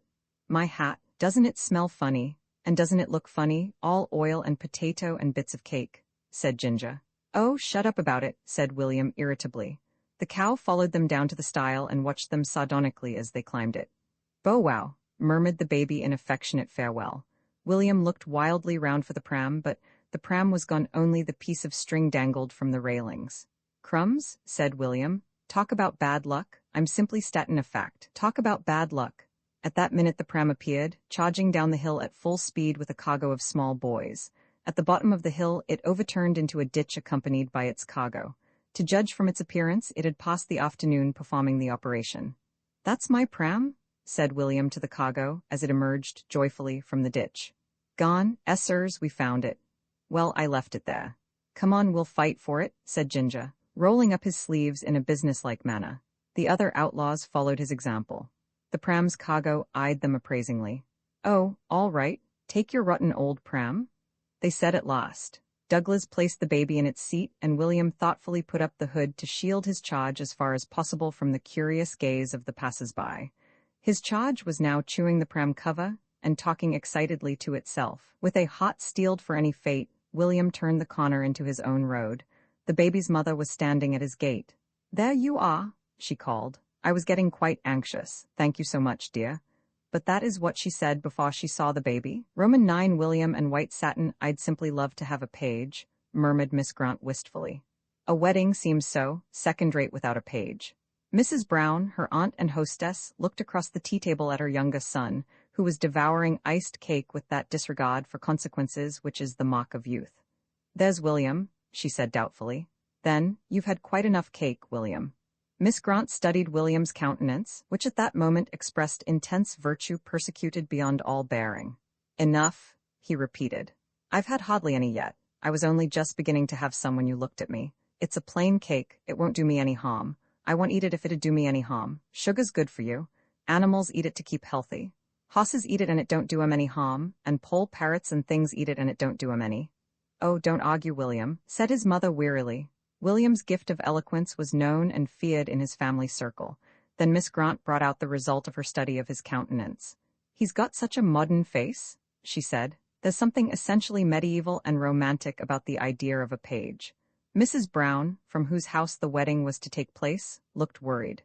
"There's nothing medieval or romantic about William," she said. "Well," Miss Grant's intellectual face lit up. "What about his cousin Dorita? They're about the same age, aren't they? Both 11. Well, the two of them in white satin with bunches of holly. Don't you think? Would you mind having her to stay for the ceremony?" Miss Grant always referred to her wedding as the ceremony. "If you don't have his hair cut for a bit, he mightn't look so bad." William had retired to the garden with his 3 bosom friends, Ginger, Henry, and Douglas, where he was playing his latest game of mountaineering. A plank had been placed against the garden wall, and up this scrambled the 3, roped together and wearing feathers in their caps. William was wearing an old golf cap of his mother's, and mentally pictured himself as an impressive and heroic figure. Before they reached the top, they invariably lost their foothold, rolled down the plank and fell in a confused and bruised heap at the bottom. The bruises in no way detracted from the charm of the game. To William, the fascination of any game consisted mainly in the danger to life and limb involved. The game had been suggested by an old alpenstock, which had been thoughtlessly presented to William by a friend of Mr. Brown's. The paint of the staircase and upstairs corridor had been completely ruined before the family knew of the gift, and the alpenstock had been confiscated for a week, then restored on the condition that it was not to be brought into the house. The result was the game of mountaineering up the plank. They carried the alpenstock in turns, but William had 2 turns running to mock the fact that he was its proud possessor. Mrs. Brown approached William on the subject of his prospective role of page with a certain apprehension. The normal attitude of William's family towards William was one of apprehension. "Would you like to go to Cousin Sybil's wedding?" she said. "No, I won't," said William without hesitation. "Wouldn't you like to go dressed up?" she said. "Red and Jun?" said William with a gleam of hope. No, not exactly." "Pirate?" "Not quite. I'd go as a Red and Jun, or I'd go as a pirate," he said firmly, "but I won't go as anything else." "A page," said Miss Grant's clear, melodious voice, "is a medieval and romantic idea, William. There's the glamour of chivalry about it that should appeal strongly to a boy of your age." William turned his inscrutable countenance upon her and gave her a cold glare. They discussed his costume in private. "I've got a pair of lovely white silk stockings," said his mother. "They do for tights, and Ethel has got a satin petticoat that's just beginning to go in one place. I should think we could make some sort of costume from that, don't you? We'll buy some more white satin and get some patterns." "No, I won't wear Ethel's old clothes," said William, smoldering. "You all just want to make me look ridiculous. You don't care how ridiculous I look. I shall be ridiculous all the rest of my life going about in Ethel's old clothes. I just won't do it. I just won't go to any old wedding. No, I don't want to see Cousin Sybil married, and I just won't be made look ridiculous in Ethel's old clothes." They reasoned and coaxed and threatened, but in vain. Finally, William yielded to parental authority and went about his world with an air of a martyr doomed to the stake. Even the game of mountaineering had lost its charm, and the alpenstock lay neglected against the garden wall. The attitude of his select circle of friends was not encouraging. "Yeah, page? Who's going to be a page? Oh, crumbs, a page all dressed up in white. Dear little Willie." Won't he look sweet yet? Life became very full. It was passed chiefly in the avenging of insults. William cherished a secret hope that the result of this would be to leave him disfigured for life, and so unable to attend the wedding. However, except for a large lump on his forehead, he was none the worse. He eyed the lump thoughtfully in his looking-glass, and decided that with a little encouragement, it might render his public appearance in an affair of romance an impossibility. But the pain which resulted from one heroic effort at banging it against the wall caused him to abandon the plan. Dorita arrived the next week, and with her small brother, Michael, aged 3. Dorita was slim and graceful, with a pale little oval face and dark curling hair. Miss Grant received her on the doorstep. "Well, my little maid of honor," she said in her flute-like tones. "Welcome, we're going to be such friends, you and me and William. The bride," she blushed and bridled becomingly, "and her little page and her little maid of honor. William's a boy, and he's just a leetle bit thoughtless and doesn't realize the romance of it all. I'm sure you will. I see it in your dear little face. We'll have some lovely talks together." Her eyes fell upon Michael and narrowed suddenly. "He'd look sweet, too, in white satin, wouldn't he?" Turning to Mrs. Brown. "He could walk between them. We could buy some more white satin." When they had gone, the maid of honor turned dark, long-lashed, demure eyes upon William. "Soft mug, that," she said in clear, refined tones, nodding in the direction of the door through which the tall figure of Miss Grant had just disappeared. William was vaguely cheered by her attitude. "Are you keen on this piffling wedding affair?" she went on carelessly. "'Cause I jolly well tell you I'm not." William felt that he had found a kindred spirit.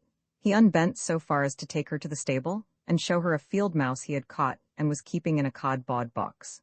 "I'm teaching it to dance," he confided, "and it ought to fetch a jolly lot of money when it can dance proper. Dancin' mice do, you know. They show 'em on the stage, and people on the stage get pounds and pounds every night, so I bet mice do too. At least the folks the mice belong to what dance on the stage. I'm teachin' it to dance by holdin' a biscuit over its head and movin' it about. It bit me twice yesterday." He proudly displayed his mutilated finger. "I only caught it yesterday. It ought to learn all right today," he added hopefully. Her intense disappointment when the only trace of the field mouse that could be found was the cardboard box with a hole gnawed at one corner, drew William's heart to her still more. He avoided Henry, Douglas, and Ginger. Henry, Douglas, and Ginger had sworn to be at the church door to watch William descend from the carriage in the glory of his white satin apparel, and William felt that friendship could not stand the strain. He sat with Dorita on the cold and perilous perch of the garden wall and discussed Cousin Sybil and the wedding. Dorita's language delighted and fascinated William. "She's a soppy old loony," she would remark sweetly, shaking her dark curls. "The soppiest old loony you'd see in any old place on this old earth, you betcha life. She's made of sop. I wouldn't be found dead in a ditch with her. Wouldn't touch her with the butt end of a bodger pole. She's an ossified cow, she is. Humph? Those children are a leetle disappointing as regards character, to a child lover like myself," confided Miss Grant to her intellectual fiancé. "I've tried to sound their depths, but there are no depths to sound. There is none of the mystery, the glamour, the clouds of glory about them. They are so material." The day of the ordeal drew nearer and nearer, and William's spirits sank lower and lower. His life seemed to stretch before him. Youth, manhood, and old age, dreary and desolate, filled only with humiliation and shame. His prestige and reputation would be blasted forever. He would no longer be William, the Red Indian, the pirate, the daredevil. He would simply be the boy who went to a wedding dressed in white satin. Evidently, there would be a surging crowd of small boys at the church door. Every boy for miles round who knew William, even by sight, had volunteered the information that he would be there. William was to ride with Dorita and Michael in the bride's carriage. In imagination, he already descended from the carriage and heard the chorus of jeers. His cheeks grew hot at the thought. His life for years afterwards would consist solely in the avenging of insults. He followed the figure of the blushing bride-to-be with a baleful glare. In his worst moments he contemplated murder. The violence of his outburst when his mother mildly suggested a wedding present to the bride from her page and maid of honor horrified her.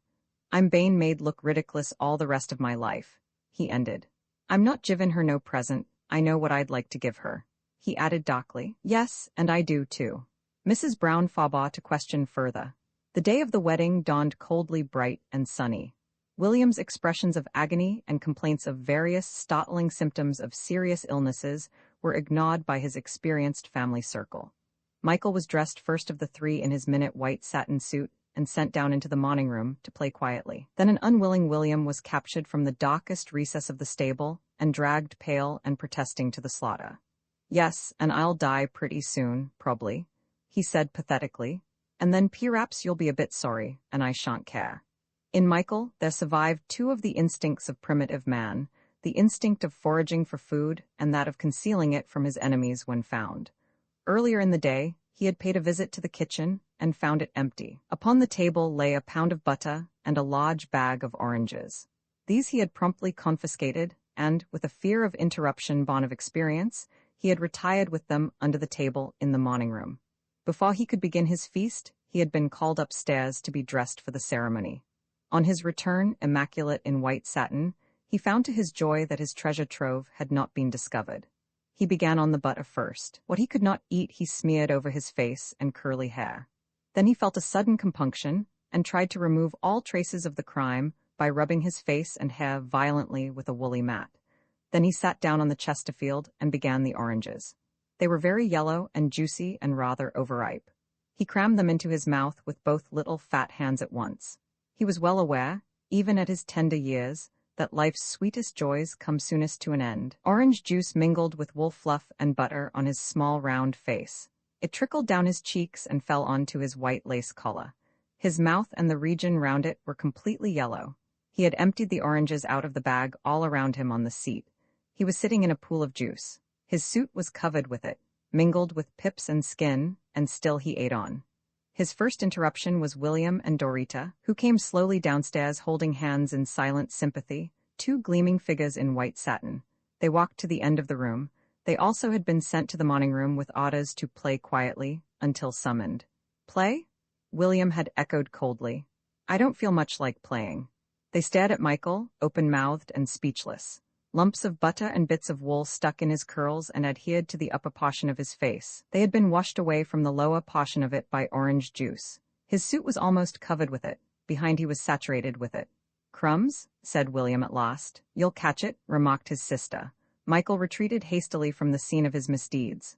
"Micketh good now," he lisped deprecatingly. They looked at the seat he had left, a pool of crushed orange fragments and juice. Then they looked at each other. "He'll not be able to go," said Dorita slowly. Again they looked at the empty orange-covered Chesterfield, and again they looked at each other. "Hath kite good now," said Michael hopefully. Then the maid of honor, aware that cold deliberation often kills the most glorious impulses, seized William's hand. "Sit down, quick," she whispered sharply. Without a word they sat down. They sat till they felt the cold moisture penetrate to their skins. Then William heaved a deep sigh.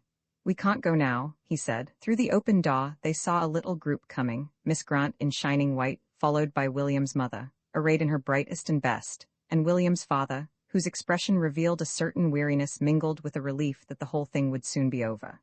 "Here's the old sardine all tugged up," whispered Dorita. "William, Dorita, Michael," they called. Slowly William, Dorita and Michael obeyed the summons. When Miss Grant's eyes fell upon the strange object that was Michael, she gave a loud scream. "Michael? Oh, the dreadful child!" She clasped the center of the door and looked as though about to swoon. Michael began to sob. "Poor Mickey," he said through his tears. "He feelth though thick." They removed him hastily. "Never mind, dear," said Mrs. Brown soothingly. "The other two look sweet." But Mr. Brown had wandered further into the room and thus obtained a sudden and startling view of the page and maid of honor from behind. "What? Where?" he began explosively. William and Dorita turned to him instinctively, thus providing Mrs. Brown and the bride with the spectacle that had so disturbed him. The bride gave a second scream, shriller and wilder than the first. "Oh, what have they done? Oh, the wretched children! And just when I wanted to feel calm. Just when all depends on my feeling calm. Just when we was walking round the room and we sat down on the Chesterfield, and there was this stuff on it and it came on our clothes," explained William stonily and monotonously, and all in one breath. "Why did you sit down?" said his mother. "We was walking round and we just felt tired and we sat down on the Chesterfield and there was this stuff on it and it came on." "Oh, stop, didn't you see it there?" William considered. "Well, we was just walking round the room," he said, "and we just felt tired and we sat." "Stop saying that." "Couldn't we make cloaks?" wailed the bride, "to hang down and cover them all up behind? It wouldn't take long." Mr. Brown took out his watch. "The carriage has been waiting a quarter of an hour already," he said firmly. "We've no time to spare. Come along, my dear. We'll continue the investigation after the service. You can't go, of course, you must stay at home now, he ended, turning a stern eye upon William. There was an unconscious note of envy in his voice. And I did so want to have a page, said Miss Grant plaintively as she turned away. Joy and hope returned to William with a bound. As the sound of wheels was heard down the drive, he turned head over heels several times on the lawn, then caught sight of his long-neglected alpenstock leaning against a wall. Come on, he shouted joyfully. I'll teach you a game I made up. It's mountaineerin'. She watched him place a plank against the wall and begin his perilous ascent. You're a mug, she said in her clear, sweet voice. I know a mountaineering game worth 10 of that old thing. And it says much for the character and moral force of the maid of honor that William meekly put himself in the position of pupil. It must be explained at this point that the domestics of the Brown household were busy arranging refreshments in a marquee in the garden. The front hall was quite empty. In about a quarter of an hour the game of mountaineering was in full swing. On the lowest steps of the staircase reposed the mattress from William's father's and mother's bed, above it the mattress from Miss Grant's bed, above that the mattress from William's bed, and on the top the mattress from Dorita's bed. In all the bedrooms the bedclothes lay in disarray on the floor.